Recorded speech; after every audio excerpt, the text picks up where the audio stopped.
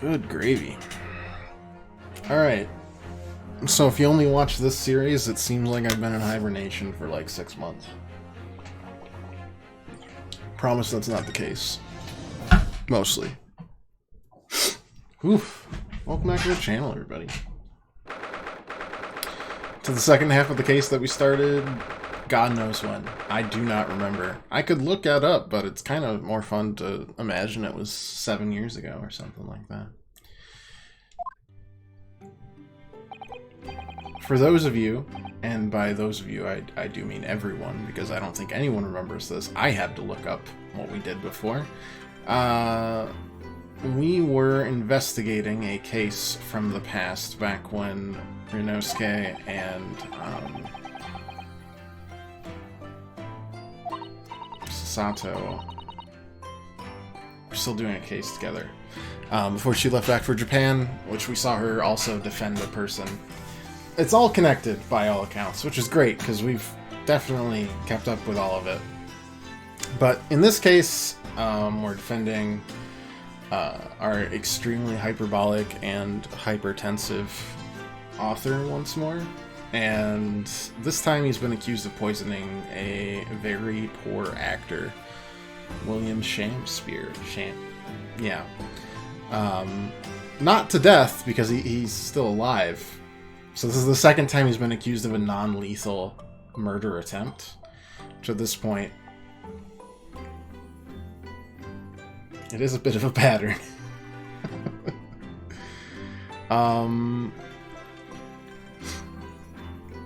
The poisonee has awoke and then accused our author of poisoning him. Somehow we got through the first day of the trial by figuring out that the poisonee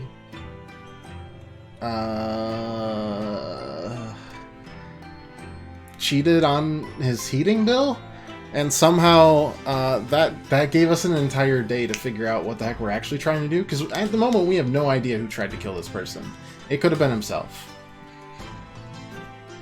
Typical Ace Attorney fan. Crystal, hi, how you doing? I'm at work. This feels illegal. How are things? Great. Case we doing? We are doing case number 7 or 2, depending on if you consider these 10 cases total or 2 sets of 5.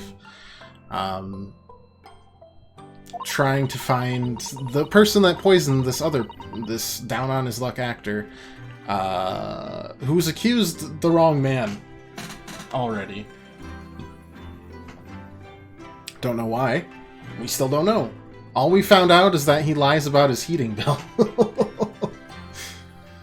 Not sure how that's going to tie into things yet, unless the heating company found out and tried to kill him, question mark? That's all I got. Guess we'll find out. Welcome in. Hey, Ben. Wasn't expecting you to be live this early. Me neither. I wasn't expecting to be alive this early, period. I was supposed to be asleep still, feels like. I've been live like 2 minutes. And 10 hours. I've been here all day.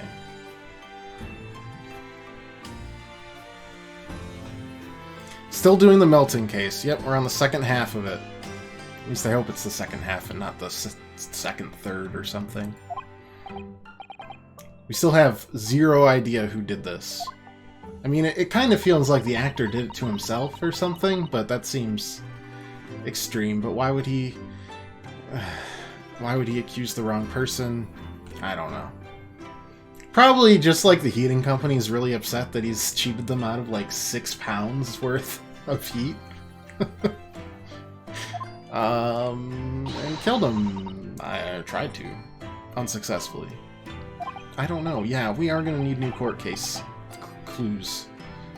CCCs.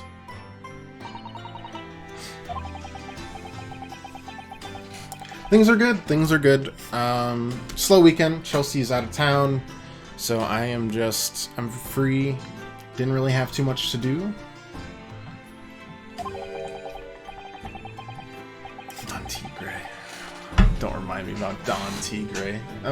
That case frustrated me to no end.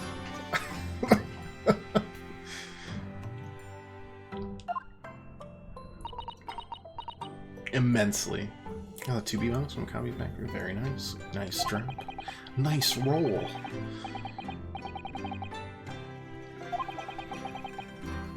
Rinasuke is still talking about Kazuma, even though you've successfully... At this point, how many cases have we done? In the timeline. I know we've done 7, 6.5. Like, at least 4. Leno, yeah. Yeah. Not the worst name in the series, though. Or best, depending. There's one in The Spirit of Justice that's all, like, one name. Ah, crap. It's like Peace, Love, and... Peace, Love... and... something. It's like a reference to a rock song, but it's also supposed to be like a local name for this Far East country. It's weird. The localization doesn't land very well. Let me look it up.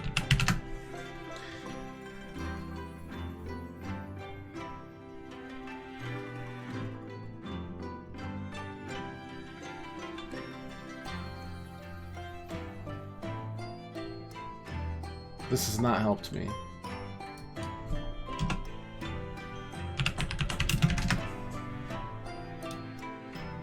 The foreign turnabout. Yeah. Peace, Love, and this stand-in. This is, let me just, this is the worst name. Butts, bro? Butts is the best, thank you very much. No, it's this. That's a real name. In the series.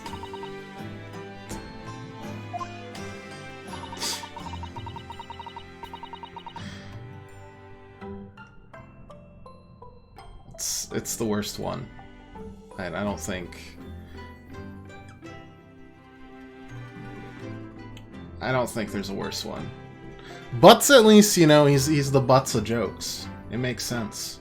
Plus, he's got the best catchphrase. If something smells, it's usually the butts, which is, you know, good life advice, really. At least I would say so.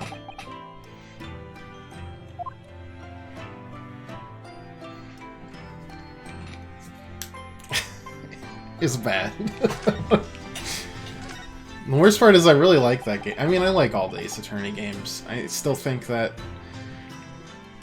even the weakest games have really strong individual cases that have, like, pulled me in. Spirit of Justice is okay. Apollo Justice is okay.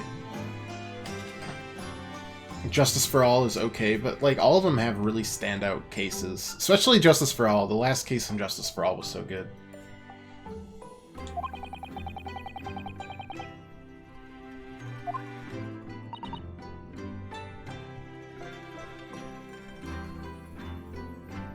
How I'd say it. Yeah, I mean, look, it's a name. It's just a bad name. Look, if your first 3 letters in your name just come out to P, you're gonna be bullied. He's a barefaced gas thief. Yes, it does seem as though everyone forgot about the fact that someone poisoned the tea for a while. And that was entirely the point. Misdirection. Peace, Love, and Understanding. It's a rock song. But, man, there had to have been, like, a better name to localize.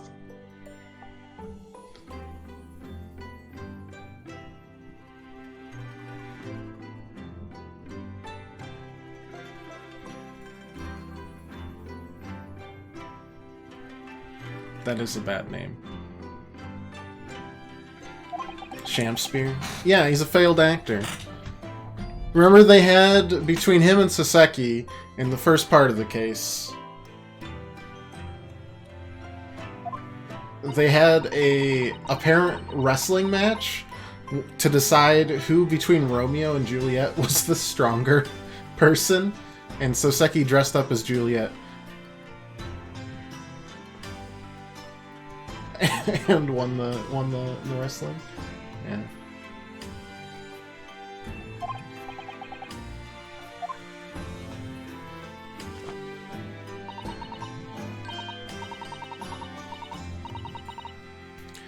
Michael would need to change his name to Rock, and make me the Rock Hawk, and just make it a good solid Paper Mario Thousand Year Door reference. This first part, you haven't seen it. First stream you've seen in a while. Well, this is, to be honest, this is the first stream I've done in a while of Ace Attorney, because I got swamped and just never happened. Ah, yes, after Seki stopped. No, we didn't stab her in the back. It was an accident.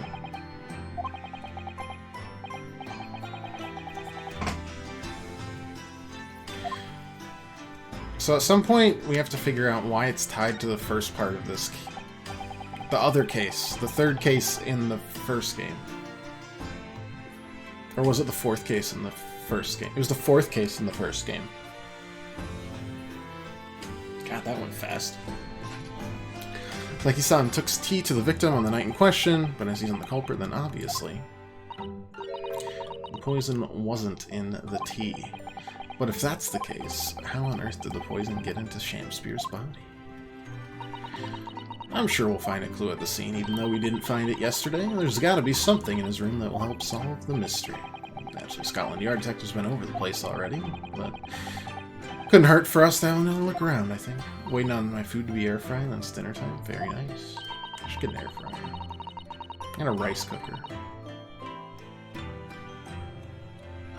Separate but equal things I want.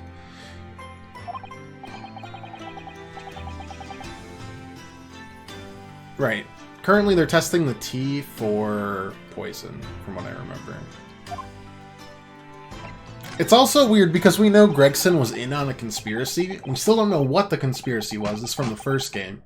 But since this is a case that took place in the past, we're just kind of buddy-buddy with him still. I mean,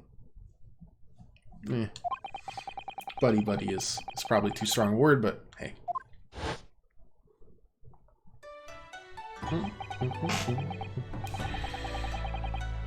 Oh, Kazuma. Death by kitten. Oof.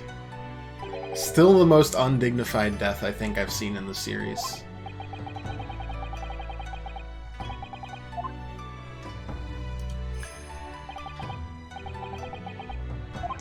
Tell me why. Why go to these links so that I can accompany you to Great Britain? We know he's tied to this too, which is going to be rough to prove because he's deceased.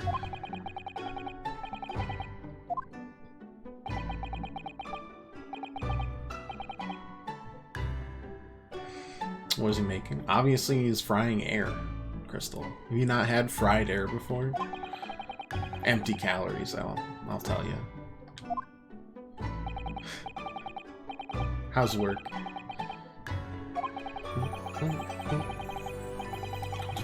World, city at the forefront of everything. See your eyes. Then I'm gonna make a very veiled, hidden reference to a destiny I have to see through.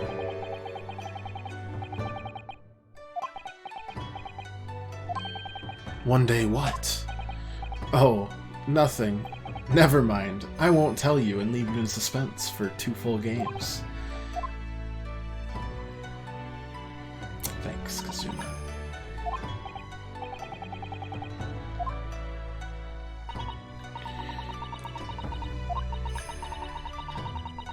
To change the Japanese judicial system for the better. That was history. And why he so desperately wanted to come to Great Britain to study, of course.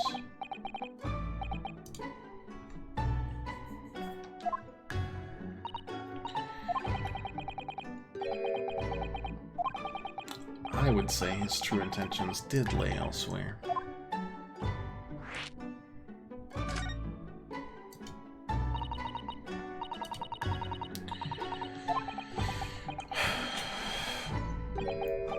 We also seem like tied to, let's see, the girl who died in the first case of this game, who also murdered Iris's father in the first case of the first game.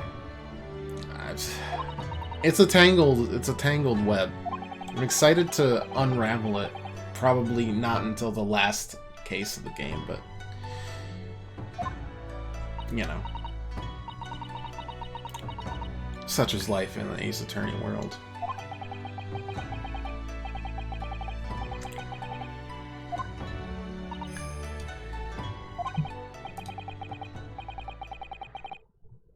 Like before he died, he told me a little bit about this. Did he? Or is this just new exposition that we're getting? Karuma. Prized sword that's been passed down through generations of the Asogi clan. Japanese man's sword is the soul of Inosuke. It can't be parted from my katana. Karuma guides me. I truly believe that. So its name compels its wielder to slice evil in two? Not that you need much compelling on that subject. There's something very important that I have to do in Great Britain. Something you have to do, yes. Appreciate you seeing it through with me. Oh, of course I will. Whatever it is, I'll see it through to the end with you. I knew you wouldn't let me down. Immediately dies from a cat. What do you mean by something very important that I have to do? Nobody knows, Susato. That's the mystery in the mystery game. That's the mystery. Not yet found a single clue. Alright. Let's go... Nope, not here. I don't have anything to examine here. Let's go to... We still somehow think that Miss Green is tied to this murder somehow? This attempted murder? The attempted murderee is tied to the attempted other murderer's murderee.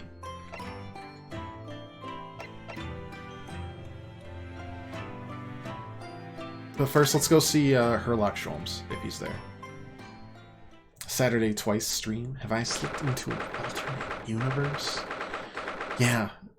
It's called The Universe Where I Have a Weekend to Myself. Bum, bum, bum, bum, bum. Oh, didn't hit me with the Iris Watson music. So sorry, Wilson. Apologies. Hey Gwen, how you doing? And Pirate, how are you doing?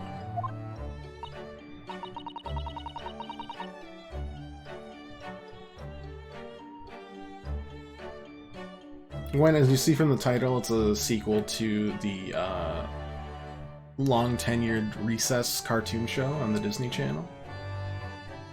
You know how it is. How dare I?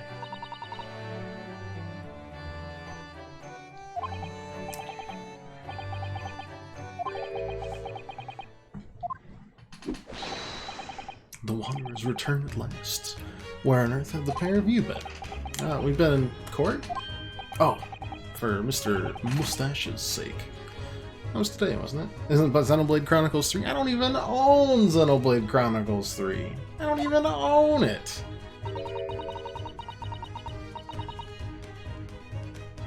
I haven't even finished the first game, or X. But I do own 3 Xenoblade Chronicles.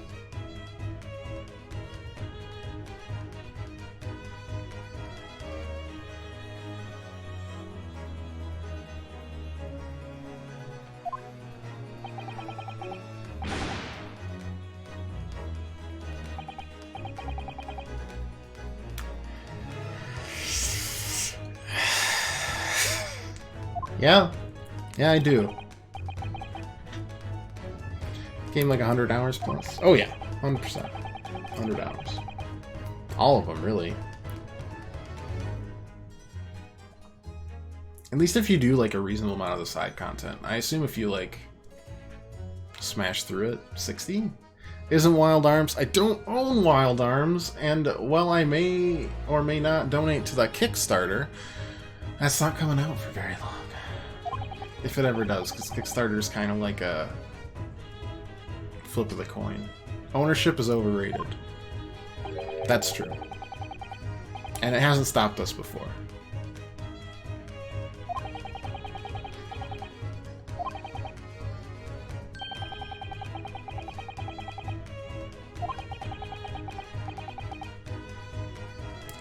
Shadow Hearts Covenant.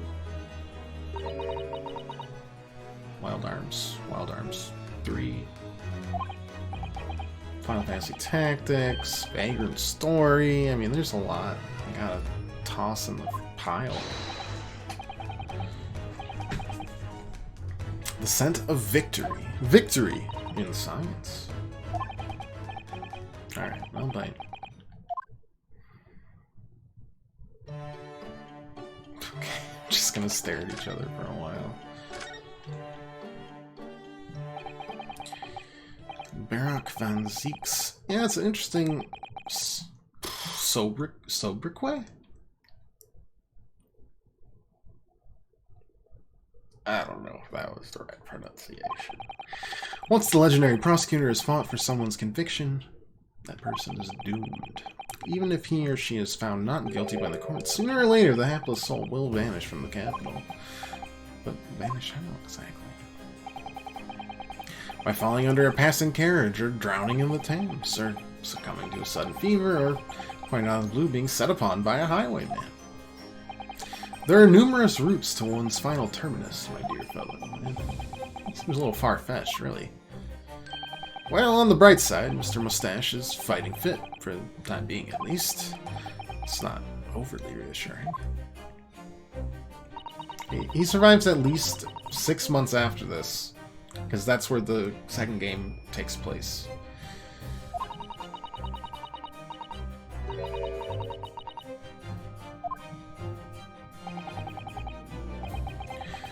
Mrs. Sato. It's quite impossible.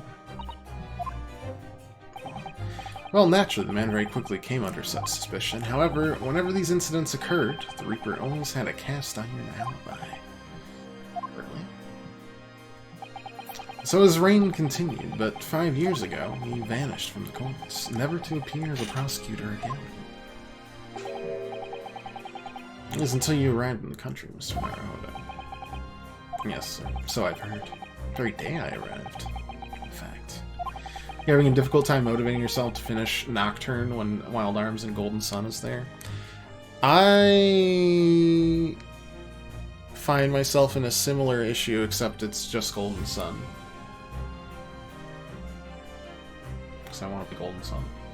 Sounds like fun.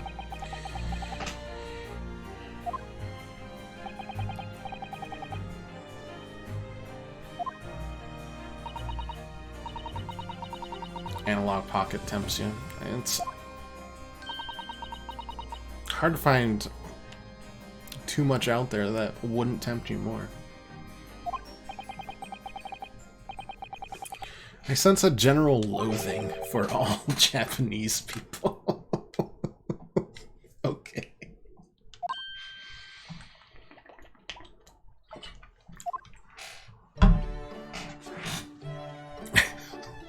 Yeah, let's talk about Japanese people.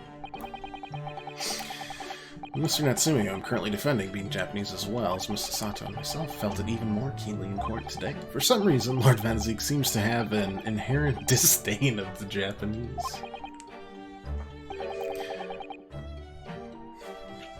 What an intriguing fellow. Do you know something about it?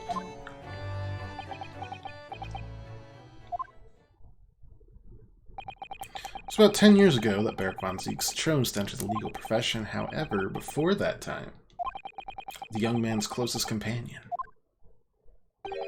hailed from the Empire of Japan.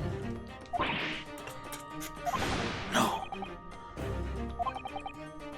What happened?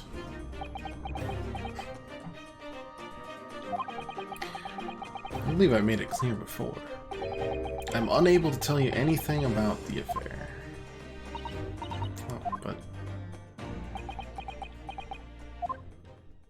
Every single person's tied up in this. The veil will be lifted on the events of the past in due course. I have no doubt. You could just do it now? Just do it right now? Instead? Just tell us? No. Mr. Mustache deserves our attention. Of course. It's that indescribably foul smell, then. Well, most probably this, I would say. It's, of course, my latest invention, a chemical test that can identify whether or not a tea is genuine at the drop of some tea. It's just a poison tester.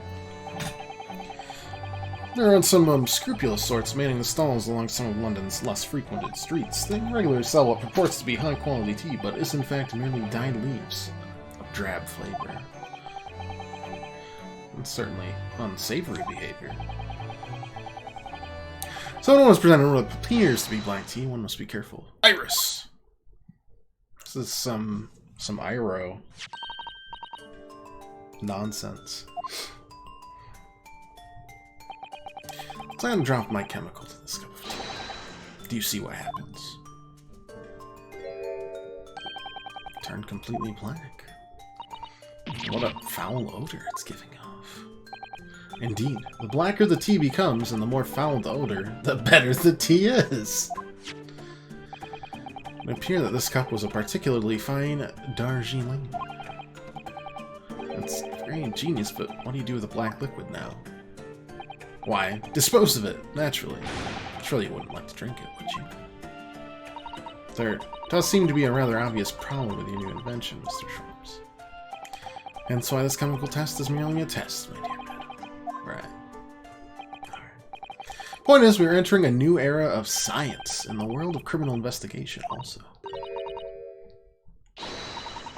What a convenient plot device for us to test tea upon. Regularly engaged in this scientific experimentation alongside my unofficial consulting and detective work. The Herlock-Sholmes method will be the foundation upon which modern investigative technique is based. This little tea indicant is a happy byproduct of my ongoing forensic science research. No, I want to hear more about Japanese people, actually. So, your tea test, is that an example of forensic science? Of course. Essential tool. He literally had said that before, but oh yeah, okay. Essential tool in case that hinge on the knowledge of whether some tea is of higher or inferior quality. The all too common tea case. Well, perhaps more practical examples required. Fingerprints? Not yet accepted in our courts as evidence, I might add. Really, you're dragging our heels there.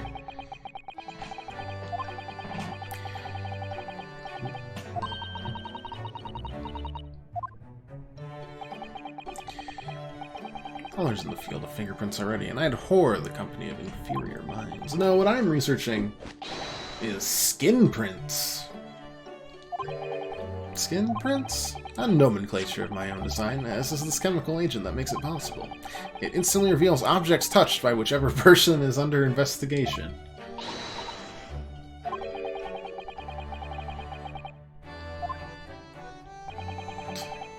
How? What, do you, like, rub it against the person first, or...?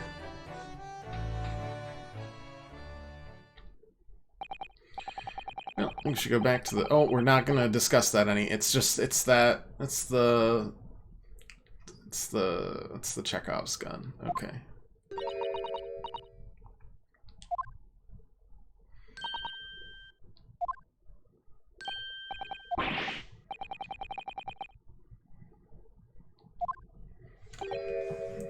Is there magic in this universe? Kinda. I mean, I'm not sure about right now other than the weird technology that we get in the main universe. So, like, Phoenix Wright, Athena Sykes, Maya Fey, all of them. There's spirit channeling that Maya can do, but you can only spirit channel her sister, so that doesn't help that much, because usually you'd want them to spirit channel like a dead person, just be like, hey, can you point at the the person who did this. There's spirit channeling, and then there's some weirder stuff where like Apollo Justice can look at someone and see if they have a nervous tick. My favorite one is a person whose left armpit sweats a lot of their life. It's great. Favorite case. And then Athena can like somehow analyze people's emotions. And in the sixth one, you can see the last moments of the victim, but every single time that happens, the victim ends up seeing something that can be completely misinterpreted. It's a huge pain in the butt. Doesn't help very much. So yes and no. There's some fantastical elements to the series, for sure. Hey, Bat, how you doing? I shall be sure to follow you later, and in all likelihood. Probably. Maybe. I might. Your commitment astounds me. Alright, let's go investigate, shall we?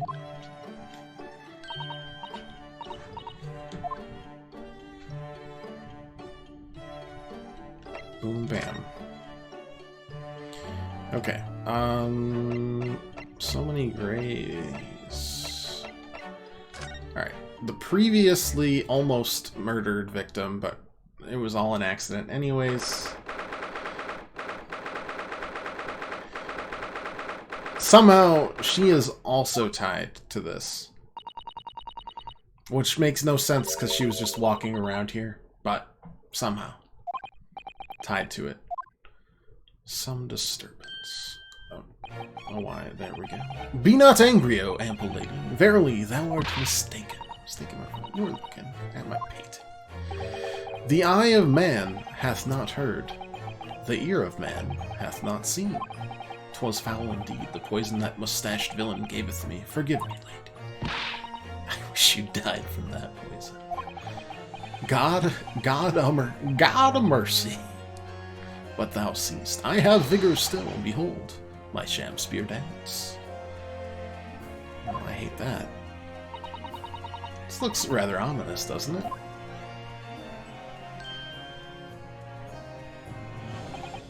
Ah, lo, 'tis the lawyer from the land whence riseth the sun. How now?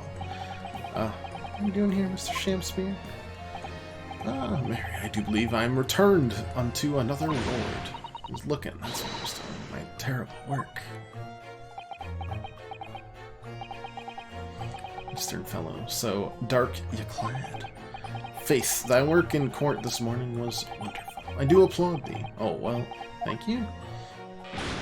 But that doesn't mean things will go so wonderfully for you tomorrow, does it?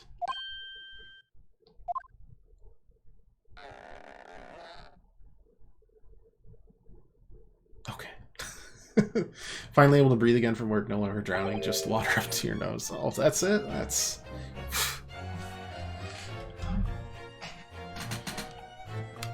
Let's get some olfactory workouts going. Lots of characters from different time periods going on here. In the third game, there is a prosecutor named Godot who wears a triple laser visor that looks like he's Cyclops, but 3 times cooler. So, pretty normal, honestly. The most unbelievable thing of that, by the way, is that everyone takes him very seriously.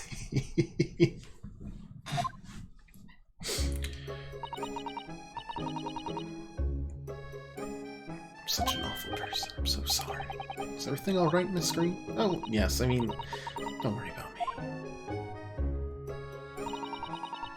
They're about to discharge me, so I must get ready to leave now.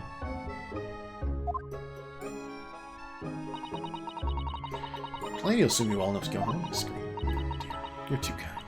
I don't deserve it.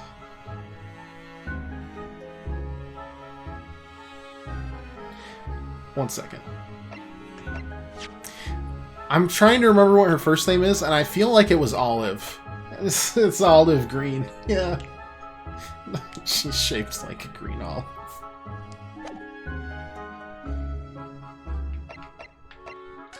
This is peak character design. Okay. Done with that. Investigate the mouse, maybe? An enormous mouse. A vermin in the hospital? That doesn't seem the best. Looks like a very healthy specimen, doesn't it? It's very plump. I'm not sure we can say that's down to the excellence of this facility, if that's what you're thinking. Alright, couldn't investigate. Feeling more like yourself today, Miss Green? Green gives you Studio Ghibli vibes. People do recover from ordeals like this, don't they? Even people like me. It wasn't ordeals. Do love me some Studio Ghibli. And one out of the 2 games that they provided animation for. Completely out of the blue, I was struck in the back by a knife and collapsed unconscious for days. Of course, when I finally woke up again yesterday, the whole business had been cleared up already. I know, I was there. I was the defense attorney. Oh no, I'm sure I'm very lucky, really, but I look back on this fondly. Really? Anyway, must be getting my things together now, so I'm ready to be discharged. Yes, of course. Sorry to take up your time. You're obviously busy. Okay. Anything else in here? Just a weird interaction between the first murder victim that was incorrectly accused of Soseki and the second murder victim who was also incorrectly accused of by Soseki. Do not permit to run around the hospital. The patient doesn't seem to be here at the moment. Oh dear. How were we?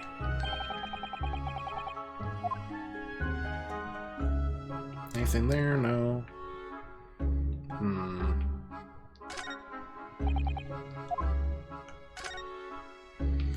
This seemed important for some reason. We don't know who the Scoob is. But we think it's her betrothed. Haven't seen him though. Seems there's so many little hints in here that seem important, and they'll all tie in at some point. I just don't know how or when. Bottles, anything? I don't really think it's anything here. You might just have to come back later. Don't know why he was interested in her painting. I mean, she wouldn't be painting anything that makes any amount of sense tied to the case, right? She was half dead. Anything else? Anything else? Anything else? Nope, nope, nope. Check, check.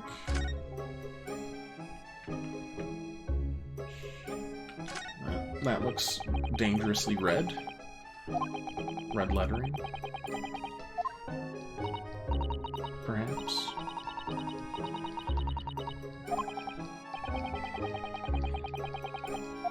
No, nothing here. Okay, well, on to the investigative portion then.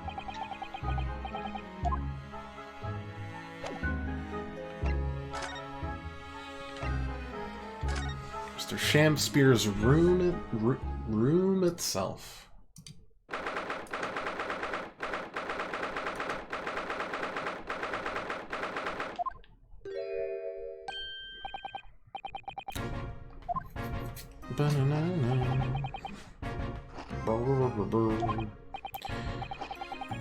Gregson and his incomparably always full fish and chips. I don't have another look around, actually. The lawyer representing the defendant has the right to examine the scene, as I'm sure you're aware. Yeah, I know the score.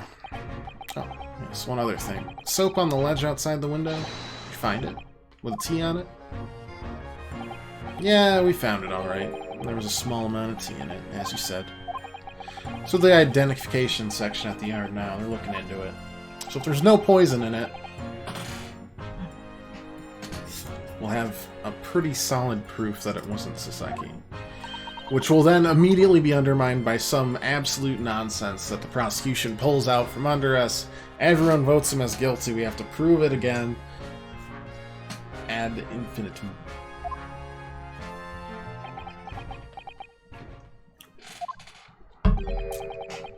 Pretty impressive performance in court this morning. Ah, nothing. Forget it. Just make sure you don't disturb anything in here. Oh, I do believe Sholmes did indeed appear. Question: was it not your good self who asked me to attend the scene? What are you doing here, Sholmes?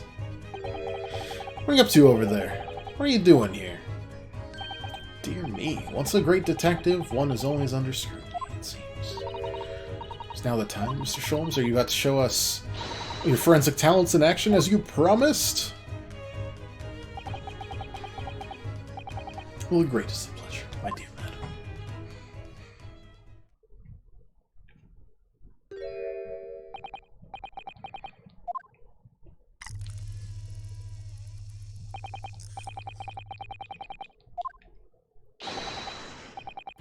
Skin Print Seeker Gun.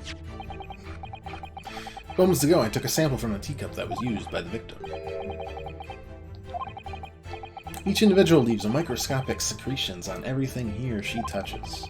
A sample of those secretions is all I need to produce this, a refined indicator solution. By liberally spraying the room with this chemical, everything the victim touched is instantly... I mean, how long ago are we talking? Because that would just be everything. Here, try them out. There, now spray the chemical indicator about and all will be revealed.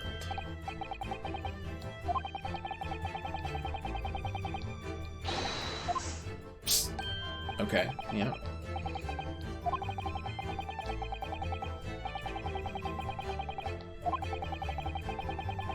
He has touched all of the costumes. Got it.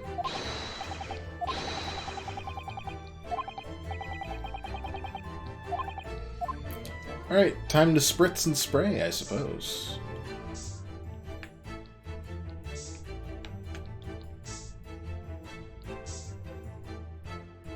Okay.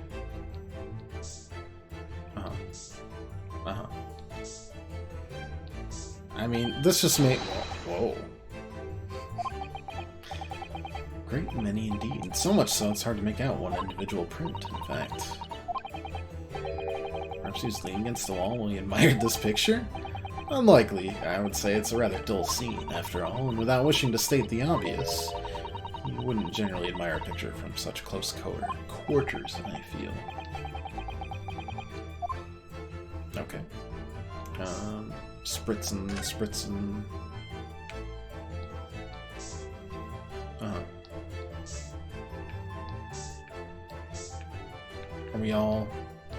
Are we spritzed out? I mean, I would say we're spritzed out, if only because it would make sense that this would be what we actually care about, but...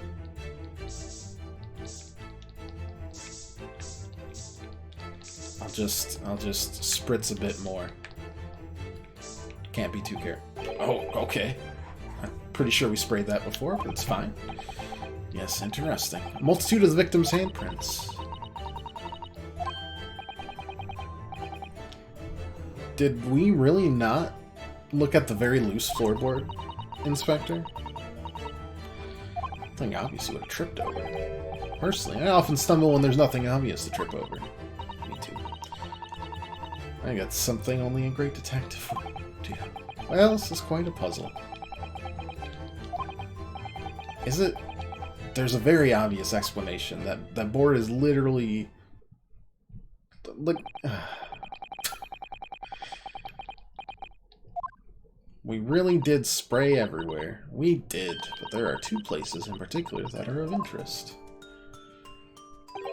This extremely obvious floorboard, and the not obvious painting.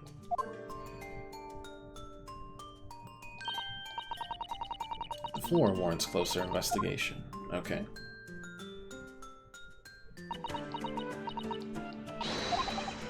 Yoink.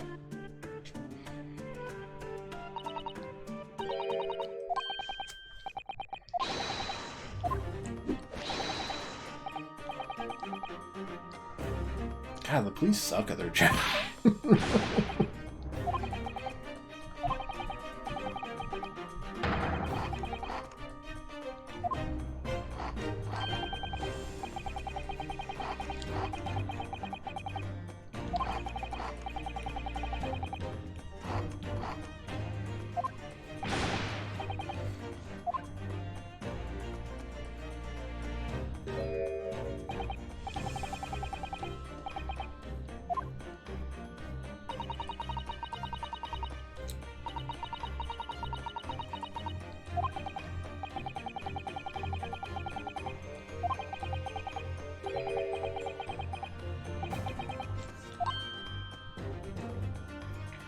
I mean, man, if people didn't even look at... How many people got away with some absolutely terrible crime? How many bits fish does he have in there? That's the incredible part. It's an infinite...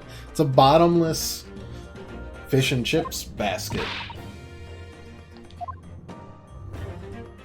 I personally maintain that the conspiracy that he was trying to hide from us at the end of the first game is just how he's created like a hyperloop of constant fish and chips. You know, one or the other, not too impressive. Both, hard to do. Nothing behind the picture, sadly. Only the wall. What about the very obvious floorboard that's nailed to space in the wall?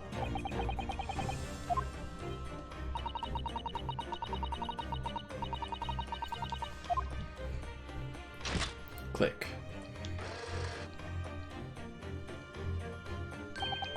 There you are, a print for you. Okay, thank you. Doesn't help me, but thank you. Oh, no, that's not true. It'll let me present evidence that will confuse and confound everyone at the court. I wonder if Inspector Gregson has found anything under the floor there. I'm desperate to know. So am I.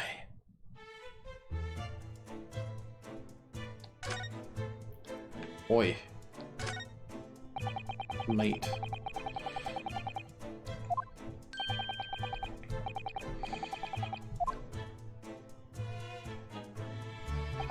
Inspector Gregson.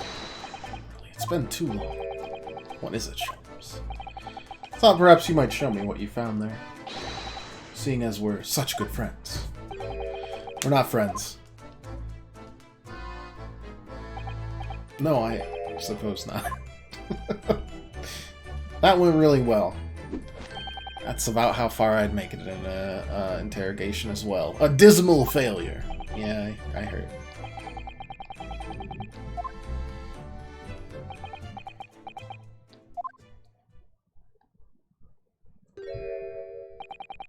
Alright then, fair's fair. You did discover the hiding place after all. Suppose I should at least fill you in.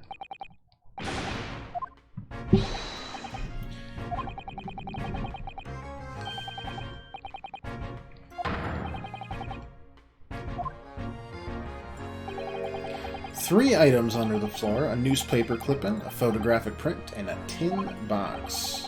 What do you want to know? Literally everything.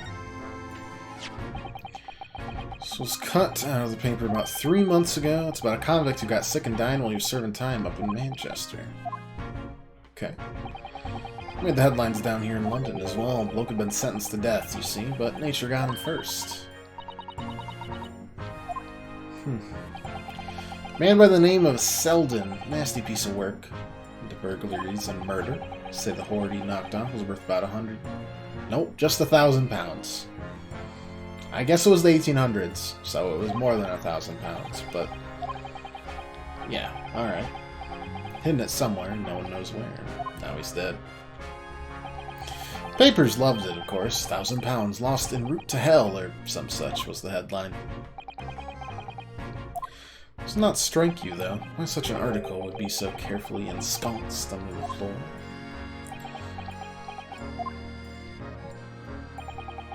Suppose now you mention it, it does seem a bit odd. Perhaps I'll go over the paperwork we've got on Selden back of the yard and see if I can turn anything up. Alright. Show me the photograph. Okay, so that is the man who was in that's like Olive's betrothed or something? With Garadeb, who's the landlord of this place.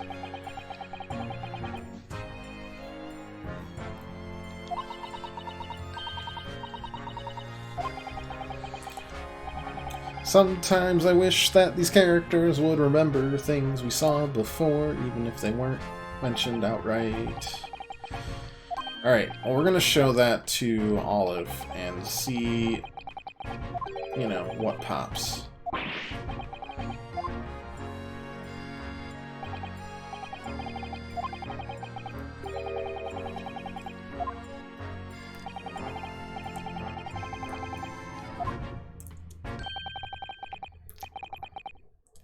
Pastimes are for one's leisure, but this is for work. All the more reason I'm not telling you. Dismal failure. Yeah, I heard.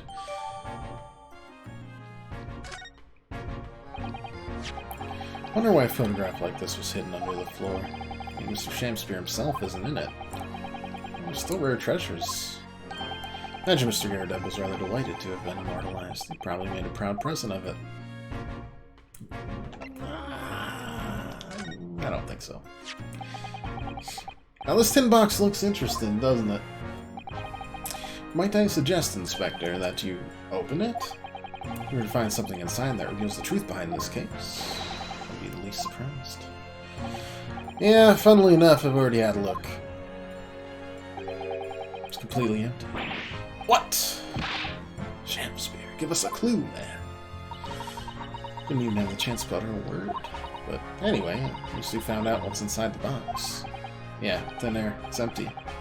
I like how I feel inside. Nothing more in this box, then? I wonder. Meow. Yeah, I remember you. That's Seki's cat. Cute little calico. It's a lovely little kitty cat. What's its name? It's Mr. Natsume's, isn't it? I don't think we ever asked him, actually. Why don't we call it Ogahai? You know, like Mr. Natsume refers to himself in Japanese. I wonder how he got in there. Doesn't seem that hard. You literally could just look past the set. When did I start playing Stray again?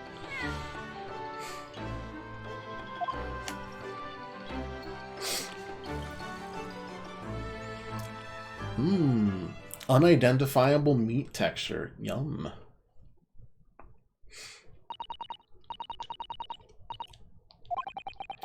Hope we can bring some happiness to his owner, too. Oh, he did the little kitty biscuits. Oh, that was really cute. Hi! Oh. You have, like, not enough polygons, but you're just so cute. What a cheeky little meow.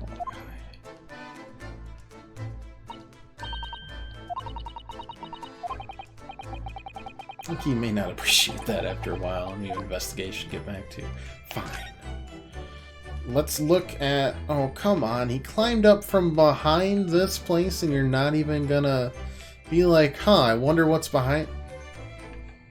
Criminals got away with way too much in the 1800s, is what I'm gathering.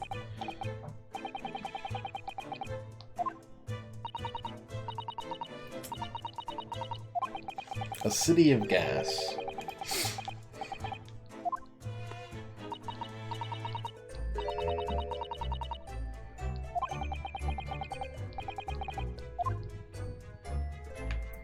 Anything else? I mean, I don't really think we need to look at either. We've already investigated enough here. Honestly, I think we just move on.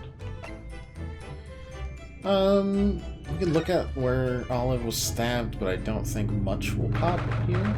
Maybe just... maybe...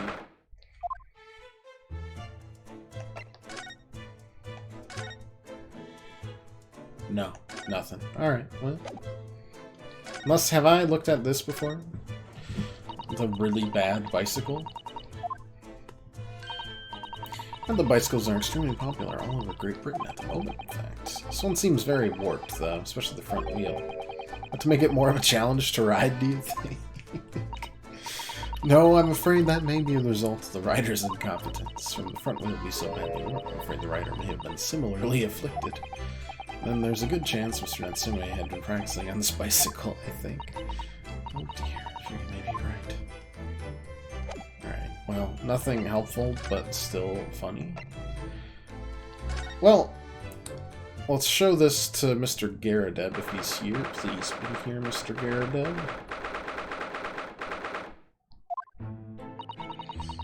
Nope, he's out. Of course he is. Alright, we'll come back again later. And the prison. Talk to Saseki again. I don't think we're going to get anything new out of the jittery, jiving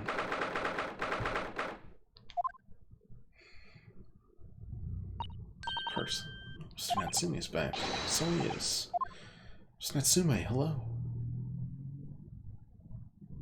With your painted-on eyebrows, you draw on yourself. I am a cat. I don't know who Mr. Natsume is, or Hairlock Sholmes. I don't know about courts, or trials, or Old Baileys. I am a cat. That's what I am. Just a cat. He's trying to escape from reality, Mr. Naruhodo. He already has, completely. So, what's your name, then? As yet, I have no name. He hasn't fully thought out his new identity yet. Maybe it's not too late to bring him back to reality. Think you could open your eyes for us, Mr. Natsume?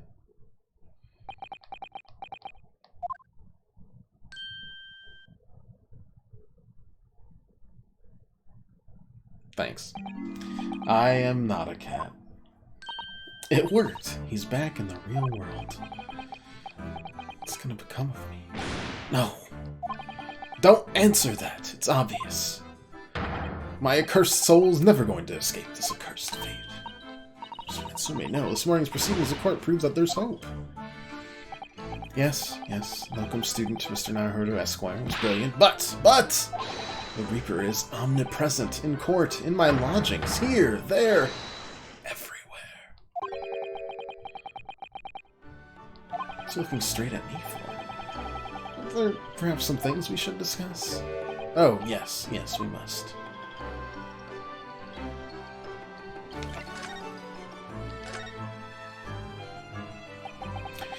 I wonder if Shamspear is just trying to deflect onto Saseki because he beat him in a wrestling match to prove that Juliet was better than Romeo. My whole life, never have I ever been so moved as I was today. No, of course, if I can cast my mind back, there were perhaps one or two other occasions that moved me more. But if I just blocked those out, then today, being in that courtroom was the most moving experience of my life, locum student Mr. Naruhodo Esquire. You're too kind.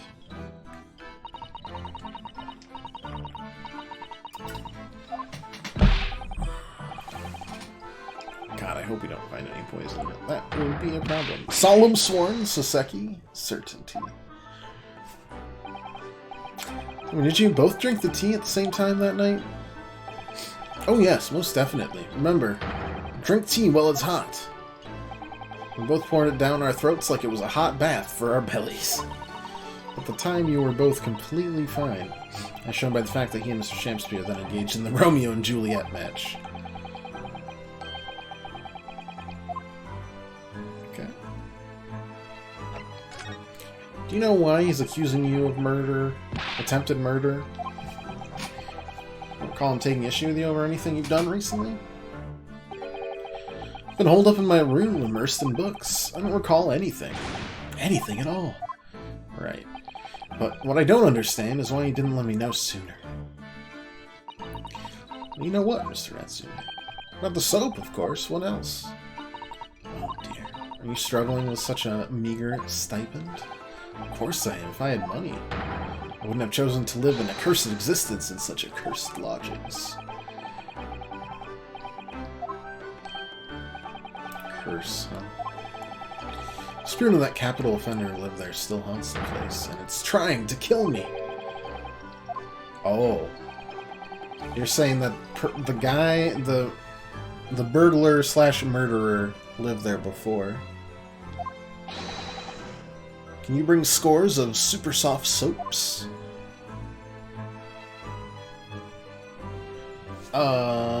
Let's... I guess press A instead of B. What have I done? We'll just skip.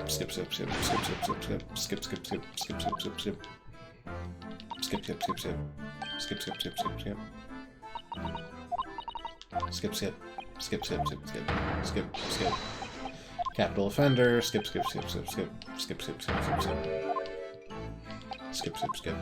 Super soft soaps. Okay. Alright, Are you perhaps talking about this capital offender? That's literally says capital offender article, just to make it extremely obvious.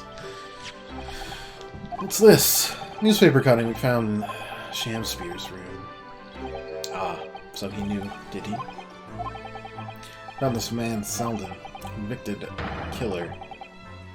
Evil spirit behind the curse that afflicts my lodgings. Taking one young man's life, and now he's trying to take the life of another. A miserable, mustached, much maligned Japanese man. So if you know something, please, you must tell us. What if he killed the young guy that's in the painting, or the photograph? Like it was Olive's betrothed. Truth is, I didn't know the details myself until very recently. That Selden man was arrested about a year ago now, and at the time he was hiding out in lodgings at Mr. Garrideb's house.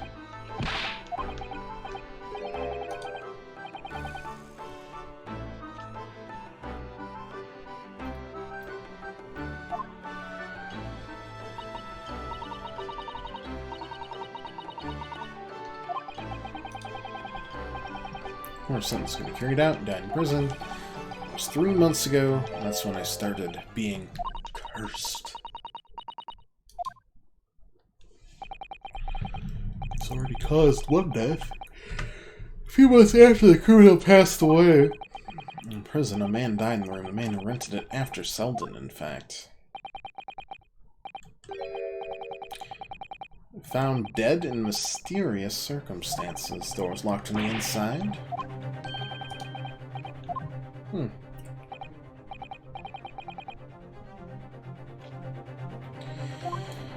That was the start of it. Okay.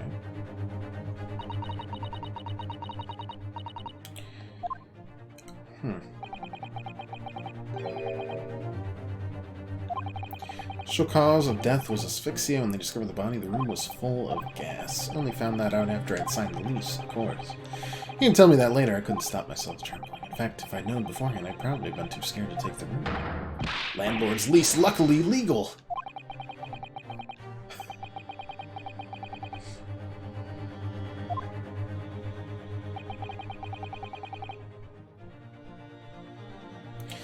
Now you believe this curse is affecting you. Yes, it is. At first, I felt as though I was being watched. All the time. Then you talked about having nightmares, didn't you? But the dead are trying to take me with them. They come for me and try to suffocate me. Just when I'm struggling to breathe, I wake up, and the room is as cold as ice! But why is the room so cold? London winters are too cold to bear without any heating on overnight, but for some reason, even though I light the stove before I climb into bed at night, the pilot light always goes out, and the room fills with gas. That's terrible. Honestly, that kind of... that kind of just sounds like landlord negligence.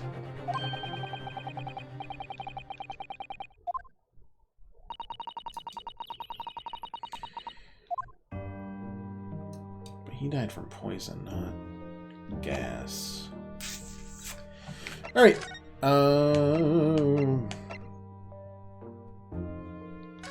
Let's see if Olive's still here. How nice. But also, I can't talk to her, which is not nice. Maybe let's... Can we look at any of these things? See if there's anything...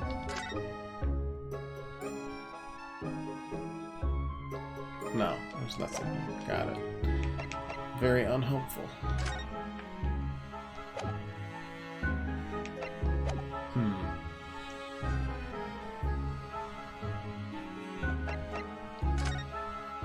I mean, can I look at this again? And be like, hi guys, do you understand that this is the same person? Please?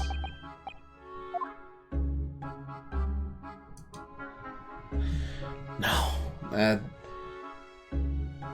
That'd be too easy. Oh, maybe I can investigate this? I don't know. do not feed. Is this place a zoo? I seem to remember seeing an almost identical sign in our local park. For the pigeons. Yes, this is a person.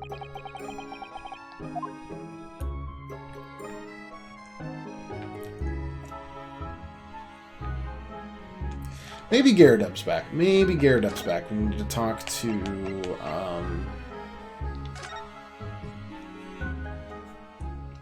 and get more info on the old convict. Well, hey, Spookster. How you doing? You just want to chill out in your cat tree lately.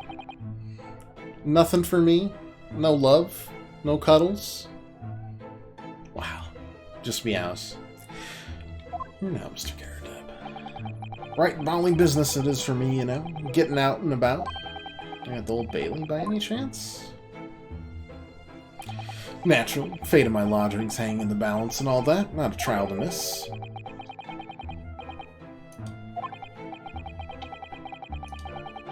Of course, the place caused quite a stir around the capital on more than one occasion already. Old haunted lodgings or some such. Makes you wonder what the blaze is going on, don't you know? Yes, I'm sure it does.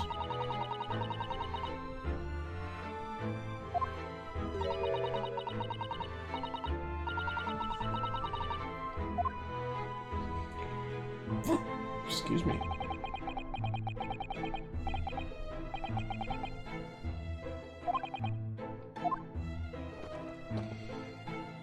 Yeah, like how much time is your wife gonna get for accidentally throwing a knife that somehow landed into okay. Well, let's converse first. And then we'll start presenting evidence that should leave him a little bit more pliable. Fishy fellow from the Far East and a failed actor chap of questionable character, eh? This house does seem to have become something of a magnet for rum fellows this late, thanks to that bally curse. Convict's curse, you mean? Ah, heard the stories, have you? Rotten scoundrel's arrested here, then the next chap in the room goes and keels over. There was that woman who dropped dead just outside the street, not to mention the activist. Not dead, not dead. My next? Can't help but get the collywop. When you say the woman who dropped dead outside on the street, do you mean Miss Green? Because she's not dead, either of them. They're very much alive still. Yes, well, so is that blasted convict's curse, it seems. Personally, I should be quite content with such lodgings. Bath, a toilet, a fireplace. A fascinating history. Why? Sounds like the lap of luxury. Not so sure about that. Well, there's no bath or toilet included, and no fireplace either. But you do look out for your tenants, don't you, by watching the rise and fall of the flames in your gas lamps up here? Yes, it never hurts to keep an eye on things, in case there are any mishaps or such like. You've had your mishap already, so... It's not helpful, Mr. Sharps. Heaven forgive me. The words just came to my lips. Alright. Now let's talk about the lodgers.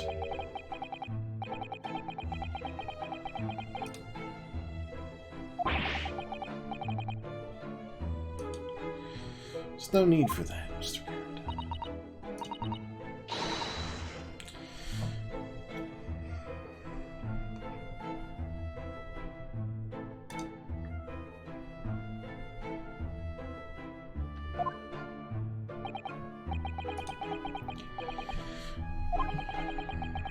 I think he took the vacancy immediately after the previous tenant passed away. Yes, that's right. I asked the estate agent to find someone, and he popped up the very same day. Never come across a chap so keen for a place with a background, as it were. I don't think it was the room's background he was keen on so much as the cheap rent, actually. So, how long has Mr. Shamps been lodging? 3 months, I'd assume, right? 3 months. Quite sure of it. To what do you owe your certainty in that regard, Mr. Gyarados? Well, it was that Selden scoundrel, as it happens.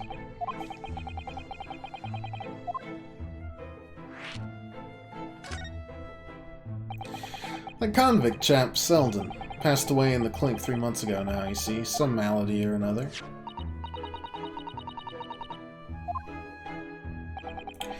Well, it was only 3 days later that the tragedian showed his face, the actor fellow. Yeah, I remember it quite distinctly. 'Tis small, this world we inhabit. Prithee, landlord, hear my request. I, the humble Shakespeare, do desire to take thy room on the middle floor, offered erewhile for rent. I'm sorry about that. That won't be possible. Already have a lodger on the middle floor. Ground floor room's vacant, though. Nothing can be made out of nothing. I repeat mine will unto thee. Those girls must be muffled in your ears. The room on the middle floor is taken. It's ground floor, nothing. And then the guy died. Is that the case? Lo, a Shakespeare dance to celebrate. I'll never forget that dance. 3 months in arrears with the rent, too. That fellow's a bally player, alright. Wait, so he just didn't pay you at all yet? Hasn't paid you a single piece of rent? Thank you for your candor, Mr. Garrett. By way of appreciation, allow me to say 1 or 2 words. Give me my robe, put on my crown. I have immortal longings in me. What's happened to you? Shakespeare, my dear fellow, one of his most famous lines. I wish to divulge my own learning on the subject, for I have a turn for literature too, you know. Perhaps you could turn your attention to more apt lines then. Alright. And I think this will hopefully clear some things up, or at least give us more threads to pick at.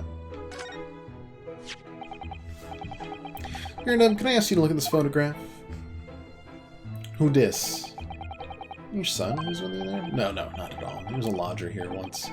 Duncan Ross was his name. Street photographer happened to be passing, so I asked him to take a shot. Just for kicks, really. Just for kicks. Did you by any chance the lodger before Mr. Natsume? Yes, that's right. The gentleman who died in the room in the mysterious circumstances. It's what Mr. Mustache was waiting for, one might say. Yes, young Duncan lived in the room at the top of the first flight of stairs before that Japanese chap. Mind telling us a little bit more about him? Please? So I can attack Olive Green with a newfound knowledge. Attending art school, I had to work to pay for it. Moved to the middle floor room about a year ago after that criminal was arrested. Young students are always on the hunt for rooms with a history behind them. History, cheap rent, maybe, yeah. Yes, well, anyway, it was one morning about a month ago now. I hadn't quite worked out the old trick of watching the gas lamps to see what my lodgers are up to at the time, so sadly I was rather tired to discover what had happened. The smell of gas that alerted me it was. Synonymous with the smell of death. Called the police straight away, of course, and the officer kicked the door off its hinges, but once we got inside, we all bally collapsed. Was it the gas? Yeah, room was full of it. No air at all. Stove must have gone out while the poor chap was sleeping in his bed, so he must have suffocated to death. Of course, police gave me a sound ticking off because the gas pipes were so old and all that. Can't tell you much. It set me back to have the lot replaced all over. He didn't get arrested for that? Even after you had all that work done, Mr. Natsume says the same thing. The stove goes out at night while you sleep in bed. Well, that's the bally curse. Convict's curse. I've done my duty as a landlord now.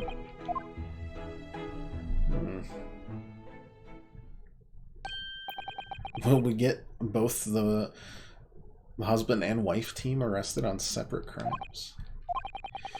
About young Duncan. The night before the poor chap perished, he'd been writing a letter. A letter of affection to a young lady. Yes, I know. To Olive. I get it. Let me talk to Olive. I'm begging you. I'm on my knees a-pleading. Here it is. Left it on my desk.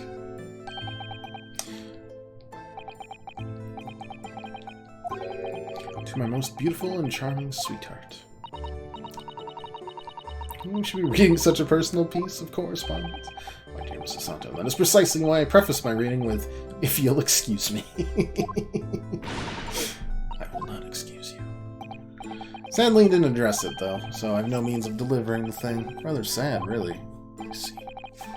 It's gonna play in there. Is it? It's very easy, guys.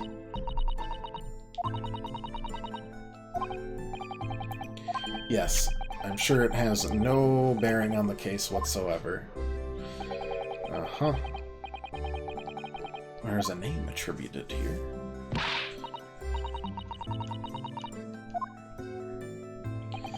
My undying love to you, my colorful, darling, olive green.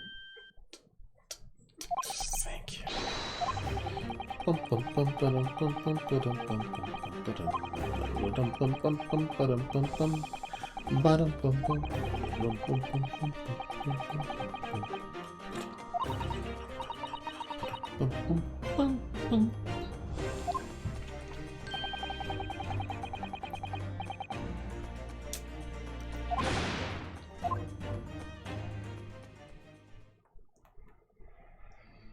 Please let me go talk to her. That's going to be kind of our final thing, I think.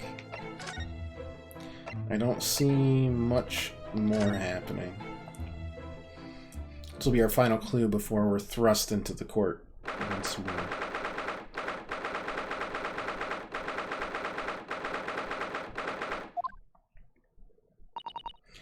Naruto, I just finished speaking with the doctor. It seems the screen is well enough to be discharged at last. This is good news, but hopefully just before she leaves.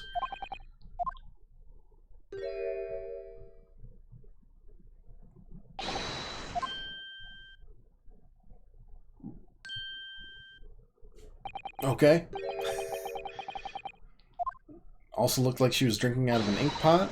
Well, one moment, I'll be with you in a jiffy.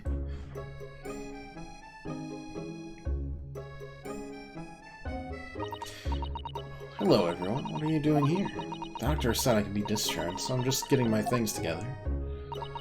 Screen, what were you just doing? Oh, nothing, really. I was just about to take some medicine the doctor prescribed for me, that's all. I'm hoping to have another quick chat with you, if that's alright. I don't really have anything else to tell you. Alright, she's definitely behaving strangely. Let's see if we can't coax something out of her. With a present. Hello. Green Roman asked you about someone, Mr. Duncan Rose. You knew him, didn't you?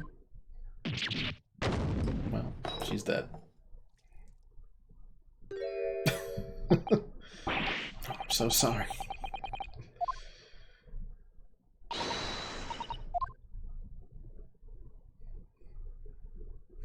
Killed her again.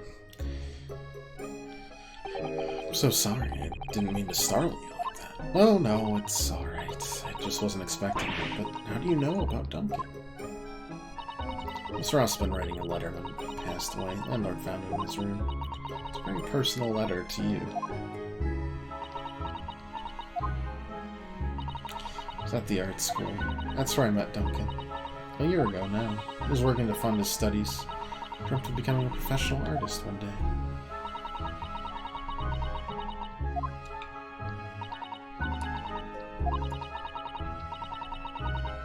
Engaged to be married.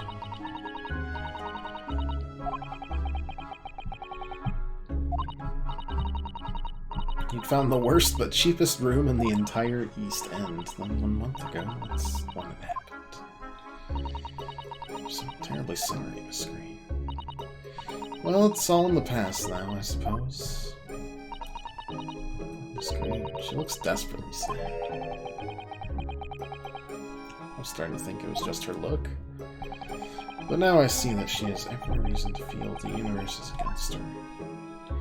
I mean, she did get stabbed, yeah. Hey, so I'm just gonna peek behind you at this medicine and or note that you've left here. What was in the bottle? Honey, maybe, or treacle, syrup, all three mixed together, even. Mr. Naruto, you've been having a lot of very mean thoughts during this exchange. Disappointed. Sorry. Card the screen was looking at so intently before. You shouldn't be peeking at a young woman's private. Yeah, you Yeah, we should. I should say peeking for gentlemen's effects only.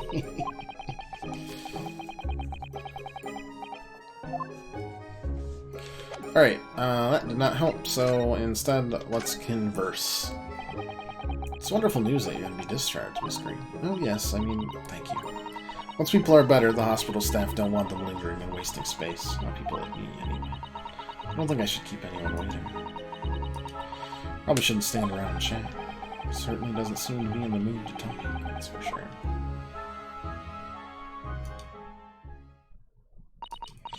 I do hope you don't think I'm being rude, but... Try leaving me in peace now? Leave the hospital soon. Oh, sorry, didn't mean to hold you. Of course, we'll be on our way. Is it time for... the grand deduction? I think it's time for a grand deduction.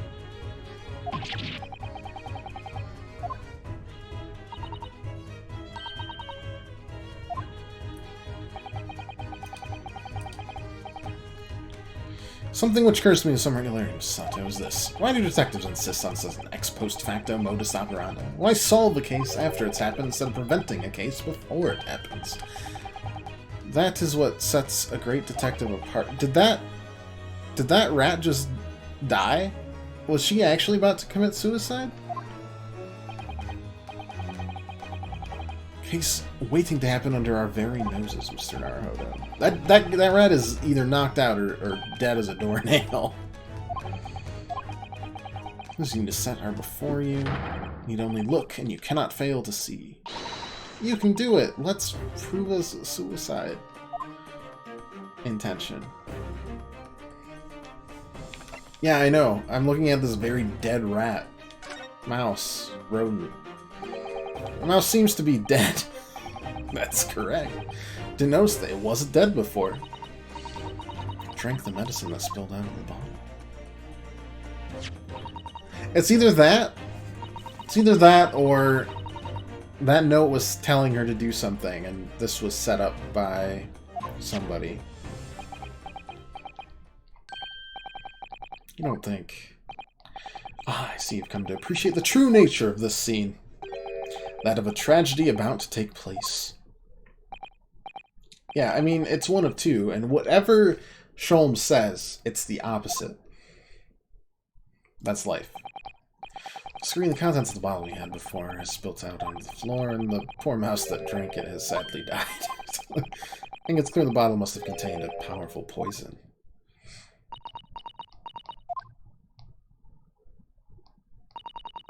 Don't worry, I will attend to the mouse presently. Thanks, Sato. That was, in fact, my biggest concern.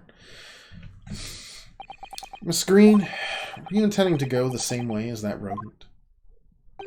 To take your own life? As we left, you would have put it to your lips again, wouldn't you? Taken the poison? Blah. Okay. Scream, please talk to us.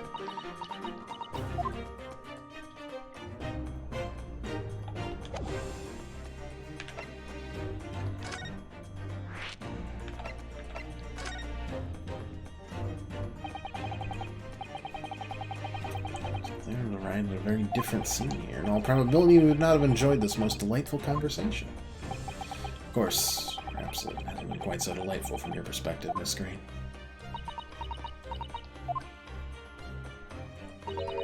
Actually, in a way, now that everything's out in the open, I feel like a weight has been lifted. How did you acquire that medicine? Well, with this being a hospital and all, when the doctor comes to examine me in the mornings, he always leaves the medicine cabinet open for a while, so I snuck this out when he wasn't looking.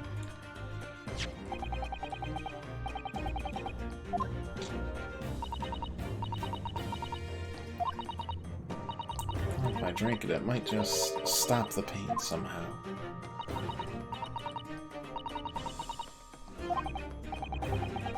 Here now it contains poison. Poor little mouse, proof of that. It's my fault. What have I done to that poor mouse? I'm gonna remove this to my office, Miss Green. I take it you have no objection? No, none.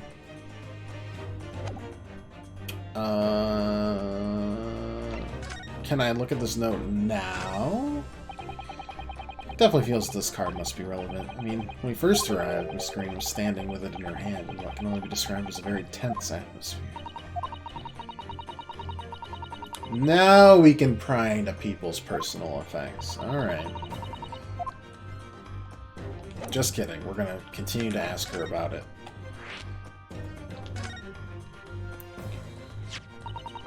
And that is... We have found the other edge of that letter. That was in Shamspeare's room. And the sender's name or address appear to be written on the envelope or the card. Arrived by post at my home the day before the incident that put me in the hospital. I have information regarding the death of Duncan Ross. Come to the Slug and Salad on Briar Road at 5 p.m. on the 17th. Don't tell anybody else about this letter or the meeting. It is a matter of utmost importance. Wait a minute. 17th of this month?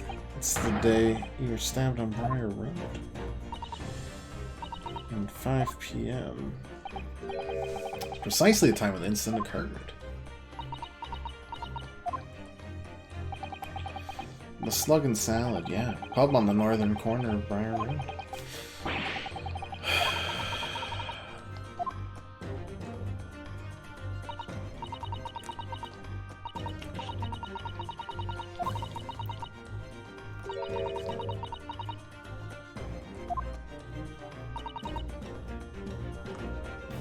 I don't think that was meant for you.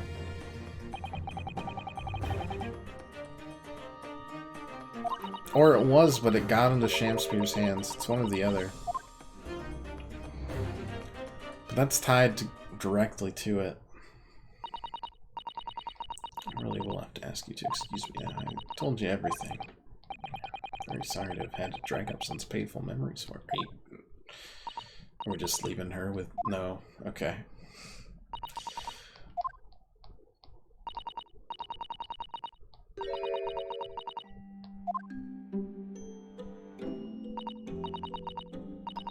Yeah, don't worry. Your detective friend has the bottle now anyway. And besides, been stabbed in the back and had a close shave with a bottle of poison, and I'm still here. I think I'm destined to see things through to the end. Might sound a little conceited, but, well, that's how all this has made me feel.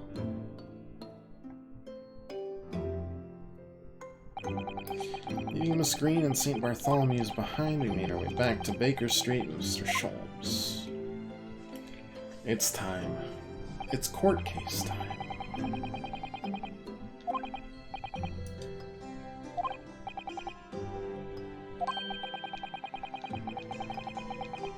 Yes, I think I discovered a lot.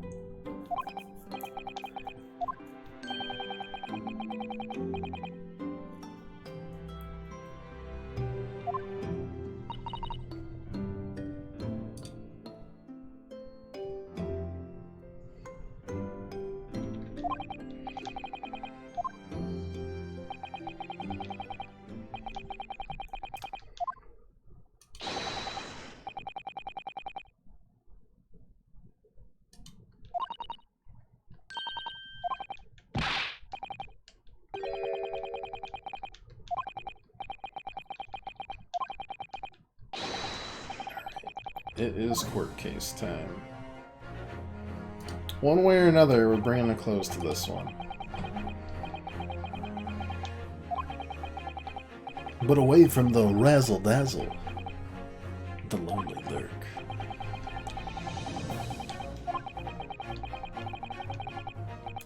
I'm underbound to battle equally hard for my compatriot to lift the curse that gripped him, as Mr. Sholmes said, tomorrow would be a new dawn. For all of us. How is this tied to everything else? We were pointed this case out by Sasato.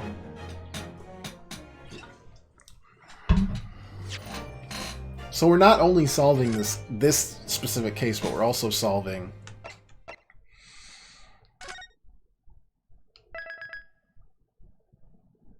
you know, everything else.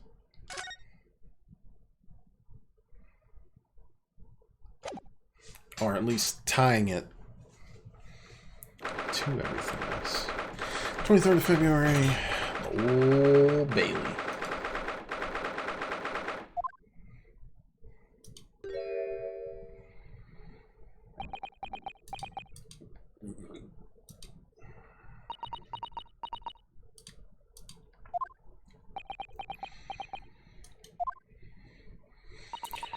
Well, this is it then, Mr. Naruhodo. Yep, it's time to put an end to this now, to the miserable curse that has been plaguing Mr. Natsume, to everything. My own small way, I'll just do everything I can to help you. Suffering, Saseki, selfishly sidelined. Good morning to you too, Mr. Natsume.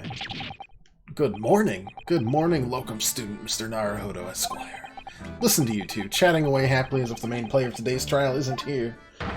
Why would you do that? Why? I didn't mean to cause offense, Mr. Natsume. Thought perhaps that because you had your eyes shut so tightly you were meditating, finding inner calm.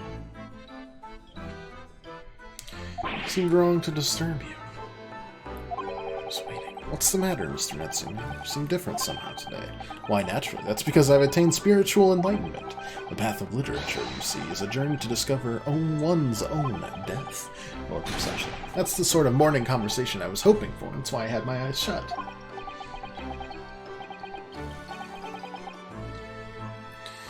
Missed the signs, I'm afraid. Somehow. You'll have to forgive me. I wasn't talking your path leading you to death, Mr. Natsume. That was just an example! Well, yes, there it is. Inner peace. You barely came to see me at all yesterday. I was sure you'd abandoned me and returned to our beautiful, long-lost homeland. We're not even been in Great Britain a week yet. Yes, well, anyway, I intend to set everything straight in court today. I'm determined to uncover the truth.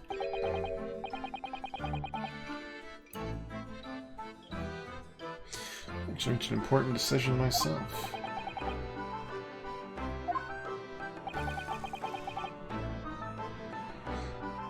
shall fill you in after the trial.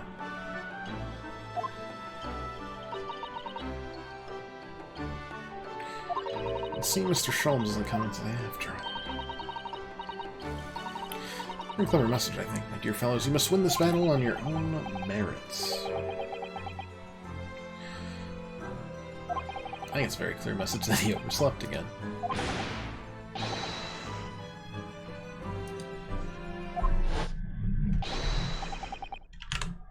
Alright, let's go. Trial's about to begin. Make your way into the courtroom immediately.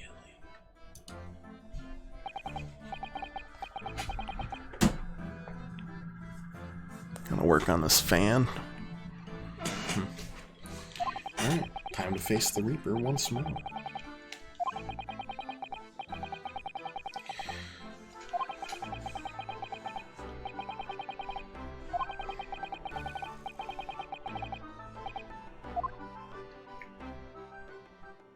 Honestly, I'm not certain where we're at right now. I'm a bit flummoxed by where this case is headed.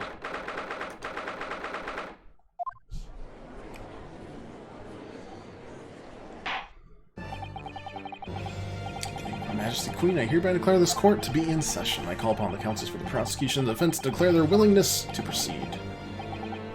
Acting more and more like Dracula. New Castlevania game just dropped. Wouldn't that be nice? Like a good Castlevania game, not Lords of Shadow 2, but an actual good one. That'd be great.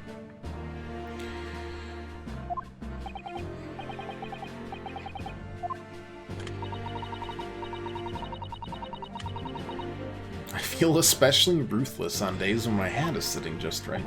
Okay, terrifying.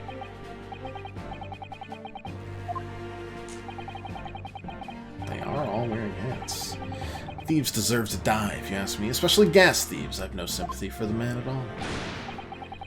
I said it yesterday, and I'll say it again now. I don't have time for this. I got my own problems.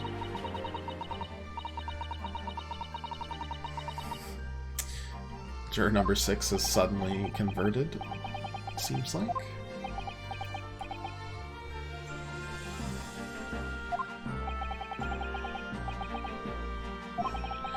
In relation to the theory expounded by defense regarding the defendant's tea.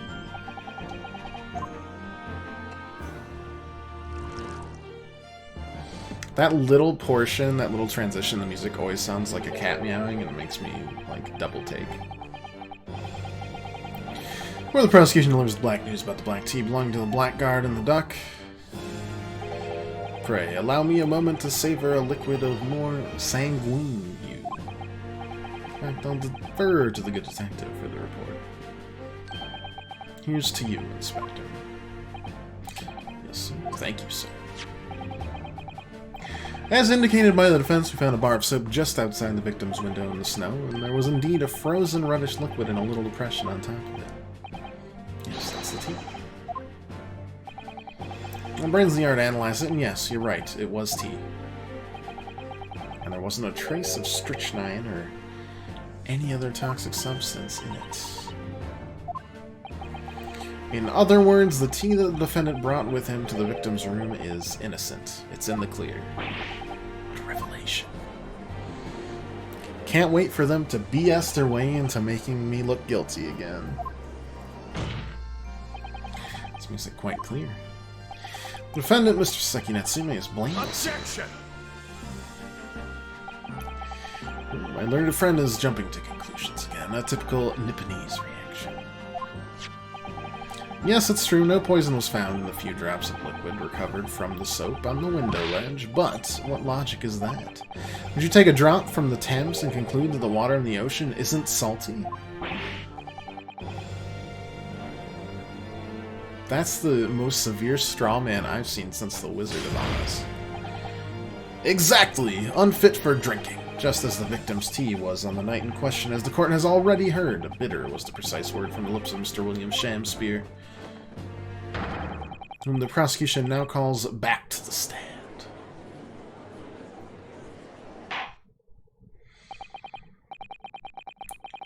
Makes me feel like No, like, there's things that make partial sense to me, like Shakespeare is the one who killed the tenant, Duncan, and he's involved in figuring out what happened to him, but there's something else behind this. It can't just all be Shakespeare. He wouldn't have poisoned himself. There was no reason to do that I can see. So I don't know. Like, I think he's very much deflecting, but at the same time, I think something else is here. Unless he did poison himself to get Saseki to...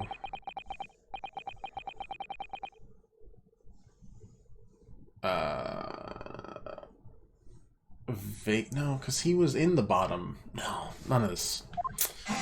All these theories partially make sense, but they don't... Nothing's clicking in place yet. Other than he seems like he was on the lookout for the treasure. Forsooth, 'twas I, Shakespeare, did have a belly full of the foul fluid given in mine innocence. Yeah, but as it was revealed in yesterday's proceedings, the witness is not as innocent as we had perhaps first been led to believe. By using bars of soap such as this, he had been stealing gas from the supply companies. One may smile and be a villain. Forsooth, 'twas I, Shakespeare, did have a room full of the sweet fuel given. This man is a rotten thief. I haven't forgotten. Kept all that about the ice coins a tight secret, didn't you? Should have owned up sooner. Arrest him at once. Let him feel the sting in my tail. Oh, indeed, by dint of vile and cowardly means have I plotted to further my own ends, I confess. Thou wouldst not pardon me of my sins, of that I am sure. Acknowledge you're wrong. What exactly are you doing here? Cowards die many times before their deaths, and for a coward such as I, death be well deserved. Meow. Would it that a still greater crime passeth unpunished? For lo, the hairy-faced gentleman of farther east than Verona did contrive to poison me. There was no poison in the tea found in your room. The police have attested to that. What the defense would assert as an inconsistency will quickly be cleared up by the witness's testimony. Somehow I doubt that. Barrack. Why is your first name not Baron? Baron von Zeke sounds very regal. Royal. Alright. Throw some of that at me.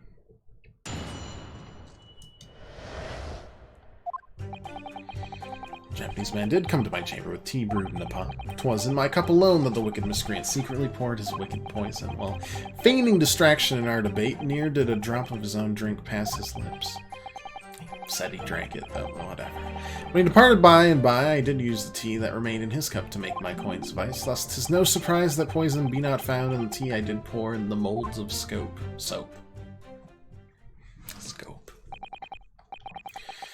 Slipped into the cup after the tea. I thought we covered this and we said that it couldn't have been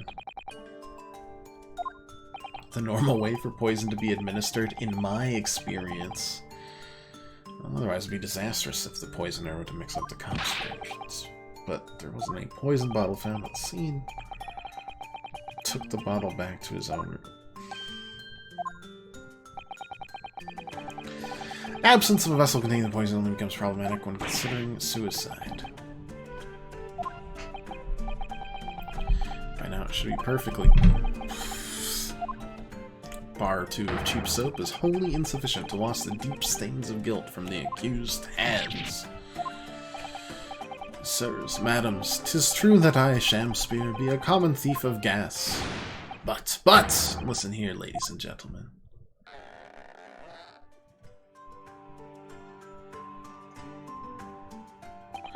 Wherefore would I lie? Verily, I have no cause. I have naught to lose. I do declare.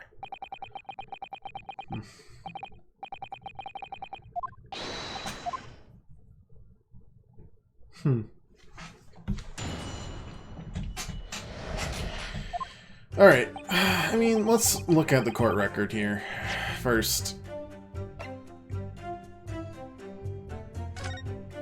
Books. Yeah. The street map that we looked at originally. Yeah. Do we know where the slug and salad, which is not a delightful. Ripped piece of the envelope. Yeah, it looks really similar to the letter.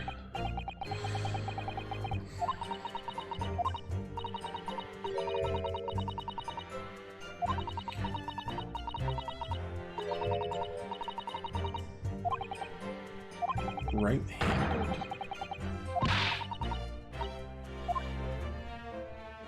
Okay. Wish I could just match this piece up already.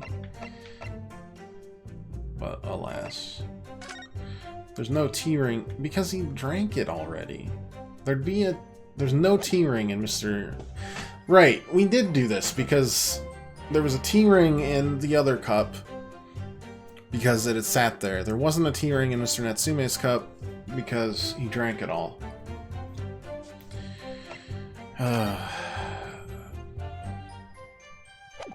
Yeah, the water, medical report.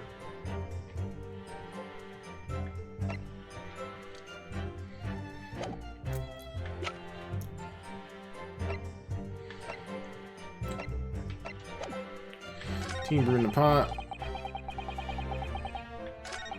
Whilst feigning distraction or debate, near to drop his own drink past his lips. Right.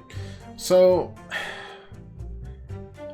I mean, that's not true. I don't know if this will be it, or if it's not it, we'll start pressing and we'll figure it out. But no, it was exactly that. We went over this. Don't try to take advantage of me, because it took me like 6 months to do another episode of this stream. I remember that. That's impossible. How? Chop logic. What is this, ye dark-clad fiend? 2 teacups from the scene, one used by the victim and the other by the defendant. I have a clear difference between them. And that represents incontrovertible proof.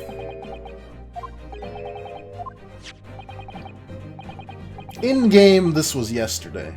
Only 6 months, that's quick for you. I'm a little bit of a tortoise, I do admit. The inside of the cups, just here, is a clearly visible ring. Still, this is the second game in a series. It's still taking us less time than it took us to get through Persona 4 Golden. Persona Gourd. Tea-ring, commonplace enough, indeed, since stains occur all too readily when one leaves tea in the cup for a while. Yeah, and yet Mr. Natsume's cup has no such ring. Good lord, you're right. It's completely clean. And prithee, sir, what makest thou of it? Is that having a life keeping you busy? Yeah. Apologies. Maintaining some semblance of relationships and appearances that I indeed live a life outside of it. It's exhausting, I tell you. Drink. Tea. Well, it's hot. That's right. Yes. The jittery Mr. Natsume was true to his usual self that night and drank his tea in no time. Gosh, if only I had paid the smallest amount of attention to my so-called friend.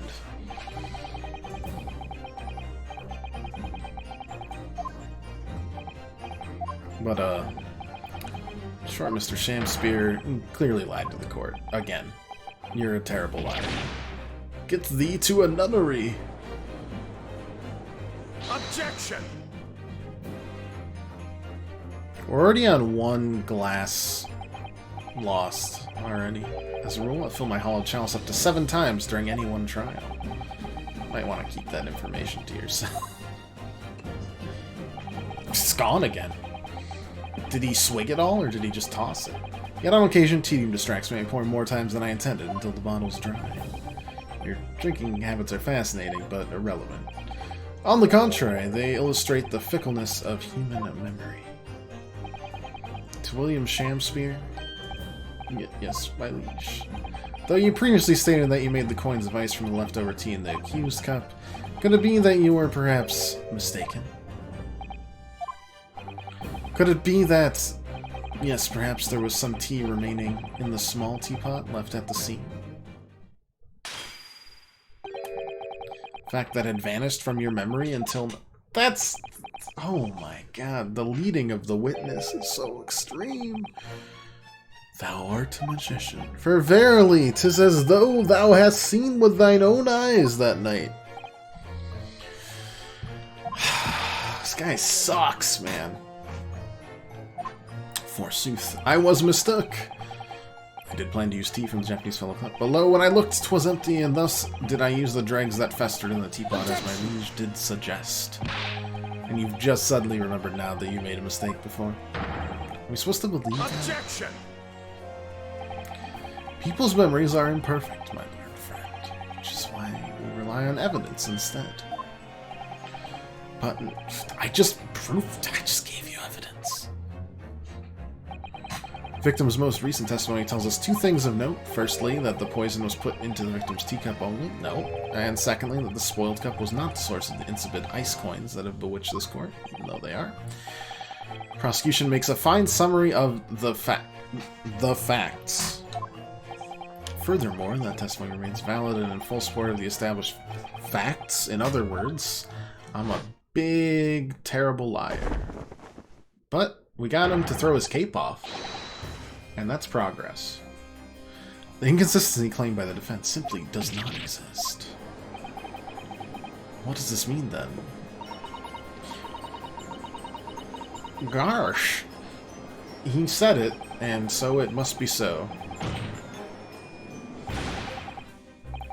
My lords, ladies, and gentlemen of the jury, I do solemnly swear after I did dine at Grubb's Grubbery Alehouse that night. Naught did pass my lips, but the black tea given me by the Japanese whose back be stooped as low as death. And what did you dine, sir? Why, I did partake of my favorites. A broth, as wouldst be called soup, and a leaf, as wouldst be called salad. As in salubrious. This game teaches me new words all the time. A menu as the establishment where it was served, but you gods will give us some faults to make us men. Willingly would I suffer what punishment to see fit to serve a wicked thief of gas, but I pray ye wise and noble fellows ne'er forget the simple truth. That be one thing, and this be another. Jurors all, your humble servants, Shamspear doth entreat you. Punish the Japanese fellow for his sins. Okay, yeah, and they're gonna be like, wow, they said a couple of sentences and they must be true, so we're all gonna declare him guilty. Again, even though I can...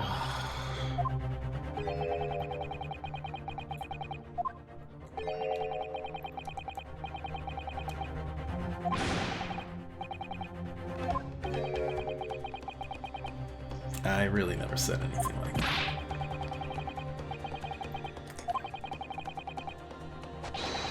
We won't be swayed from it. And that's about as untrue as the rest of what's happened here. Oh, time to do another, I don't know, alliterative thing that they named the Guilty. You know how it is. Guilty. Guilty. Not guilty.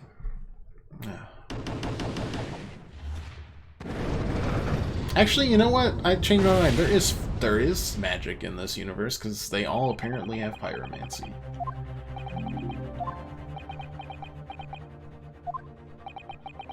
How is this happening? Because everybody's a moron. Everyone. Myself especially. Summation examination.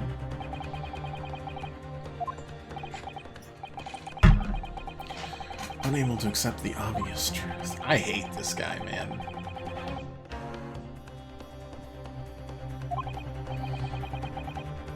I mean, I know you're not supposed to really like the prosecutors in the games. They're your rivals.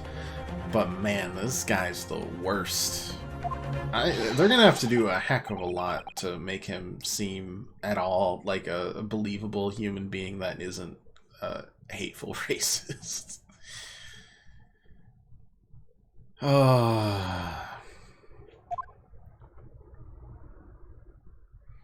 Do you wonder how basic civilization is held together in this universe? Who says it has? I'm a man of logic, me, and having considered all the evidence that they said to me, the defendant must logically be guilty. Thanks. I do agree that gas is far too expensive. I can quite understand why the man would want to avoid paying. What does that have to do with the case? Doesn't matter. Stuff explodes and it can poison you. It's absolutely lethal. You think that the gas poisoned him? Okay, you're not even on the right page of the other juries that have been lied to. Gas doesn't come for free. It costs a fortune to deliver around the city and maintain the pipes. That makes sense. You are literally just a gas magnate. Truth be told, the tea my wife serves up for me is a little sketchy at times. That isn't helpful. Nothing else passed the victim's lips that night. There's no other explanation. I bet there is other things that pass the lips, specifically food. But then that wouldn't... I don't know, man. I do feel that perhaps personal opinion about gas and its supply has influenced decisions somewhat. But never mind. No, you really should mind. The truth is, our counter-argument wasn't as unassailable as we hoped. I mean, it...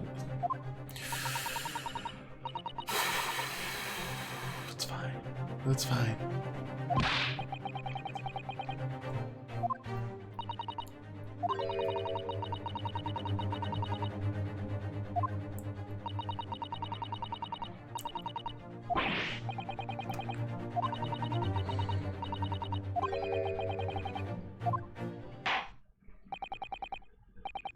They really, their innovation for the Great Ace Attorney is like, what if we stuck 6 regular morons that you also have to contend with, besides just the judge? And then they're like, and we have completed it successfully. It works, because it really annoys me.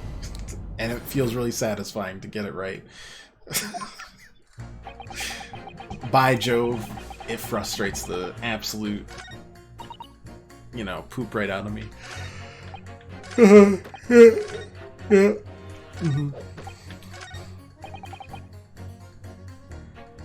Okay, honestly, let's just press through everybody, and, because nothing they have right now conflicts with each other just yet. All the evidence, you say? That's right, there's no room for doubt. It's all pointing to that Japanese man with the big mustache, says the Englishman with the bigger mustache. We need to show the man some even larger mustaches to make him change his mind. If only we had that kind of evidence. I agree.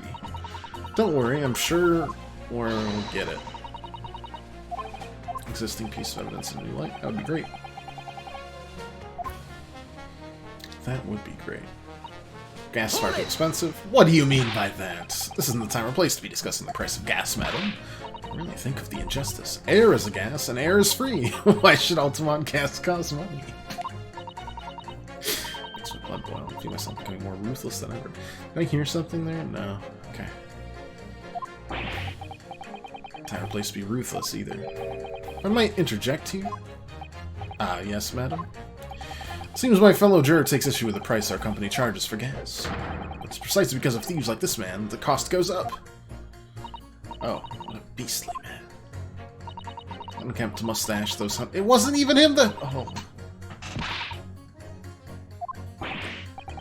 This is the one who's been stealing gas. Not to go adding on more crimes. Well, anyway, I've quite made up my mind. It's as made up as the price of gas. Well, that's... I mean...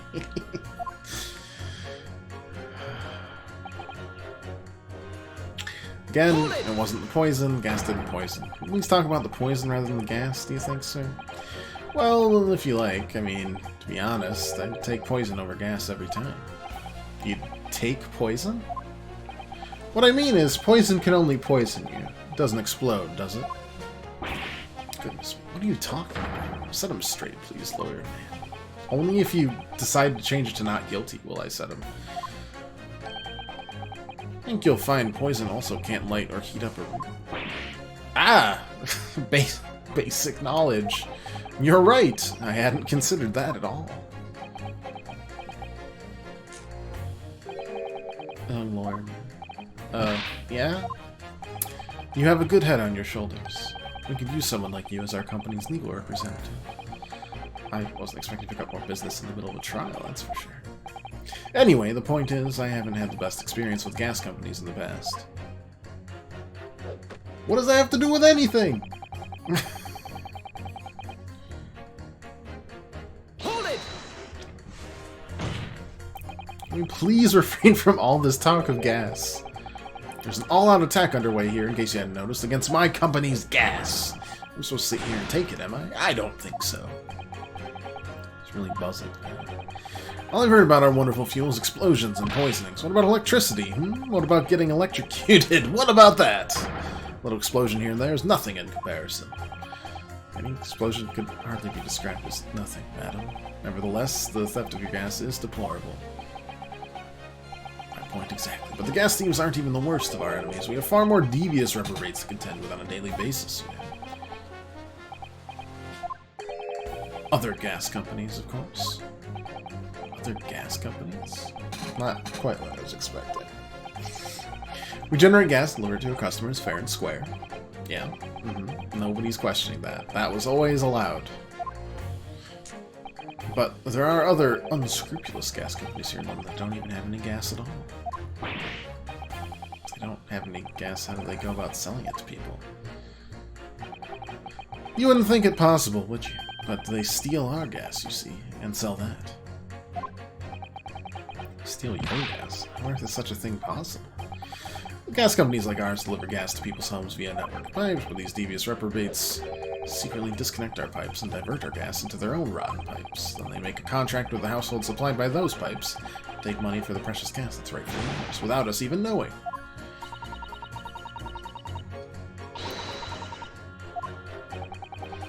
visit customers' houses to collect the money from their meters, we always have to check whether or not one of these devious companies is up to its tricks.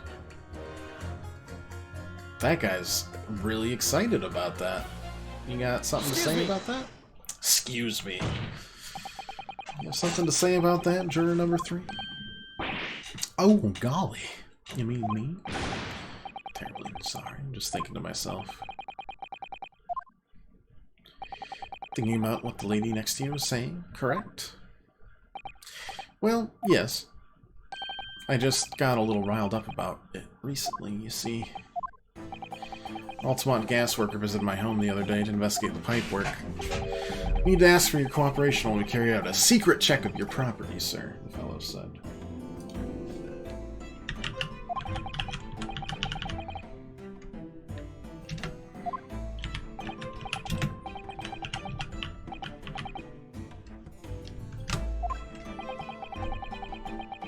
Proceeded to take one of the lights off my wall. And grabbed the exposed mouth of the pipe and started blowing into it. What do you think you're doing, young man? You're giving away company secrets here. Oh, please, everyone knows.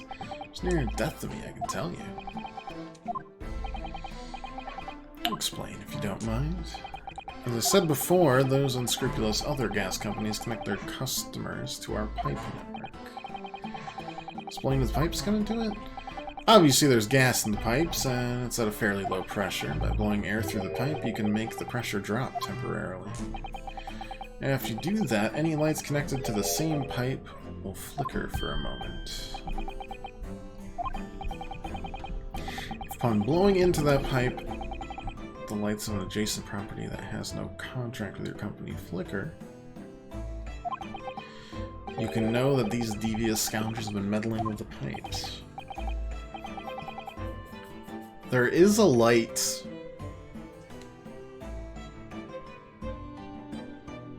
He would be at blowing height, where the hands were by the painting, because there was a light above the painting. A little misdirection. But why would he have done that?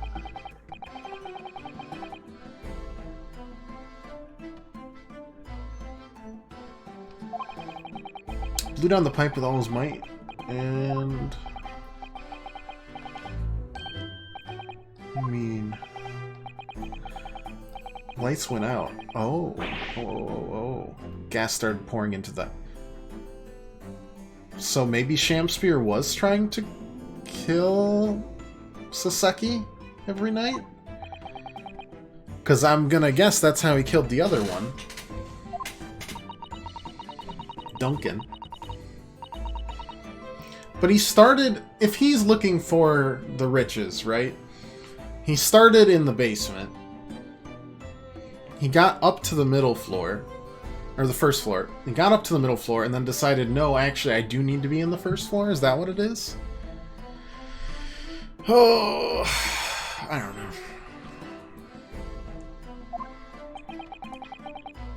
Afraid I yelled at him. Are you trying to kill us all? I said.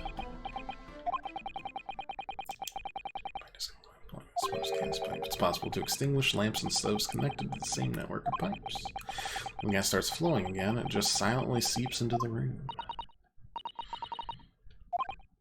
Yes, this is almost certainly the clue we've been hoping for. Number 3, the defense requests that you amend your statement to include that information. Well, yeah, if you like, I don't mind. Well, I do! That's our company's secret method of identifying the rogues that try to diddle us! Like I said, madam, it's widely known already. Juror number 3, you will amend your statement accordingly. I'm not sure what the point of all this is, but alright. On gas pipe, you extinguish everything in the house, and then you're in real trouble. Okay. I don't think we pit this against anything. I think we just... Can I present this? I can't present it. But, I mean...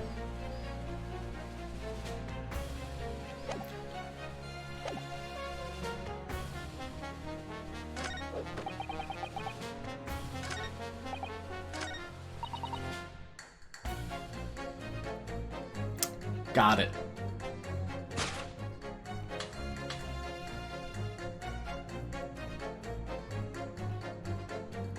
Objection!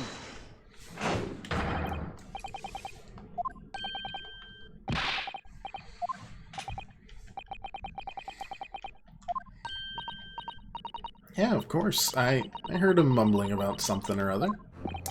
There is another explanation here, I believe. Something besides Mr. Natsume's tea did, in a manner of speaking, pass the victim's lips on the night in question. Wonder, did the police check the mouth of the gas pipe feeding the wall light at the scene? See if there were any traces of poison there? I'm curious to see what your floundering would result in this time. The mouth of a gas pipe? Scotland Yard would have enough to do without exploring such irrelevance. You want to see a real court case where people scream objection constantly? Me too. Closest I can get is the live-action Ace Attorney-like movies that they did, which are hilariously over the top, but, you know, it's not the same. What speakest thou? Prithee, is it not strange and strange? That is what I say to thee, sir. I thought I'd been quite clear, but let me put it another way. Mr. Stein could have been on the mouth of the gas pipe that feeds the wall lamp in your room. And that is how the poison came to enter your body.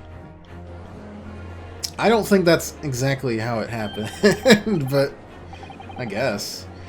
I do think it's tied to the case, in that the curse seems to be perpetuated by Shamspeare himself searching for buried burglary treasure. Are they tasty then, gas pipes? Is that what he's saying? Or is the gentleman suggesting that the poor man was so desperately hungry he tried to fill his belly with gas? Perhaps no actress would perform a kiss scene with him. Poor shame, madam. Speaking thy fancy. I assure you I'm not such a buffoon. I have to kiss pipes. It's like, objection! You are that much of a buffoon. There's no summation examination. This is a farce. The prosecution will not stand for any more blur. You heard me. To begin with, the lamp in the victim's room is high on the wall. In order to have placed his lips on the pipe, feeds doesn't even have to be a contortion now. You just literally stand on a box. Which had, might I remind everyone, prints on it. Objection! It's true, I have no proof that I have very good circumstantial evidence. Shamspeare has been doing something in front of the lamp. His wall. Odd assertion.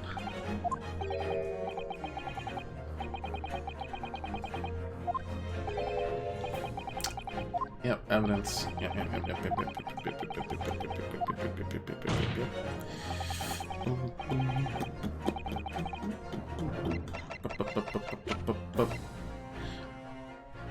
Take that!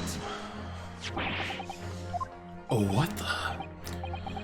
Is there, wait, what are they called? Yes, skin prints that were found at the scene. Skin Prints Council. I've never heard of such things. The Justice Ministry is currently assessing whether or not to permit fingerprints as evidence in court, however. My lord, this is an exciting new forensic technique developed by the great detective, Mr. Herlock Sholmes. It reveals all the places that Mr. Shamspeare touched in his room. There's anything like it. That's black magic, isn't it? If anyone can invent some voice, the great Sholmes fellow, that's for sure. I agree. This month's edition of Engineering Thumbs was quite fascinating. One skin prints many places that you'd expect, on the table, on the costumes. However, Mr. Shamspeare also appears to have been touching some very unexpected places in his room. For example, here, around the hanging picture there, multiple handprints appear to be visible. Well, I wonder, could he have been appreciating the artwork, perhaps? First, my colleagues and I thought the same, because we're also morons. However, imagine standing with your hands there, and you would find yourself directly in front of... I don't believe it. With a gas lamp. The reason why isn't immediately obvious. It's clear Mr. Shamspeare has regularly been standing with his hands to the wall in front of that lamp. What have you been up to, you nut?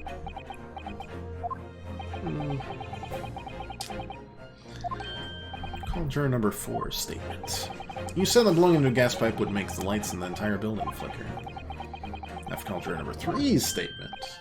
Me now? When the gas worker visited his home, blew with too much force into the pipe, it caused all the lights and the gas stove to go out, and gas to start leaking into the rooms. Obviously, that incident was an accident. However, the simple fact is, Mr. Shamster was blown hard into the gas pipe here. In his room, he could have extinguished every other light and gas stove in the building at will. Crikey. And purposely caused the gas to... Objection! Has he been trying to kill Saseki for like a month? So acknowledge the prosecution is required to remain silent during a summation examination. I'm not gonna do that. I must toast my learned friend's utter disregard for the letter of the law. I will let you finish. What is the meaning of this little event? Curious photograph, or whatever it is, presented by the defense, the so-called skin prints. Clearly that cannot be accepted as any form of usable evidence. You literally just stated, you literally let... Oh,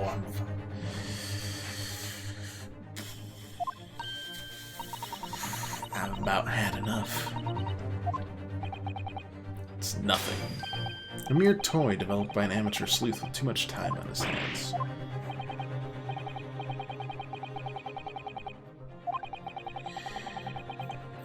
Can't be recognized as formal evidence. Please, if I may. It's not the defense's intention to submit the skin prints as formal evidence. We merely wish to present the results of the great detective's investigation of the scene as a tool by which to explain a possibility to the ladies and gentlemen of the jury.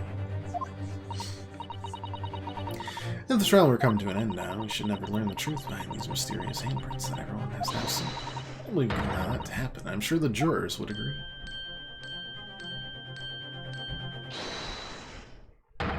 You're right. Those strange handprints are a significant clue or not. It's down to us to decide.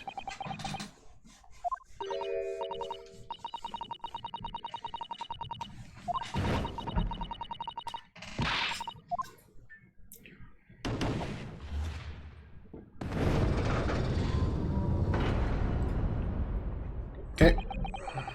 What's the matter with you two? That was foolhardy.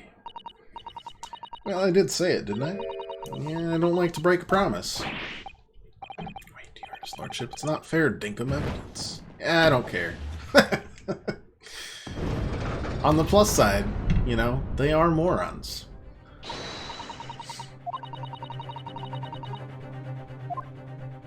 One more juror to change his mind.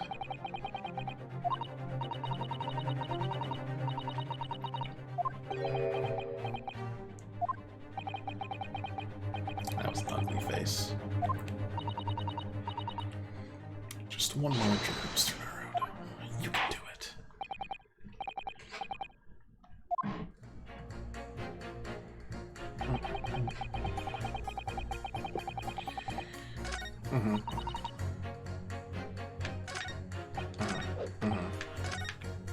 You have something to say about tea, so I guess it's around to this. It's poisoned. That's right. It's happened a tidy few times now. It's most trouble. It's always days like this one when I don't get any wages. I get in at tea time and I see her doing it. My wife. It's that devilish look on her face, and she slips some white powder into my cup. You drink it anyway? I was brought up proper, I was. Someone gives you a cup and you drink it. What did it taste like? Why aren't I playing Neo 2? Because I don't own Neo 2, and also I don't want to. Why aren't you playing Pokemon Coliseum? Renowned Pokemon Coliseum streamer. Salty as hell. Wait, did you put salt in your tea? I'm coding. Fine.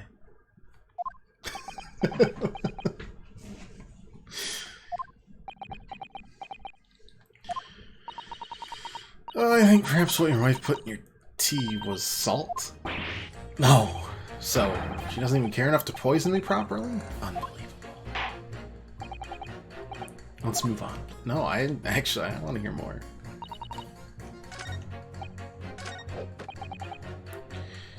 And we'd already went through that. I guess I haven't pressed him, which doesn't make any sense because he doesn't have anything here to say that's interesting, but That's right, there's no room for doubt. It's all pointing to the Japanese man with a big mustache. Oh, we already did this. I am bad. Though I guess we did demonstrate other things, so let's see. So-called skin prints. It's an exciting new forensic investigation technique.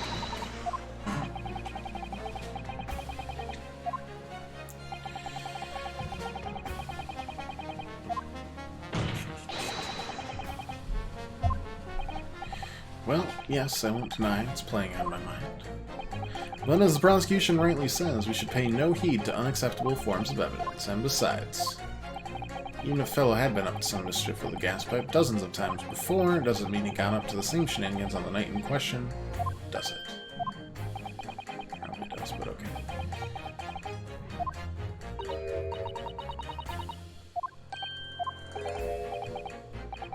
Perhaps I was a little... No. No. Chance here, haven't you? Next time prove your theory. Your Japanese cohorts can.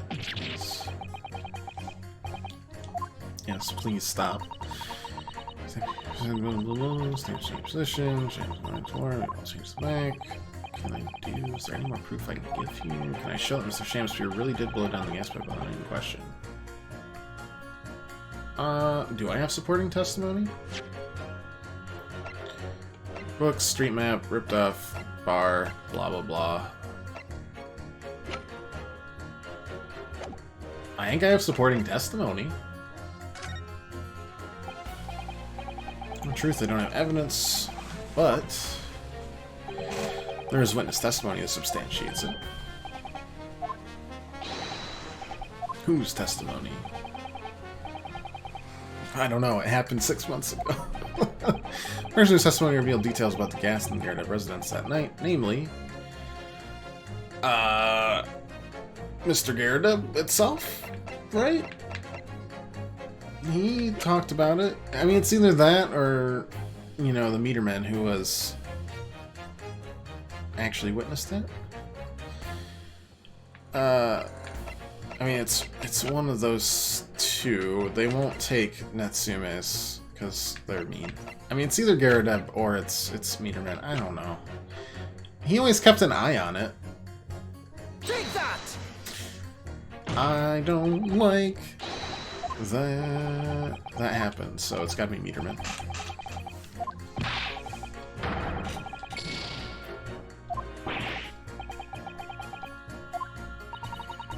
They both talked about watching the lamps, but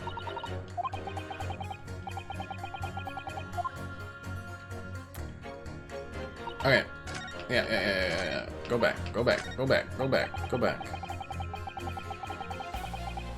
it! Okay. Up. Time to go through the logic again. Skin prints.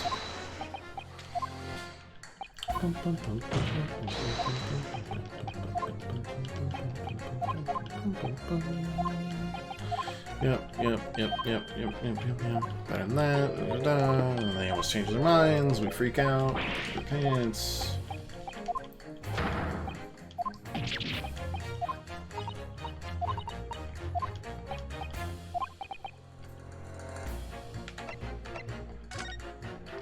Wearing testimony. Yada.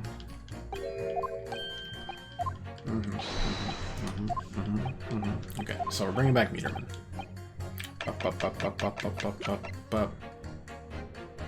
Pop. Take that!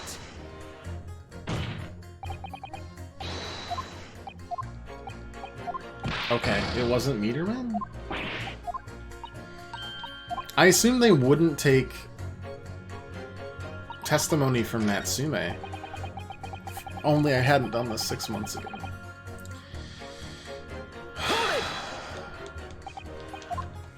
I guess it's gotta be Natsume then. That's the only other one that was in there? Unless we're talking about Shamspeare himself. I mean, we'll get out of this with at least one penalty left, but that's about it.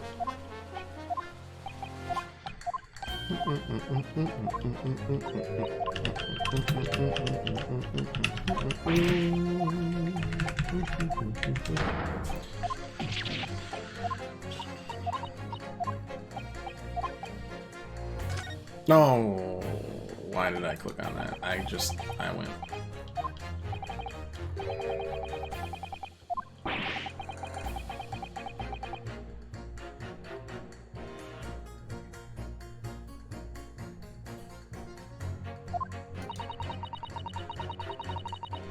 No, we got it.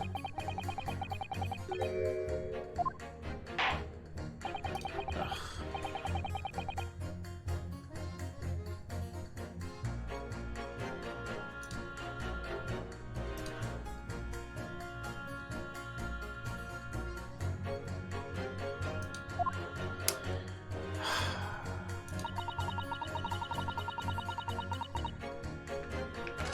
We'll get this. Hold it! Whenever I'm allowed to. Yeah.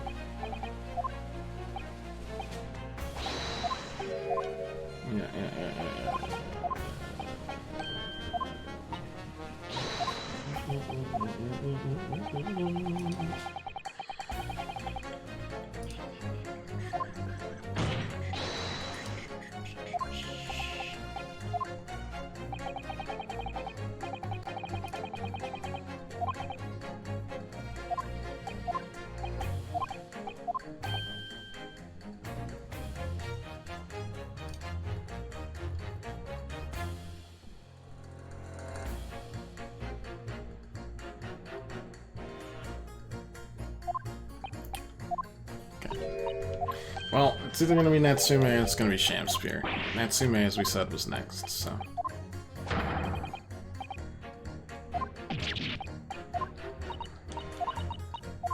I just assumed that they wouldn't believe anything that what they presumed to be the killer had to say. Silly me.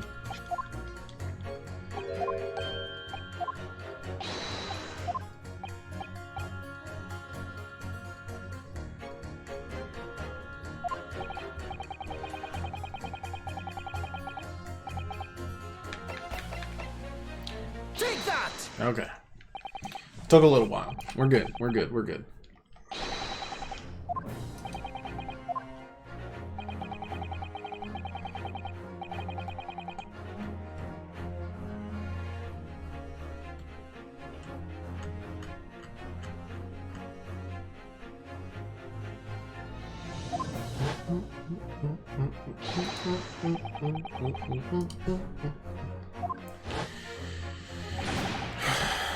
On the fateful night it happened. When I turned from the room, I lit my gas stove, climbed into bed, but before long, the stove went out. Somebody tried to kill me. The night in question, the gas in the defendant's room went out, so I asked the court, was that a mere coincidence or not?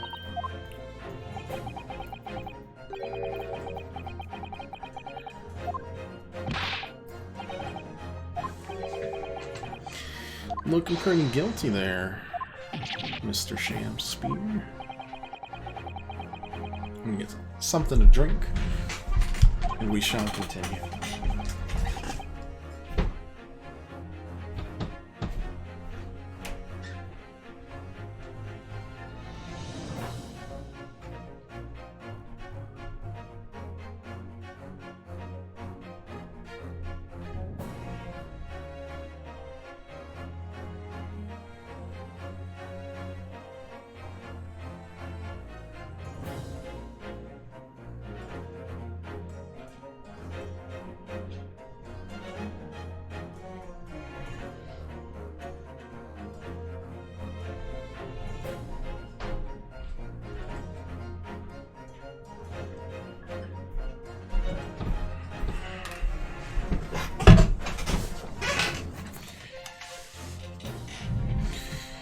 Alright. I must surely agree there's more to this case than meets the eye.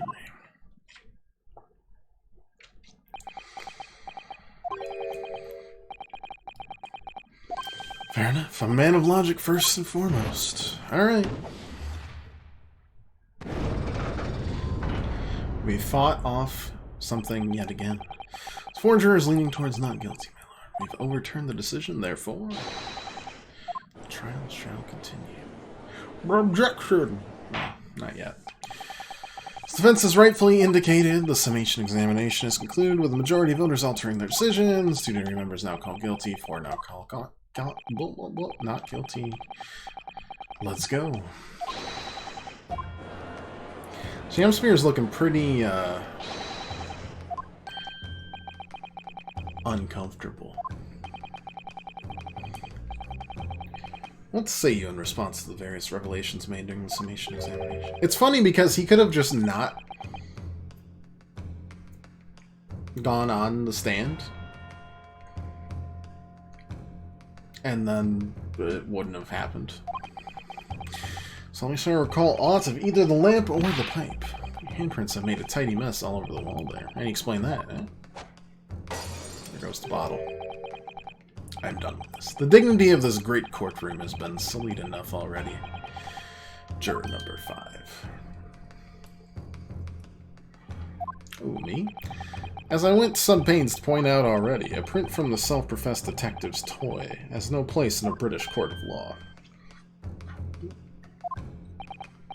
As such, whether or not this man did indeed stand before the gas lamp with his hands on the wall remains, at this time, unestablished conjecture. You would all do well to remember that. Oh no, what have I done? Have I influenced their decision with my words? Trying to claim that as foolproof evidence? Simple to verify. Just order the mouth of the gas pipe feeding that lamp in Mr. Shamspear's room to be examined. There are traces of poison there. What appears to be extremely simple is my Nipponese friend's mind. You will recall that in order to check for the presence of poison in the tea, some remnants of tea were required. Therefore, it shouldn't be beyond your wit to imagine that even if poison were to have been spread on the pipe, it would have completely evaporated by not making any analysis impossible. Well, that sounds like a personal investigation problem. That's not my problem. In case, counsel, I fail to see what could possibly motivate the man to do as you described. Why on earth would this fellow have wanted to blow air into the gas pipework where he lived?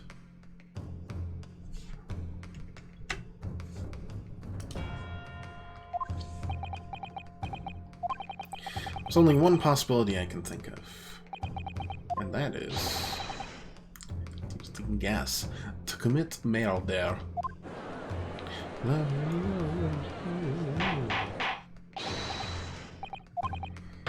Whose life do you propose this man was planning? Oh, I think that's pretty obvious. Still don't understand because it seems like he wanted to kill the guy above him, moved into the above, wanted to kill the guy below him. I don't understand why that was the case. I assumed one or the other floor would have the buried treasure. Take that! But maybe he was mistaken originally. If a gas lamp were to go out, it could be noticed immediately, of course. But a gas stove, on the other hand, could be silently extinguished by the killer without anyone noticing. Around those parts myself, so I know what it's like. I can tell you, trying to sleep without the stove lid is pretty much suicide. You'd freeze to death in no time.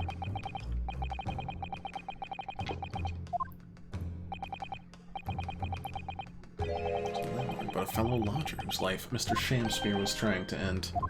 Outrageous. The defendant. Natsumi isn't the villain in this case. He's the victim this man was trying to murder. Objection! He doesn't have any more stuff to drink. Blood. Accuses actually they grieved? Interesting. However, the fundamental facts of the case remain unchanged, namely, the accused is the aggressor here. How can you still claim that? Let's indulge your fantasies for a moment, assuming there was indeed poison on the mouth of the gas pipe.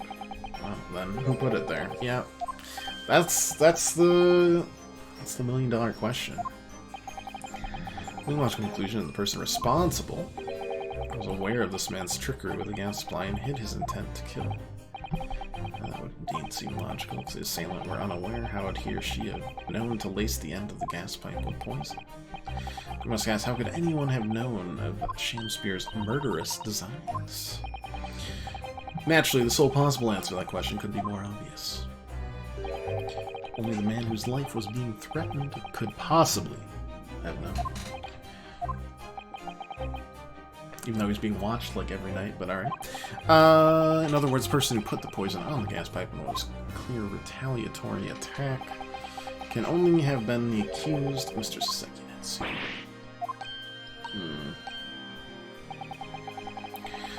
Whatever Shamsphere may or may not have contrived to do, he was nevertheless the victim of a potentially lethal poison attack, and the only person who could possibly have perpetuated that attack is the accused, Mr. Natsume. Defense counsel is theorizing as failing to avert suspicion from the accused. Sure. Your motive for the poisoning has been successfully established. That suspicion is greater than ever. Would you not agree?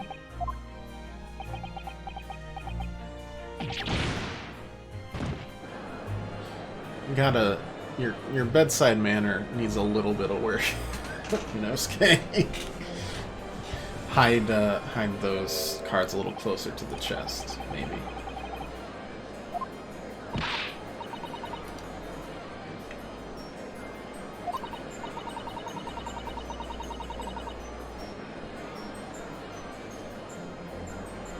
The jury may very well change their leanings against us. This may be our last chance to gain the advantage.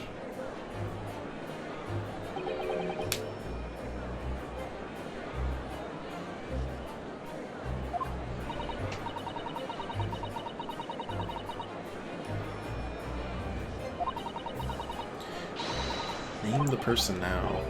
Resolve assurance of guilt.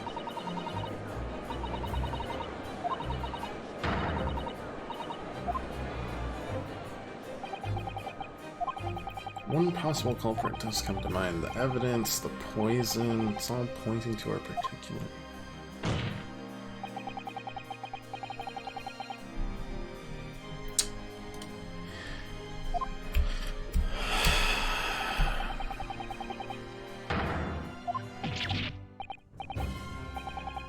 Objection!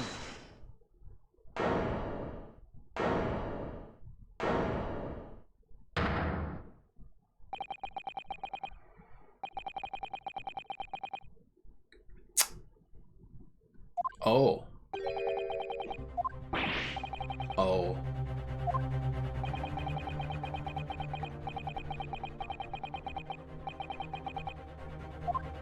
So, here's the thought. The point...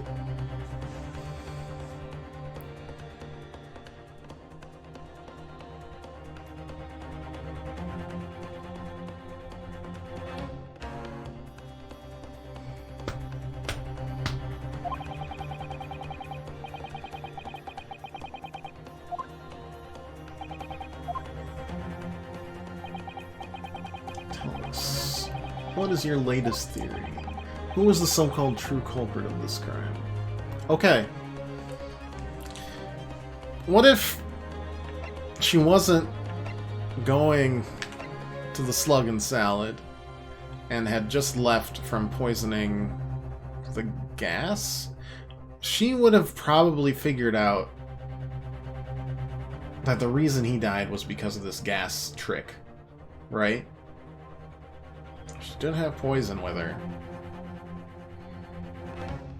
And the other half of that torn letter was, or envelope, was in, for some reason, just, you know, plot, was in Spears' room.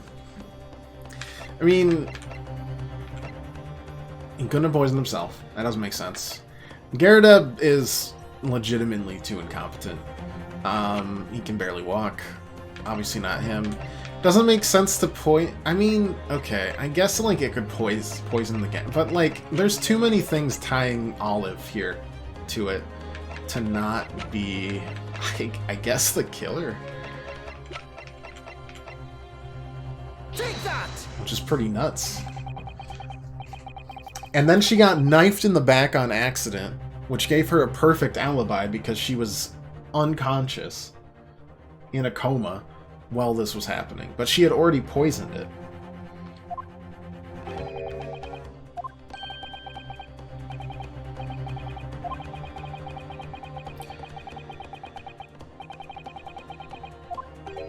Miss Olive Green. The woman from 6 days ago. Miss Green Olive? Yeah, he was arrested for it. Untruthfully. Fraudulently. Why was that a sticking point there, Von Zeeks? Unconsciousness 2 days ago. I hardly need to remind the court that Shamspeare's poisoning took place 3 days ago. Given the woman was lying comatose in the hospital bed at the time, she appears to have a rather fine alibi.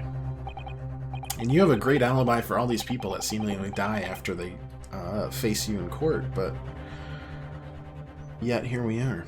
The night the incident occurred, Miss Green was in the hospital unconscious, so the face of it, it would seem she couldn't possibly be responsible, but still. Colleagues and I visited Miss Green in hospital yesterday, and we found her to be in possession of a bottle of poison.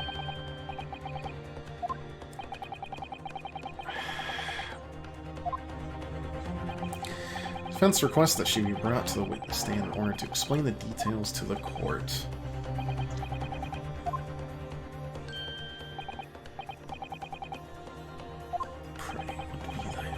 Are you acquainted with Miss Green? No, never heard of her. Literally talking to her the other day. I think perhaps he genuinely doesn't... Are you sure? Not by name. But we literally saw them talking. But okay. Fair enough. See the farce through to the conclusion.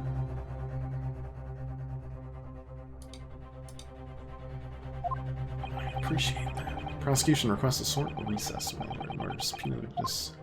Bring her here. Unless she killed herself, but that would be a pretty uninteresting end to the case.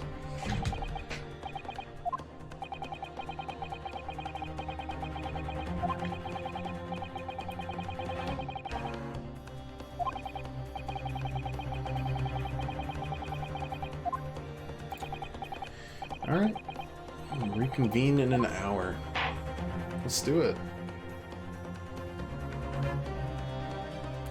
This game has been very interesting because a lot of the games focus on, I mean, some actual reprehensible folks. Most of the cases have just been sad. Outside of, like, the first case of each game, which seemed to be fairly cold-blooded. Like, our friend was killed by a cat. We proved an evil man innocent.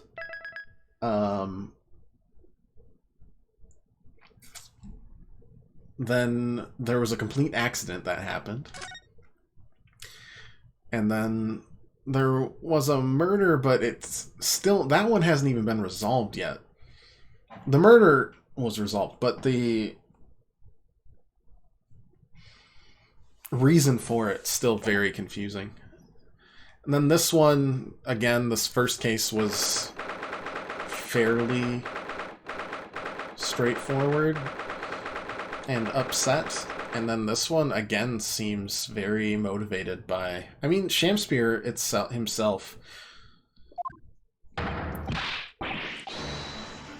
seems very reprehensible, but Olive probably was just trying to get revenge for her fiance. Joyful, jubilant jumping jacks. Robin from the 60s Batman TV show. Locum student Mr. Naruhodo Esquire, and non-locum judicial assistant Mr. Mikatoba Esquire-S. Now, finally, at long last, there can be proof that I'm innocent, and proof that my tea is innocent. That is important. Good morning, my dear fellows. Herlock Sholmes. May you drink my tepid tea and fall forever silent. Well, the tea was innocent.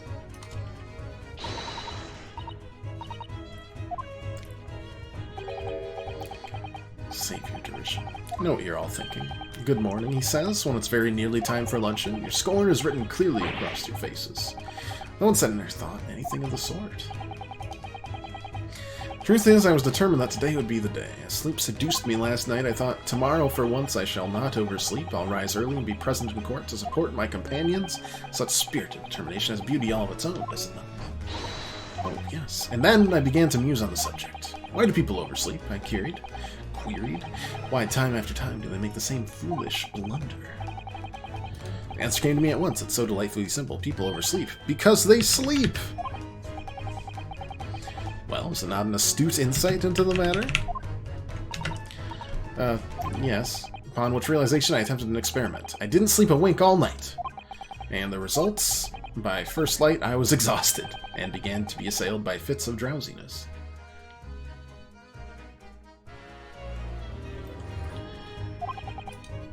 Shocking. And so, the conclusion of last night's experiment is this. A good night's sleep is quite simply essential. Yeah, I think most of us probably knew that already.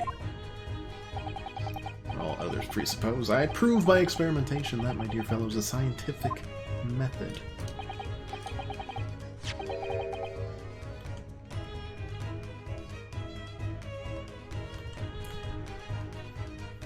Ah, yes, one more thing. You remember this? Yeah, of course, it's the poison that Miss Green was about to drink in the hospital yesterday.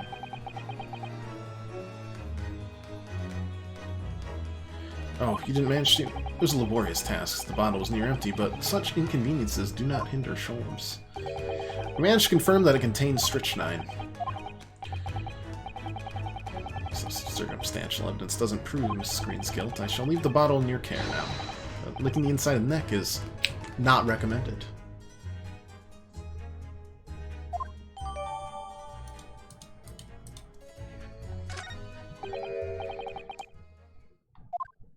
Can I have a word? Gregson, how good of you to come. Ah, forget it. Excuse me. Okay. Good talking. Oh, he got his fish and chips. I, don't wish to make a nuisance of myself. Can you face say it's someone else who you think is making a nuisance of himself? Inspector, please speak for me. Pretend I'm not here. Believe me, if I could do that, life would be a whole lot simpler for me. Results? Not yet. Shouldn't be long now, though. Oh, I can't wait for the conveniently dramatic reveal. What about something else? That dead convict, actually? And from this newspaper article we discovered yesterday. Selden. Fellow's file, there's something in there that, well, it caught my eye.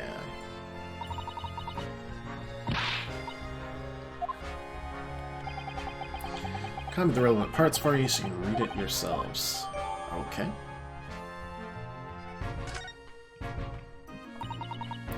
These documents include the details that were in the newspaper cutting. Okay. Rearrange everything in the court record so we don't have to duplicate information. Thank you. Can I look at it right now? I would like to look at that right now. I'm doing it. 18 counts of burglary, 6 counts of suspected murder, died of natural causes, final moments witnessed only by his cellmate. The estimated 1,000 pounds remains blah blah blah. Prison announced the death of the converted mayor by natural causes, suffering with fever since the end of October, alerted by shouts of his fellow cellmate. For his capital punishment to be carried out. This does not seem that important, but I'm sure it will come up at some point. And I will look foolish. You're the ones who turned up the clue in the first place, aren't you? I'm just making sure things get handled in the proper fashion. You guys are making me like Gregson again after he tried to betray us all for reasons that still are completely unclear. Indeed, my dear fellows. The inspector here is a shining diamond in his crown. Rough, maybe. Look, I just don't want to be beholden to a lawyer. That's all. Great. Charming. And we're back. Let's figure this out. God, this is only the second case of 5 in this game, and it's already, like, a tangled web.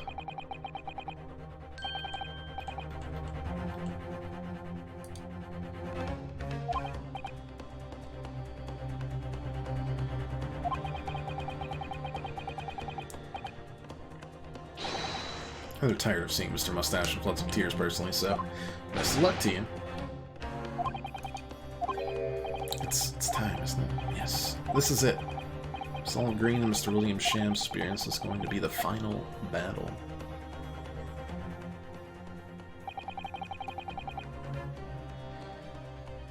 Won't really have saved Saseki-san until I've exposed the whole truth of everything that's been going on.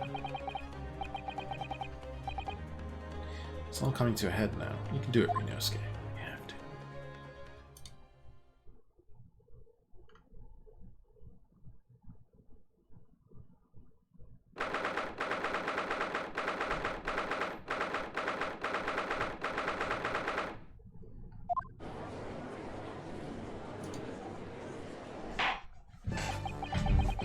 In the name of Her Majesty and Queen, I declare this court to be in session again now. For the recess, we heard a most startling accusation from the defense, namely that the victim of the case we heard here only a few days ago is the true perpetrator of this incident. A reckless, rash, and prejudiced charge of wrongdoing, in my opinion, my lord. However, the prosecution is trying to extend every courtesy to this amateur newcomer from dubious eastern shores. Thank you for that backhanded consideration. Rather cold assessment from the honorable British prosecutor, I must say. So, Lord Van Zeeks, is a new witness present and ready to take the stand? Ready and waiting in the witness's antechamber, my lord. Oh, very well. Bailiff, bring the witnesses in.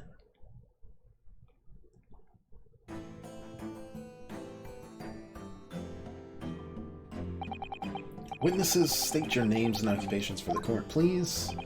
William Shakespeare, my liege. For mine occupation, I can say only that I be a tragic victim, to be pitied. Currently unemployed, in other words. I'm Olive Green, I'm a fledgling artist. Well, no, not a fledgling, really. Hopeless failure is too weak-spirited to admit she has no talent, I suppose. Also currently unemployed, in other words. Shakespeare, my lord, I'm thy humble servant. I'm afraid that you are no longer merely the victim in this affair, and the possibility has been raised that you are in fact the assailant intent on taking the life of your fellow lodger. The part you've played in this whole business will be thoroughly scrutinized, I assure you. I would for naught else, my lord. And Miss Green, yes? You are aware of the reason you've been summoned to this courtroom today, I presume? Yes, the officer did explain. He said I poisoned this ridiculous buffoon. And you accept the charge, Miss Green? I don't know anything about any poisoning. And I don't know anything about this man. Again, I saw you guys talking.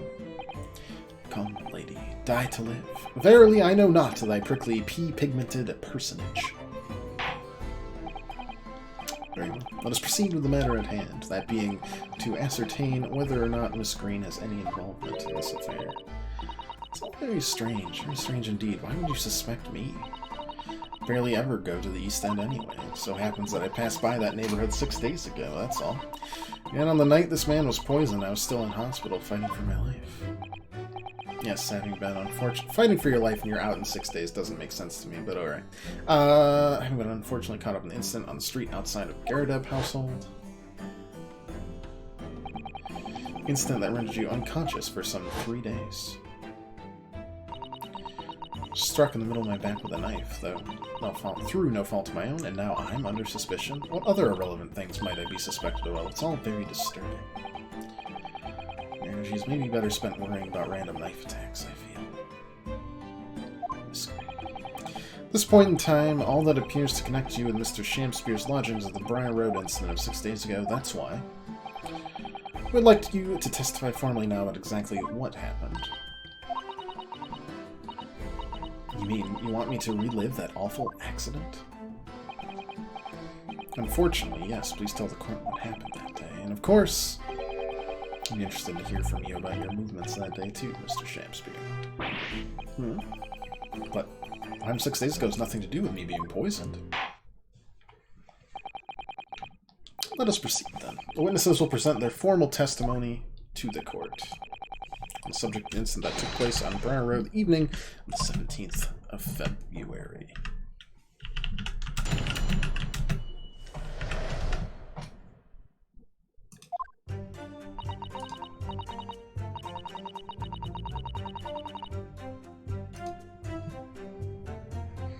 "6 days ago, about 5 p.m., I was walking along the snow, and suddenly I was stabbed in the back.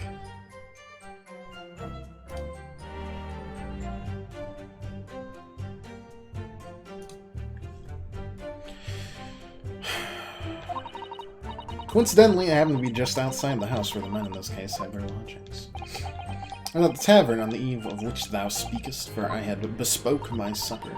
It's the first time I've been in the area, a little matter to attend to, that's all.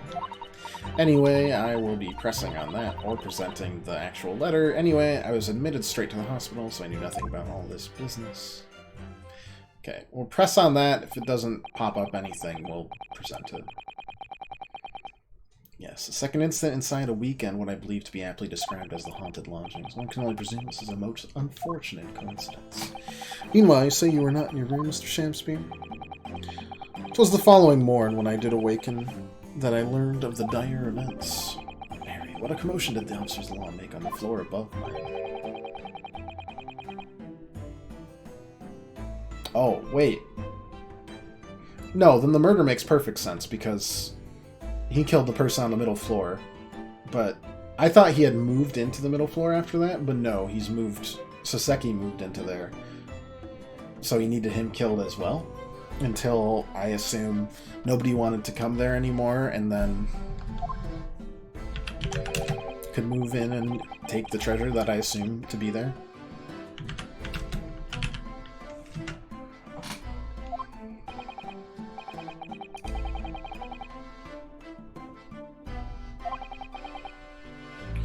Bum, bum, bum.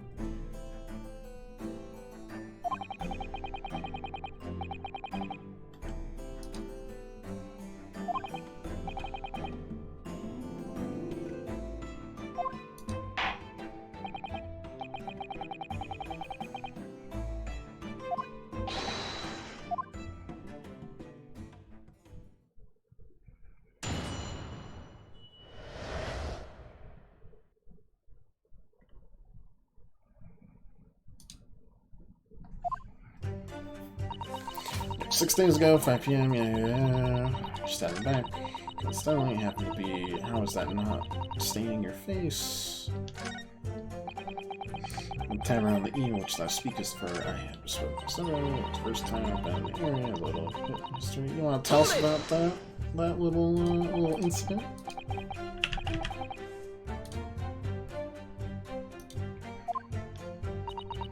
There's nothing, really. It's not worth mentioning.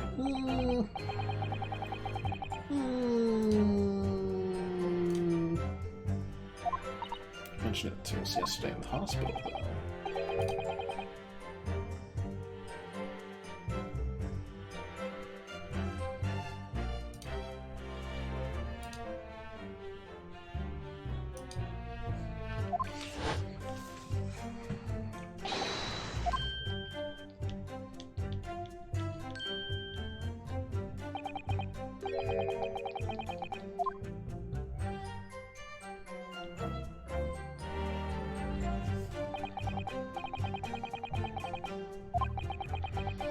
Information regarding the death of Duncan Ross. What does that matter? This has nothing to do with Duncan. Got something to say about that, Mr. Shakespeare? Bill? Something got... Do you have enough to share with the whole court? To be or not to be? That is the question. Ah, pray forgive me. The great Barnes' word springeth from within me with ne'er a thought. Don't tell me it's because you were possessed by Shakespeare's spirit, right? Hearing Miss Green's words a moment ago seemed to make you think of something. Something of relevance, perhaps? Well, nay, sire. It was nothing at all. Presumably you know the name, though? Mr. Duncan Ross, I mean. After all, you are both lodgers in the same house. Would it were so, but sadly, nay. Lodging be a lonely occupation, sire. My lodging fellows be rarely known to me. So you haven't heard of him, even though he passed away in the room just one floor above yours? Scream? Have I done something wrong? Card that was mentioned before contained in the note. Do you have it upon your person? I do, yes, but I don't need it anymore. In fact, I should throw it away, really. Yeah, before you dispose of it, I'm gonna just take that as evidence. Thanks. Appreciate it. Now we can connect it with the other piece of evidence, which is the small scrap of envelope that we have.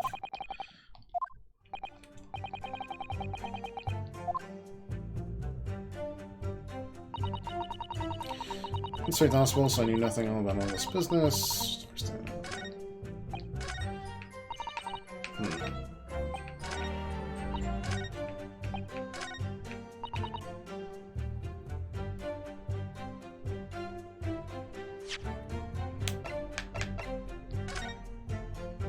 Are we finally going to look at this? We found this torn off piece of envelope. Yes, of course. It was in Mr. Shamsbury's room.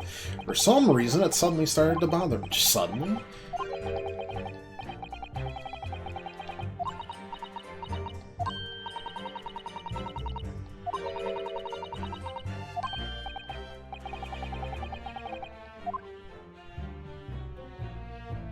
Wow. We did it. They go together perfectly. Like mac and cheese. On a hot dog. It's good. You should try it.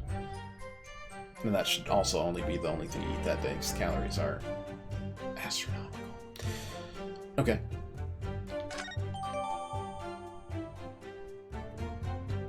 Yep, updated. Great.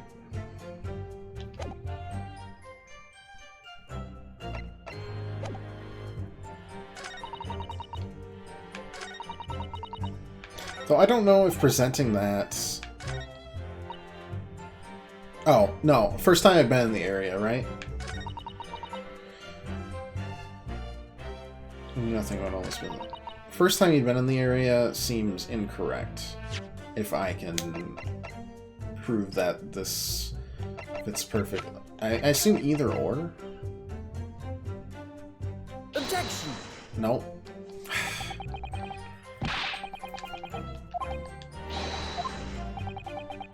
Yeah, I mean, it's one of those things where, like, we know it's there, but we need to find the right thing to either place on it, or we need to press a little bit more to get a more specific and glaring contradiction. It's a little finicky. We all know this. Mac and cheese sound like the perfect name for a crime-fighting / solving duo. Nothing about all this business. I'm going to present again, and then if that doesn't work, Objection! Then we'll start pressing. Yeah.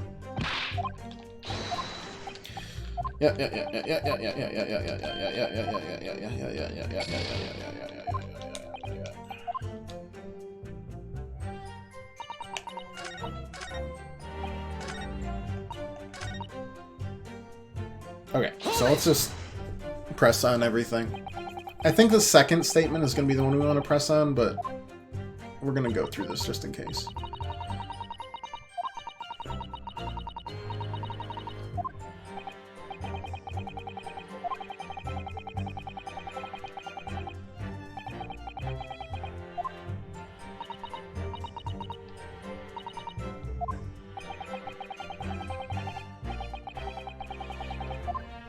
I don't know if we actually need the details. Trouble is, there's nothing to tell, really. I was just walking along the pavement. Yeah, that's kind of what I figured. It just happened to be outside this house. Yeah, okay. This is where I'm thinking. What were you doing there that day, though? What do you mean? The art school you attend. What's it called? Ah, yes. It's the Thorndike Academy of Fine Arts.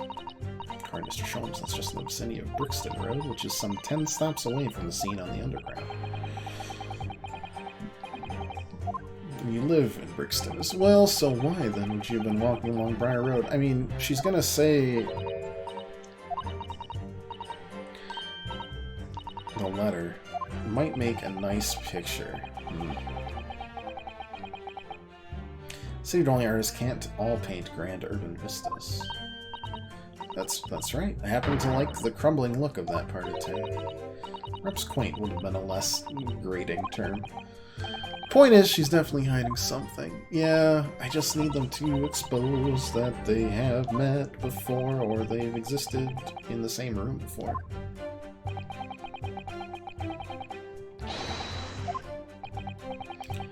Mr. Shamsbury on the evening of the incident 6 days ago. Okay, so we'll press on that, and then we'll press on the 5th, and we'll see if anything happens there.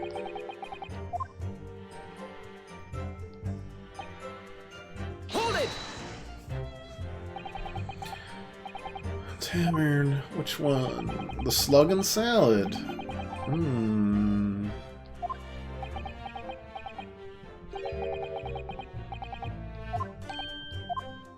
Interesting. What do you mean, Lord Benseeks? Why is it...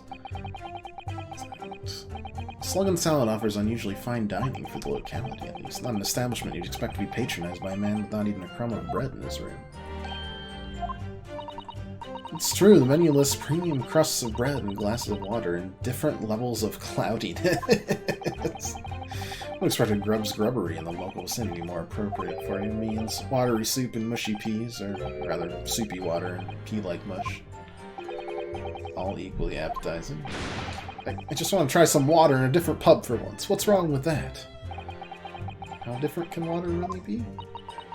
Well, perhaps there's a more plausible explanation. Specific reason why he had to go to that establishment. Yeah.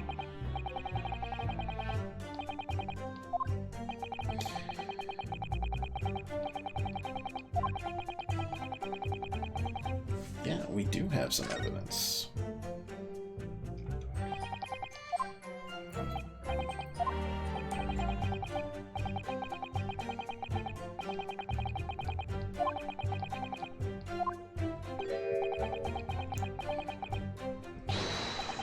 Is it water because alcohol references would be upping the age classification?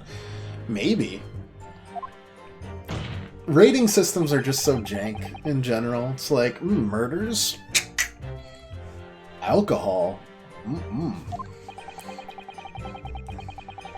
Sexual situation? Not on my watch. NC-17. Take that! I believe this... I was terrified because the music wasn't stopping, but it faded out. Good lord, Mrs. Green's card, you mean? That's right, my lord. And they'd be like, I couldn't have seen that. And then we present the envelope, and then... Sometimes you gotta press, sometimes you gotta present. Them's the breaks, as they say.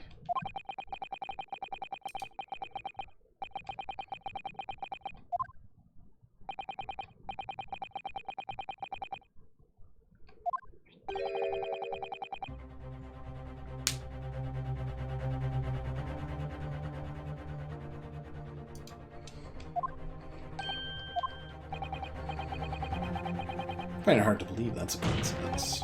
Don't you, Mr. Shakespeare? Oh, well... Excuse me, can I say something? It won't go well for you, but yeah, you sure can. That card was delivered to me. It doesn't have anything to do with this odd man, does it? Well, you'd think so, except I'm about to present a piece of evidence that will say otherwise. Think Japan is especially strict and strange? Ain't that the truth? I'd like to make something very clear about that card. It's not going to go well for you, whatever you do, though.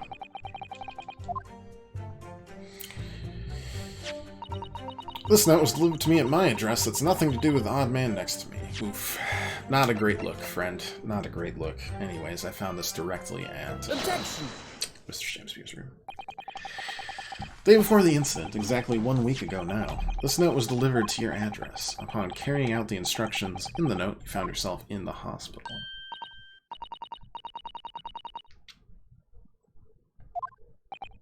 Who delivered that note to her?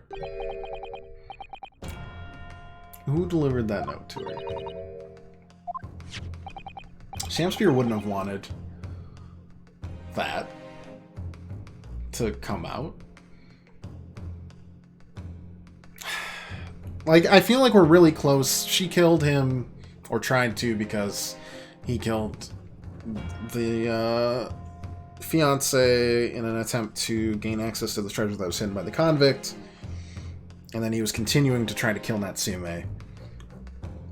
She left poison for him. He blamed Natsume. Because he couldn't think of anything else to do, really. There's some kind of twist here, and I'm not getting it.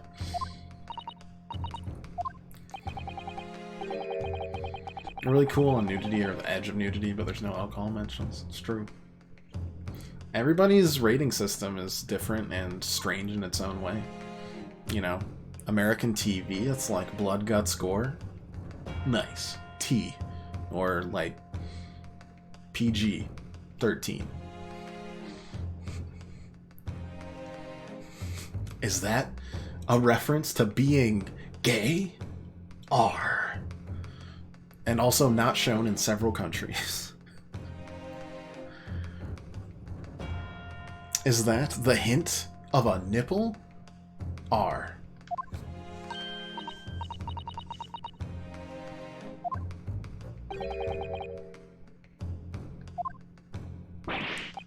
It's weird. Everything were weird.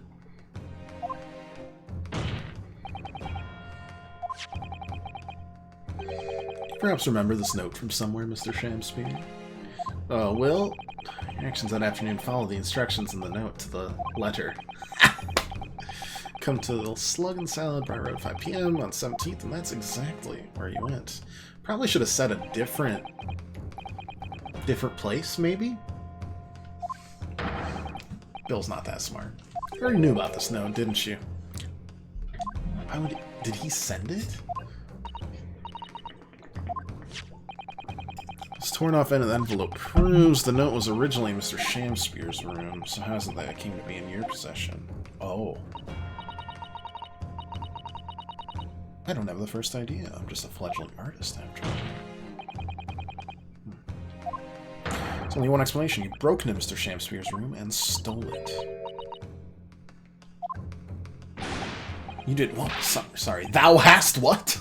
You broke, I mean, thou were in my room? What on earth do you want with me?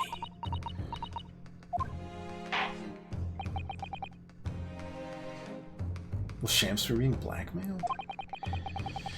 See that both witnesses need to testify again. Miss Green. Yes? Most you have the court's sympathy, I'm sure, for the suffering you have endured in recent events. Anyone found to be giving false testimony in a court of law will be duly punished. Please bear that in mind.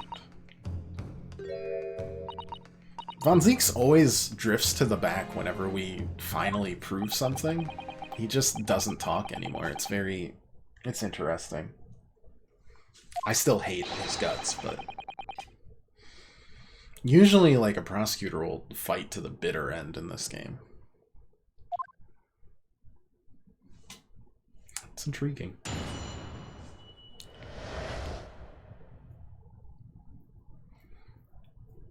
I do love the trend that every prosecutor since Edgeworth, almost, except for the second game, is explicitly tied to a case or two, and usually the central mystery. Every single time. It's hilarious. Were they the criminal? Were they the victim? It's great. I do remember now. 'Twas a week ago, peradventure, that the note was delivered unto me. On the day writ therein, I did tarry a long hour at the Slug and Salad, yet nobody came. Thereafter, on the evening, I shared the company of the Japanese fellow. I did see the note had vanished. I don't know what you mean. You think I snuck into... How do you... Yeah, I do. Why would I? I can point out the villain here. And as for that torn off piece of the envelope, I don't know anything about it. Okay, that was very helpful. Were they both? Huh.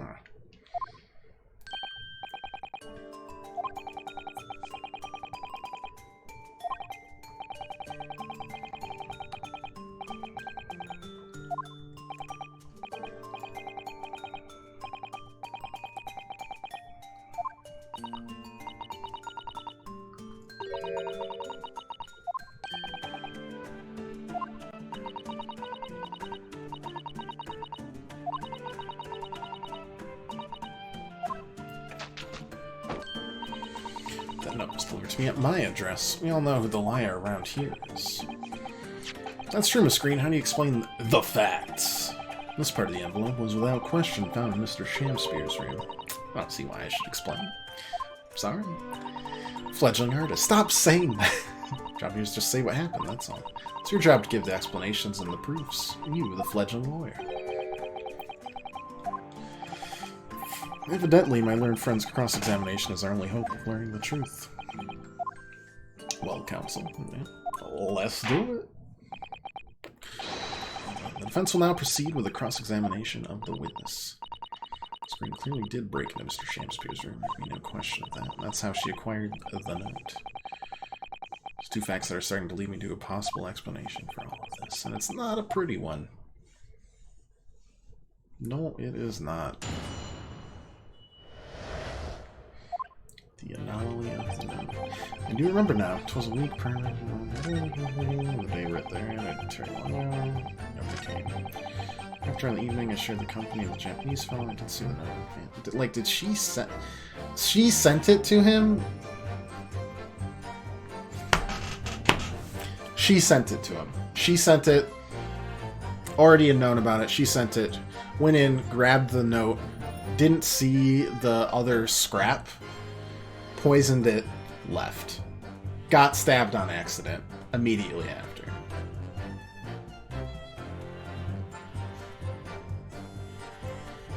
Got it.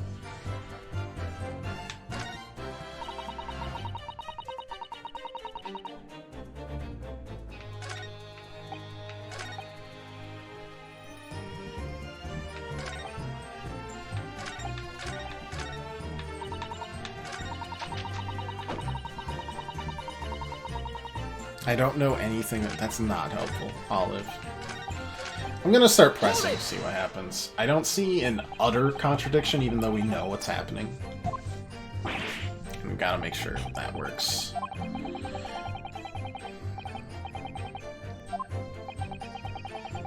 So we've got an attempted murderess, and we've got an actual murderer, and another attempted murderer. Both.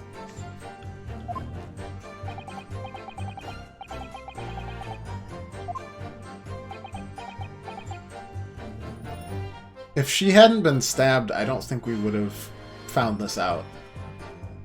At all.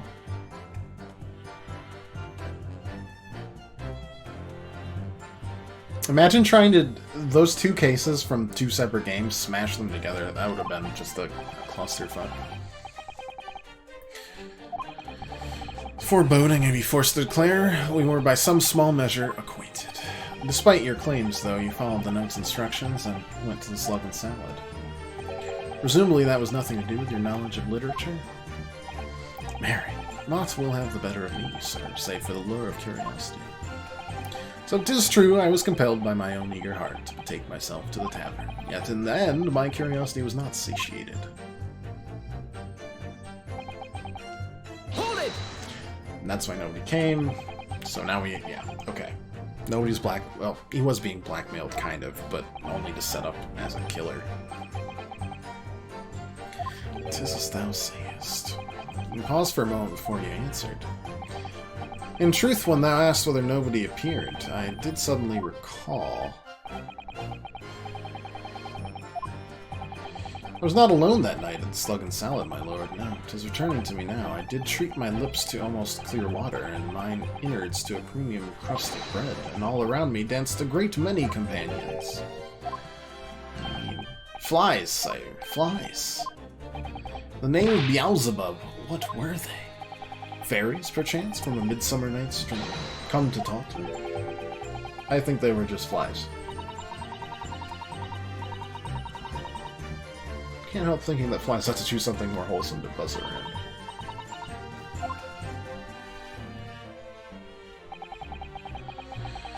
Okay, okay. Hold it!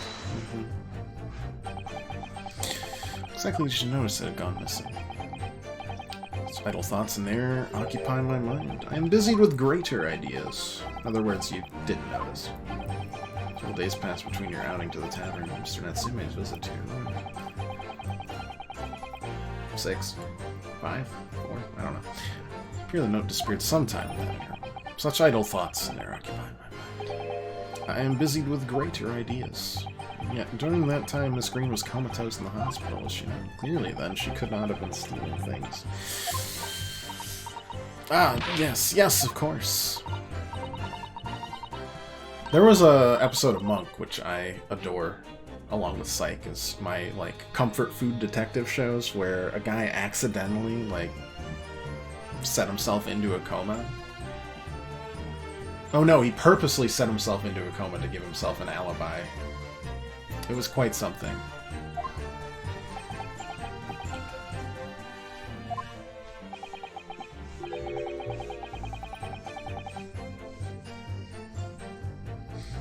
Oh no, it was accidental. Okay, so it was he wanted to just get, like, pulled over by the cops and then arrested, so that he was in jail when all these murders happened, but he accidentally got himself comatose.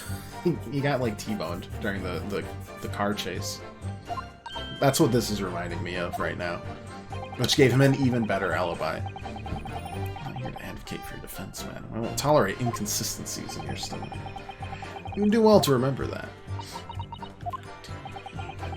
Is Lord Van Zeke's getting it? I mean, I think Lord Van Zeke's finally figured it out, too. Hold it!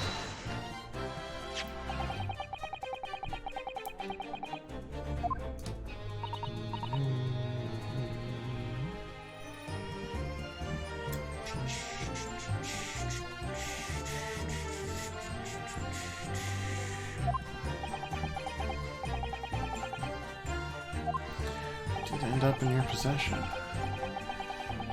Think of any way that could have happened except for you breaking into Shamspeare's lodgings.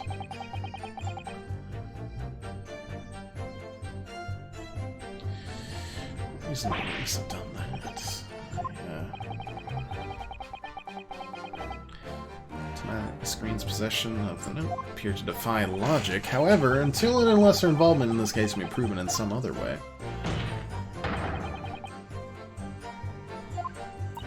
Pursuit of the note is meaningless.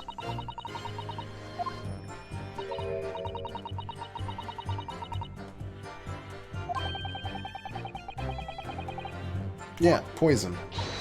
Poison. It was poison.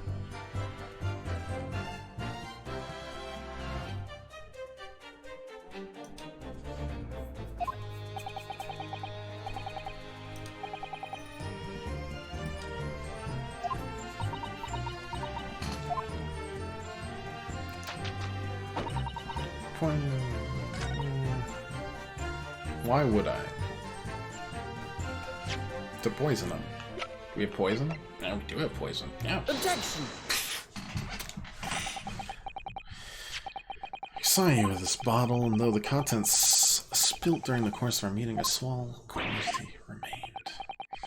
According to the defense's independent analysis, Mr. Sholm's chemistry set. So she wasn't trying to kill herself because she missed it, but because she didn't think she'd have another opportunity to actually avenge the murder. Strychnine, the very same poison that afflicted Shamspeare. Ah? Miss Green, you broke into this man's lodgings for one reason and one reason alone. To cover the end of the pipe that feeds the gas lamp in Mr. Shamspeare's room with poison. Can this be? You broke into my room to... May seem incredible to the court, but from the remaining clues, there's only one logical conclusion that we can reach. The person who attempted to take Mr. Shamspeare's life with poison was you, Miss Olive Green.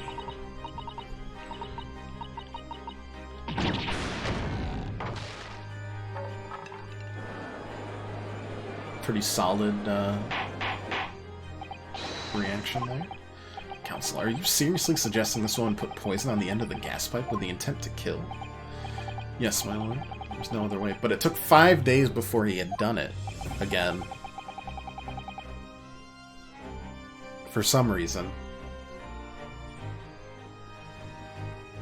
So most of the poison had evaporated.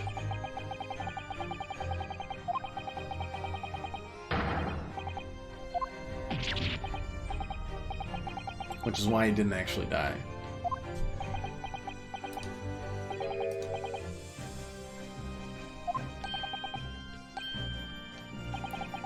Significant police presence in the area that evening on the account of incident on Briar Road. Residents were being interviewed throughout the night as part of the ongoing inquiry.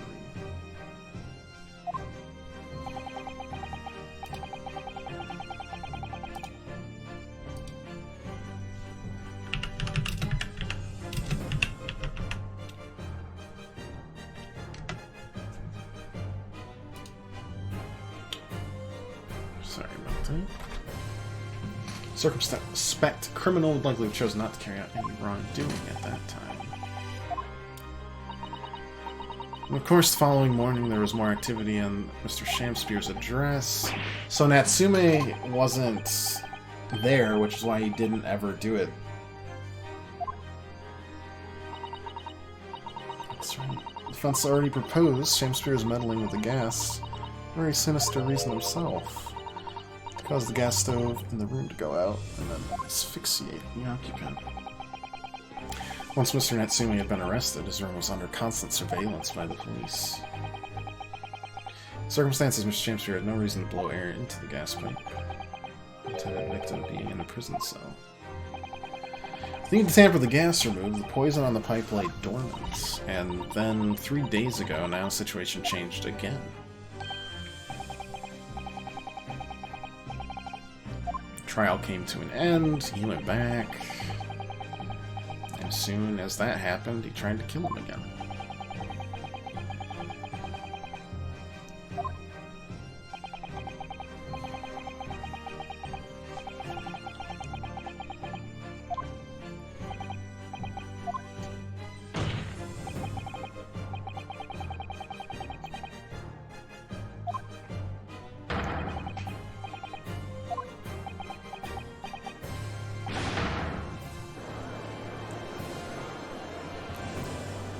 I do like whenever the really short characters stand on like a big box to have like a height that makes sense. Court will recall a note gave instructions to visit Slug and Salad at 5 o'clock, and the recipient should tell nobody else the reason for those instructions. It's not very clear. I'm sure the lodger would not be at home at the stated time.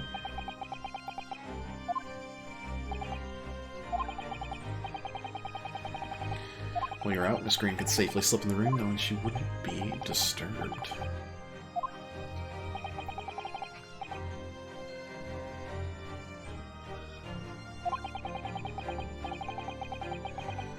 And she took it away with her when she left.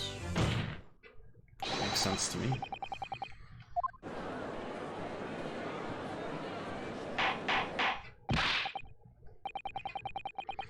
You have to say for yourself, witness. Just who are you? Why did you try to kill me? The screen's motive should be obvious. It's all tied up with someone whose name we've heard several times already during the course of this trial. That's what's behind all this.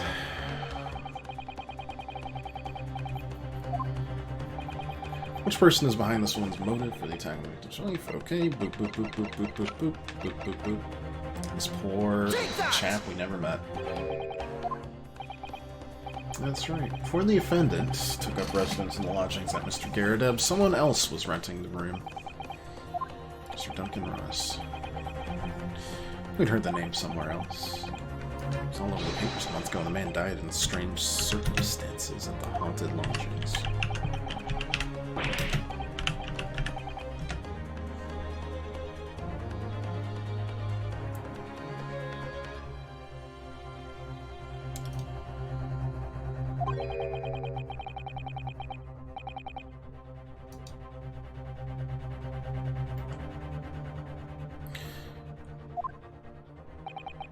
Sadly, my lord, it wasn't a curse of any kind. Nor was it an accident. The man died as a result of Mr. Shamspeare blowing into the gas pipe and causing the gas to leak into the room.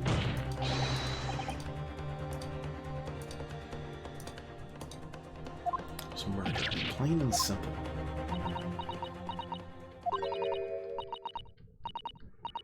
Well, what do you know?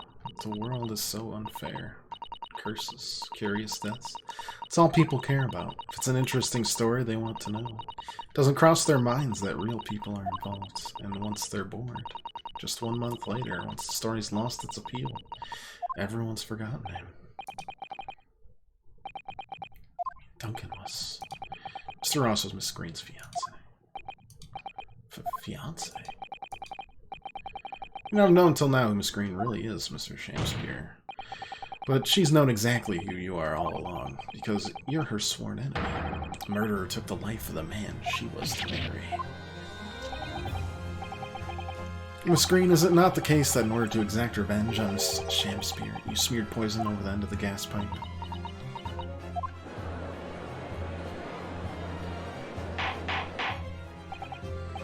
This is all quite extraordinary. Am I correct in my understanding that you now accuse both parties, counsel?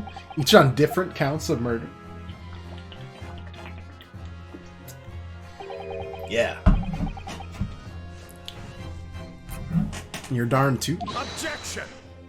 Oh, healing so deeply it appears that my fledgling learned friend has taken in a lungful of dubious gas that's causing his judgment to be clouded. Why would Mr. Shamspear have wanted to kill these lodgers, as you say? You completely failed to provide a motive to substantiate your accusation against the man. I'm so glad you asked, actually. It's slighted. 'Tis lies, all lies! I deny every utterance. You have to forgive me, Mr. Maruhodo, sir. I don't intend to admit to anything, either. It'd be a lot easier if you did. I'm sure you'll think I'm being very rude, but I'm not going to be sent to the gallows for the likes of this. Objection! Broke into the man's room. If you didn't do it to smear poison on the pipe, what was your reason? I thought I'd have a look around, that's all. Sorry? You're right, I suspected him, so I thought perhaps I might find some evidence or something in his room. Evidence that it was him who took Duncan's life. Vileness, oh villainy, oh tyranny, oh rotundity. But in any case, whenever I leave my room, I do turn the key in the lock. Yeah, that whole place is falling apart. The locks on the doors are no different. Duncan showed me once how to unlock the door. With some terps and a piece of wire. Awfulness, oh artfulness, oh tyranny, oh profanity of women.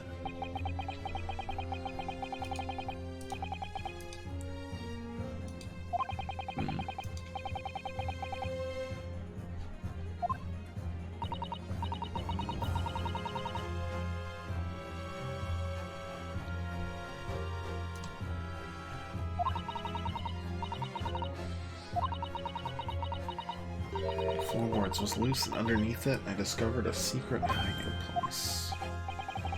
Yeah, we also discovered that hiding place. Inside, we found a newspaper cutting, a photograph, and an empty tin box. Yeah, well, the thing is, when I found it, the box wasn't empty. There's something in it.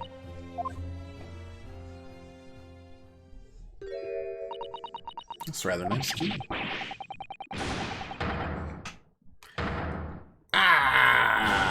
What are you doing with that? It's fed on her person the whole time. Every ounce of color is drained from his face. Give it here. Give it to me now. It's mine. I inherited it.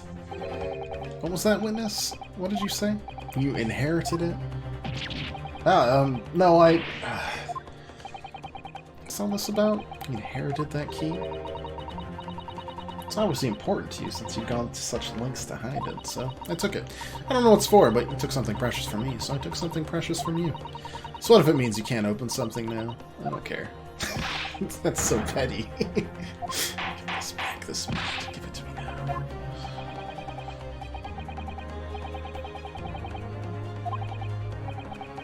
The motive for doing so is the key to everything that's happened. That's, yeah. So there appears to be no motive to support the accusation against Mr. Shamspear at first, but considering everything we now know, there's actually something that could explain it. What? Slap. We need to recall every piece of evidence at our disposal, everything we've seen and heard. Because I'm sure that I just caught a glimpse of the link that runs through all of these events. In the case counsel, I must demand you present evidence to the court in support of your claim. What is it that you say can explain the motivation for Shamspear's alleged crimes? It's right here. Take that! Okay, I was like, I hate it when the music keeps going. It scares the poop right out of me. Now, sadly deceased Mr. Ross and defendant Mr. Natsume have only one thing linking them, the fact that they had lodgings in the same room. Well, yeah, we know this, certainly. Room that was formerly occupied by Selden, until, that is, he was arrested by Scotland Yard for his involvement in multiple burglaries. Let's see. It so happens the convict Selwyn left behind one very substantial mystery when he died. Some 1,000 pounds worth of loot that he stole, which as yet remains to be found. It's coming back to me now. It's written in his file here. 1,000 pounds lost en route to hell. That was how the paper summed it up.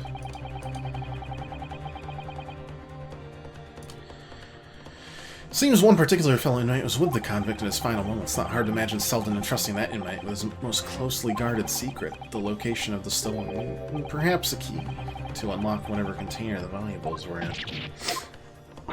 Oh, he was a convict. That would explain how he got knowledge of where this would be. What are you talking about? It is a false charge, I tell you. A false charge! The name of the inmate who was with Selden at his death isn't noted in this file, but a simple telegram to the prison where he died would quickly tell us how false the charge really is.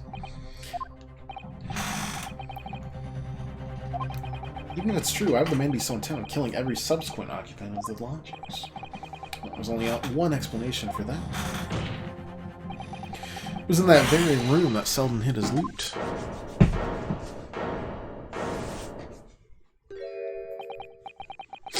So it all comes out.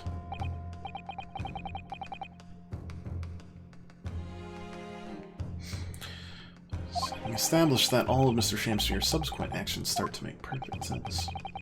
He was let out of prison following Selden's death. He made immediately for Mr. Caradub's lodgings in the hope of renting Selden's old room. However, the retired army man was unable to offer him the accommodation of his choice.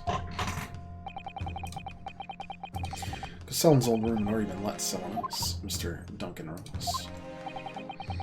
Which is why Mr. Shamspeare subsequently devised this gas-based plot to kill the occupant of this room when he was successfully, presumably intended to inquire about switching into the newly vacant room. However, a certain jittery someone had beaten him to it. Which is Seki Natsume, the defendant of this case, no less. So you decided to use the ploy with the gas again, didn't you, Mr. Shamspeare? This time to oust Mr. Natsume.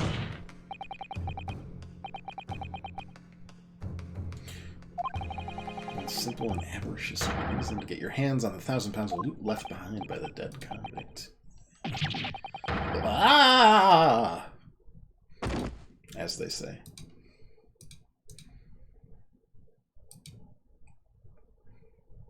I'd say we're good, but I think we all know that we're not. Looks like I'm gonna snuff it before they get to stretch me neck. Listen, I want you to have me loot anything to stop the coppers getting their mitts on it. It's hidden in the room where I was lodging when they got me. Here. This is the key to it. Take it. Always stay one step ahead, mate. See you in hell, I guess. Shamspeare. I was kind of hoping that was a false name that he made up for himself, but no, he was literally named Shamspeare. No wonder he turned to a life of crime. It's mine. What did he just say? It's mine. That loot is mine.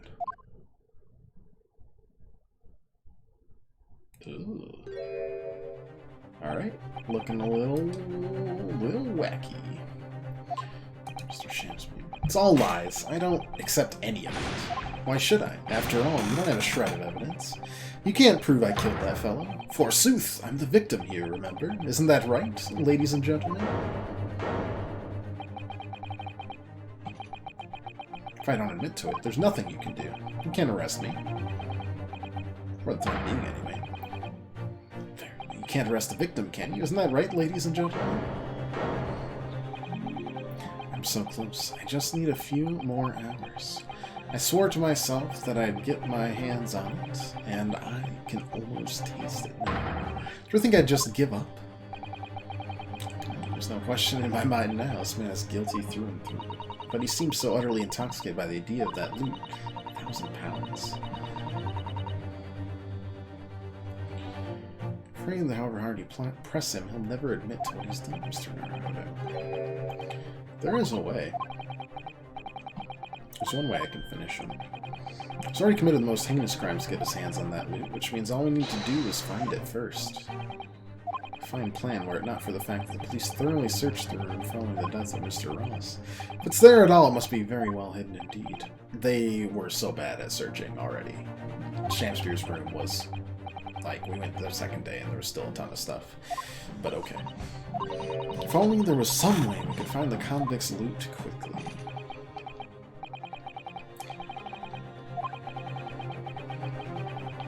Might have it in our possession already. Something that can help us find where that loot is hidden, at least. My lord. Defense would like to make a proposal about how to find the late convict's hidden loot. I believe we are already in possession of something that could give us a clue as to its whereabouts.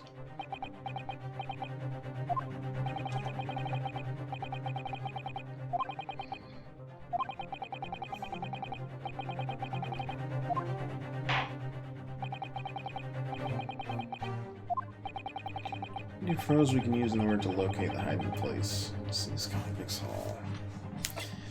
Not that, not that, not that, not that, not that. Crime scene photograph? I mean, there is the hole in the wall. But I wonder if that's...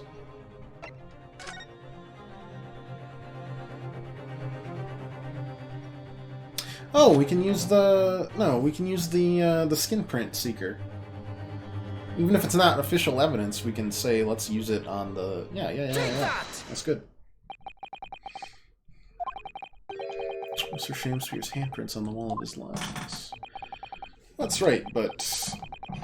we're all about them skin prints now, actually.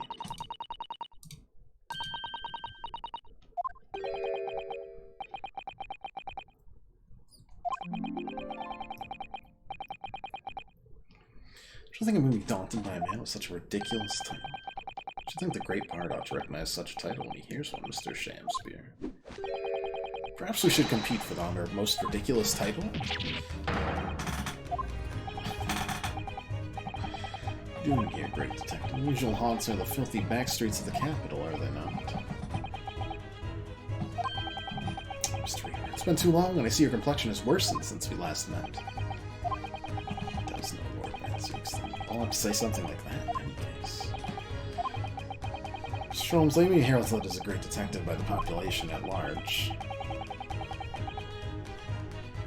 I'll give you the right to come and go in my courtroom as you see fit. Nay, my lord. Mr. Holmes' newly developed scientific methods help us uncover vital clues in this case already.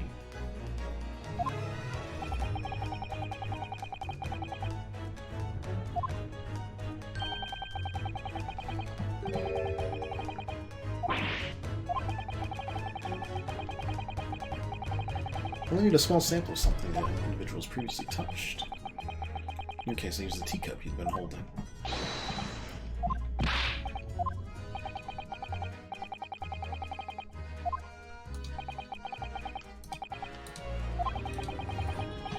Alright. I mean, the only thing we have...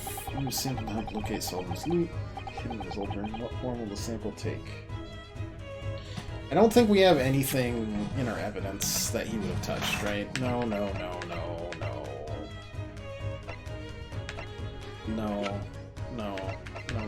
Is there anything in here? He's touched his cellmate. Probably washed off by now.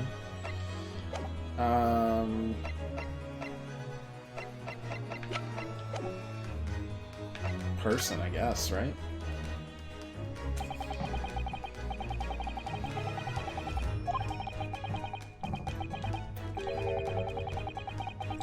Oh, the key. Stupid. How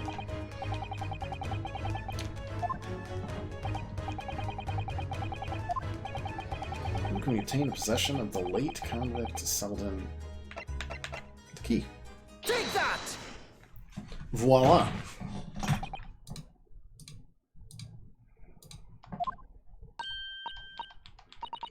What do you want with me?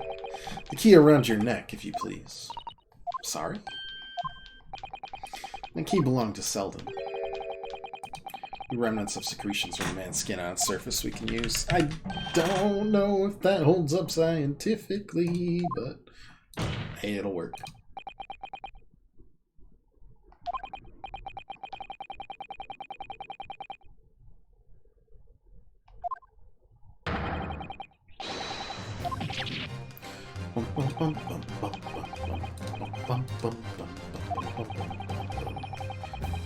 Get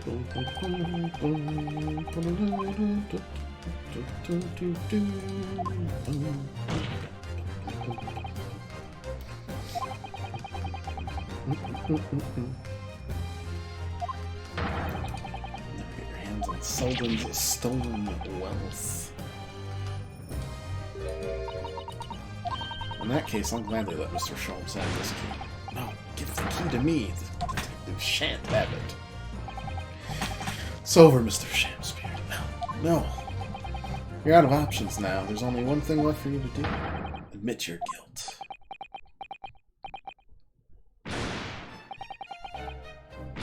Shameful spear. Despair.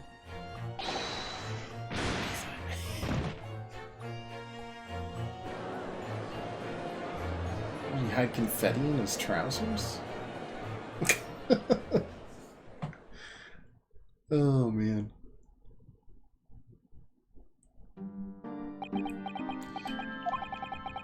Never intended to kill the man. I just wanted to drive him out of the room, that's all. So you'd have time to find the convict's haul of stolen goods.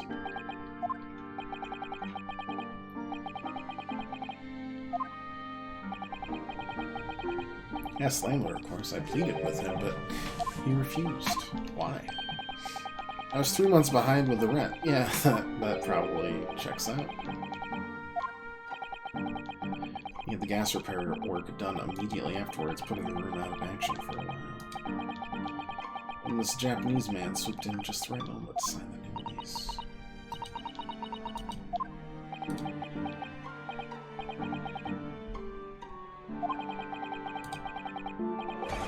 Oh, God.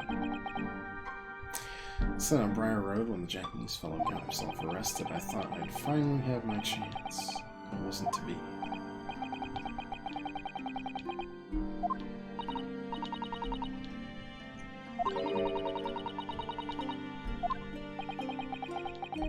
Right, because Mr. Sholmes was in the room at the time. Wanted to read the books.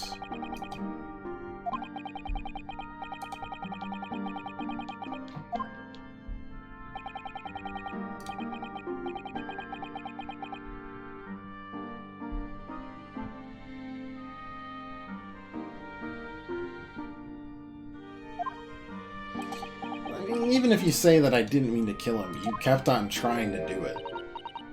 And then once it happened, you kept doing it, even though it did kill someone. How does it go? To be or not to be? That is the question. Yes, from Hamlet. Act 3, Scene 1. Well, let me tell you, in your case, it's not to be. That is the answer. Ice cold. You deserve to die for what you've done.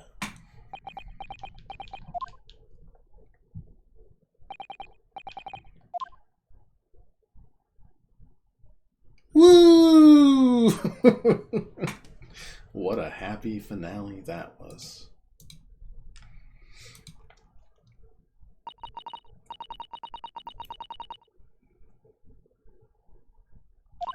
I think it was just a terrible accident.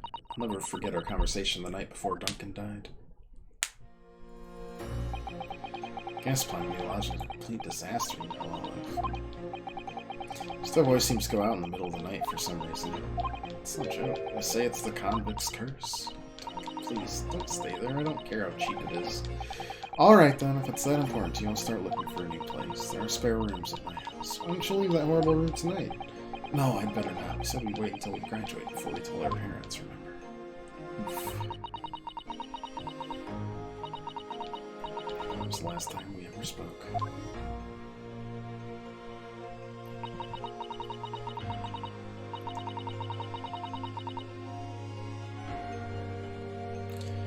Only I'd known what was going to happen. But yeah, of course, if you'd known what was going to happen. Hindsight, you can't punish yourself for that.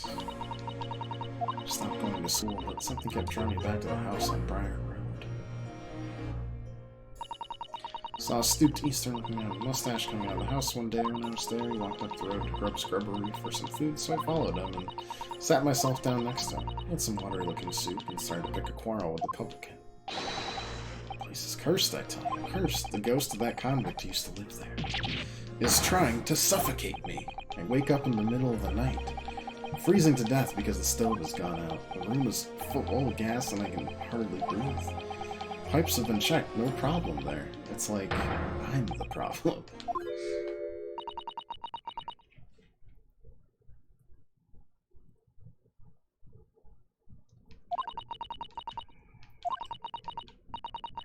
This man almost suffered the same fate. Could it really be a curse?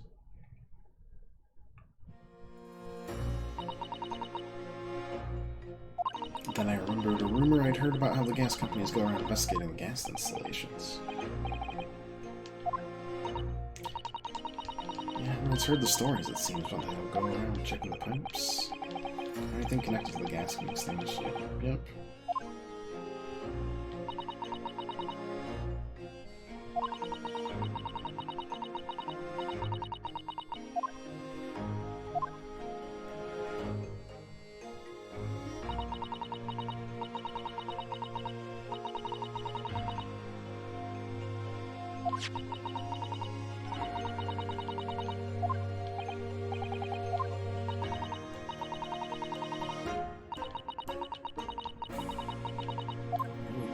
Anything you think of.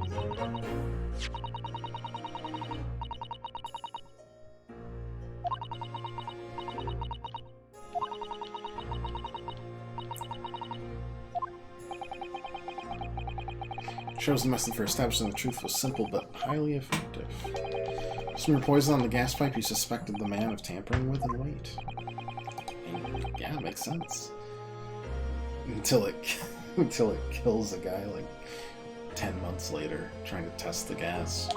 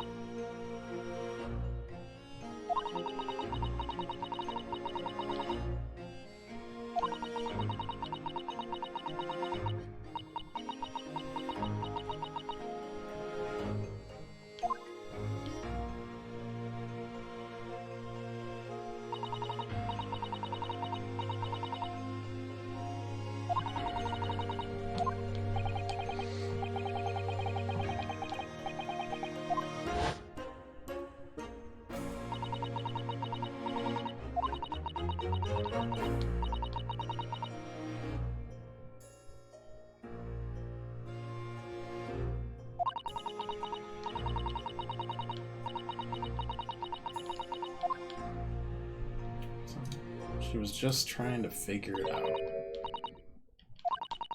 All the time that the devil's work would be done. The culprit would get his just desserts. Guess it's probably easier to think that someone did it to him rather than it was just a twist of fate. It's brutal either way, though.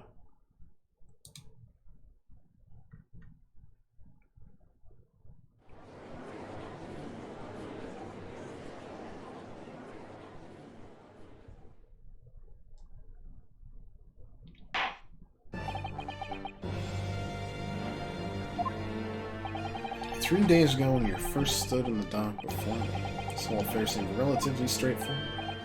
Yes, certainly never imagined the depths of depravity we would subsequently find lurking behind the scenes every single case. It's been a long road. Yeah, no thanks to you, you absolute turd. I certainly didn't envisage walking with you. Nevertheless, together we've reached the light at the end of the tunnel, as it were.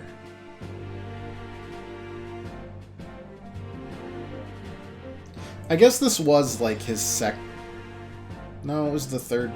So he was already upset with me because I let McDonald's go free in the first case we had together. So this was like the second, third. Still doesn't. He's a turd, man.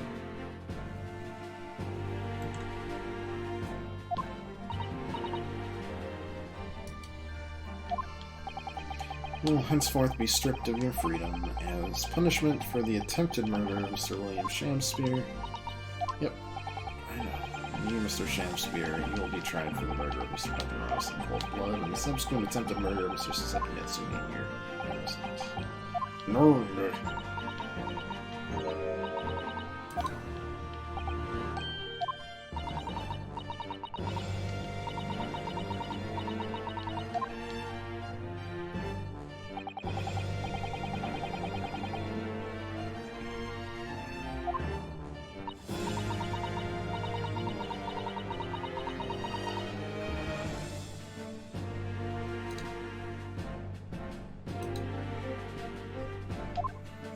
Wasn't myself, even though I was going through my mind. It's a question that's so hard to answer, it seems. Personally, I'm glad you're being here, Miss Green. I'd like to believe that it's a blessing Mr. Shamspeare didn't die when he ingested the poison. For your sake, at the very least.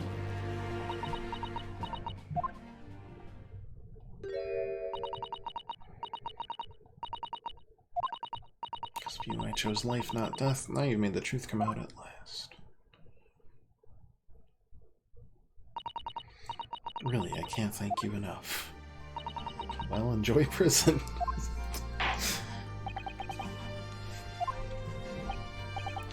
Alright, give me that big not guilty. And then confetti too, please.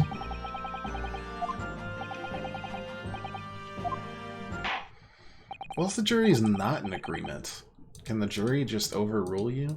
Be like, actually, we were paid off. We're not going to say we're paid off, but we were paid off, so anyways, enjoy.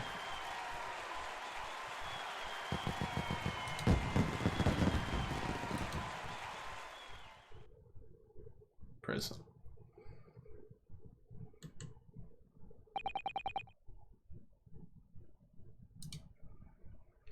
Court is adjourned.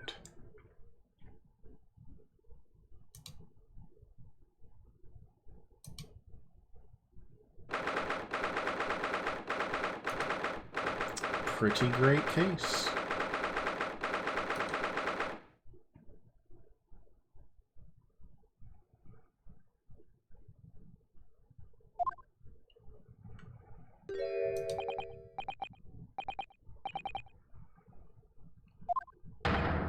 Divine justice duly done.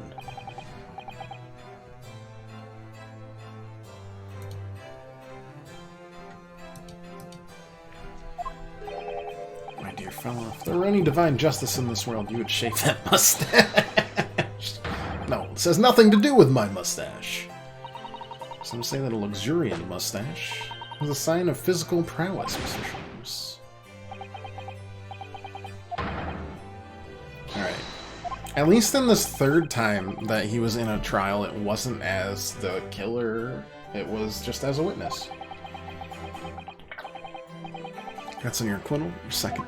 Almost as many days. I was first acquainted with and gained affection for English literature while in our great homeland empire.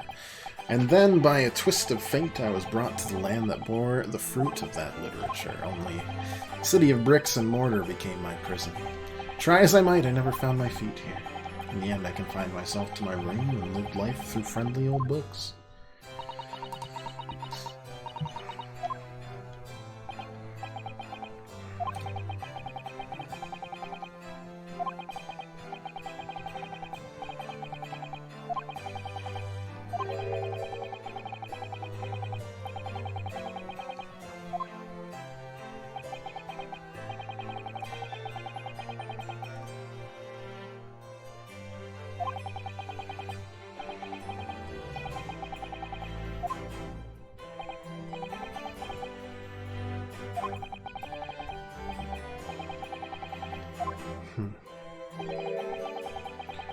Doubt why I was attracted to English literature in the first place. It made me see that whatever our nationality, we humans all have the same hopes and fears. I'll just do my best to live.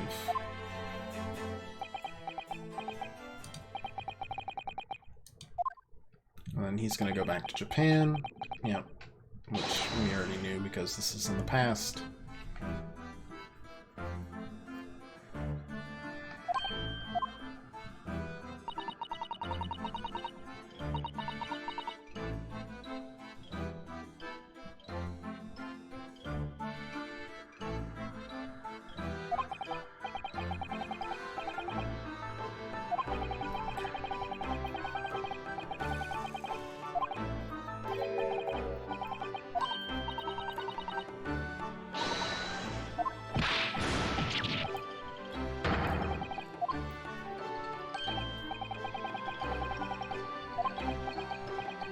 It's funny because Saseki Natsume is an actual, legitimately real author. Didn't get accused of murder twice, though, as far as I'm well aware.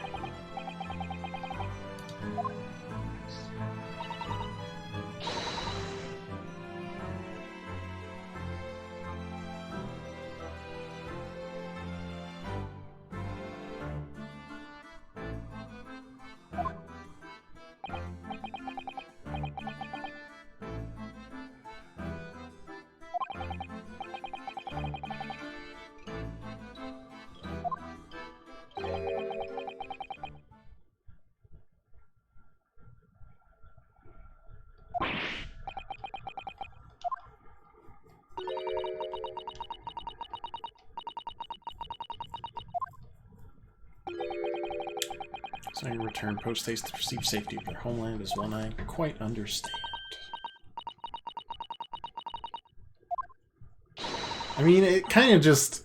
The curse of the Bailey seems a lot... Okay, I'll admit, the guy that got set on fire in the middle of the courtroom in that carriage, not great. Looks pretty suspicious. Most of the other ones feel like they can just be attributed to, like, the same thing as the curse of the Mummy, where, you know, they opened up the tomb and a lot of people died after, but it was just kind of like freak accidents. And there were plenty that lived past that. But it's a lot more fun to talk about, like, the 3 people that died in, like, a car accident and then died of a weird fever. Saki-san did return to Japan, submitted a report about both cases. The government was on reading that report when Professor Mikitoba was prompted to visit the scholar, and barely any time later, Sasato was given the news she must return to Japan as well on the back of a telegram stating falsely that her father had fallen gravely ill. We still don't know why. The only possible explanation that comes to mind is what happened after the trial, on the following day, the day that we uncovered the loot, hidden by the now deceased convict in his former lodgings. How many things are tied together here? It's nuts. And it feels like all of these things have already happened, which is even crazier. So what else is new, you know? What's going to need to be solved when it's already all happened?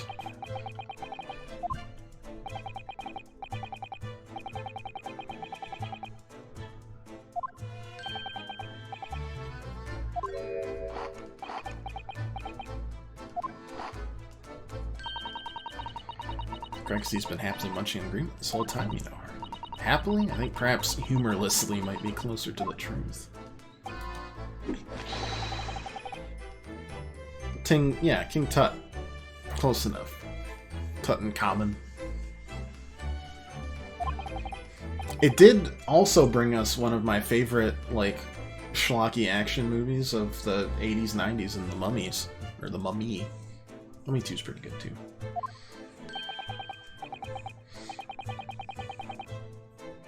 I think the first one and maybe the second one stand alongside, like, the good Indiana Jones movies, which is, you know, everything but 4.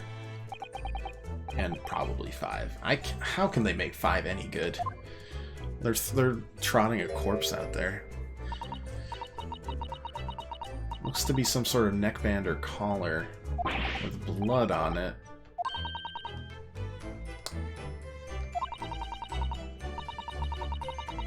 It's got Brendan Fraser in it? Yeah. We stand Brendan Fraser. Love him in Doom Patrol as well. Dark Stains. Yeah, I wonder what those are. It's blood, guys.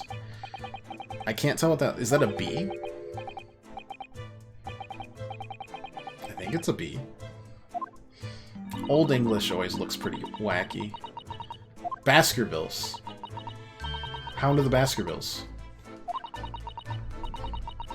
The tale that Herlock Sholmes did not want... It was literally locked away in Case 5 of the first game. It was locked away in the pawn shop. He didn't want Iris talking about it at all, or seeing it, or reading it, or whatever. Was the Hound of the Baskervilles.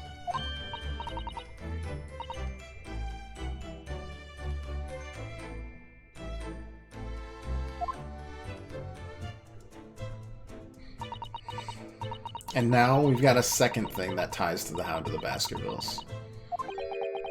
That's enough of that, I think. All the color is drained from his face. Well, Inspector, I believe you ought to be taking this, aren't you? Could be valuable evidence, after all. Must be kept safely under lock and key. Yes. Grab your hands off that, you lot, and hand it over, now. We know Gregson was tied to it. There was a conspiracy. Kazuma's tied to it. I'm tied to it. Well, no, I don't think I'm tied to it. Sasato's father is tied to it. Wilson and Wilson's father's tied to it. And then the murderess that killed Dr. Wilson in the very first case of the game, and then was killed in the first case of the second game, also tied to it.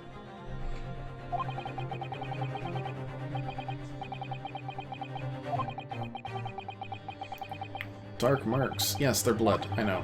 Could they really have been blood?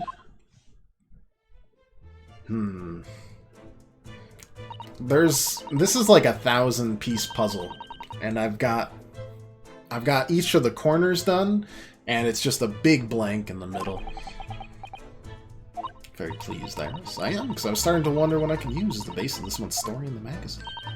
This case will be perfect. It's been so fascinating.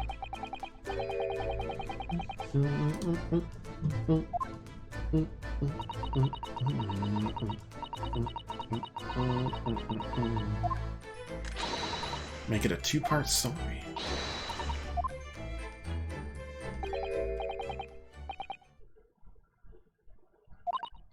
Word, please, Iris. Sorry, but you can't write about this case. It's out of the question. It's all because of the Baskervilles. Very steampunk. And she is the inventor of pretty much everything. Yeah, definitely. Very steampunk inspired. Limit yourself to the first of the 2 titles. The second must never be written.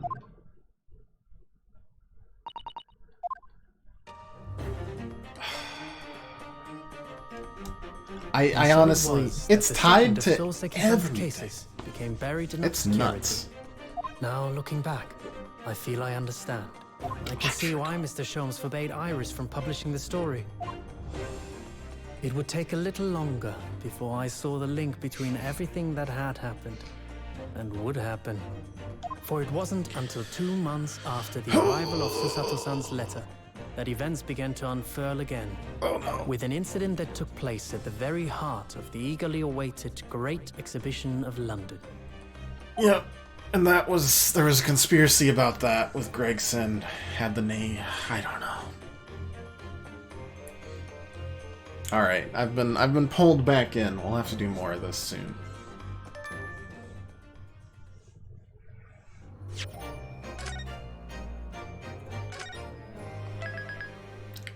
%70 complete. The Return of the Great Departed Soul.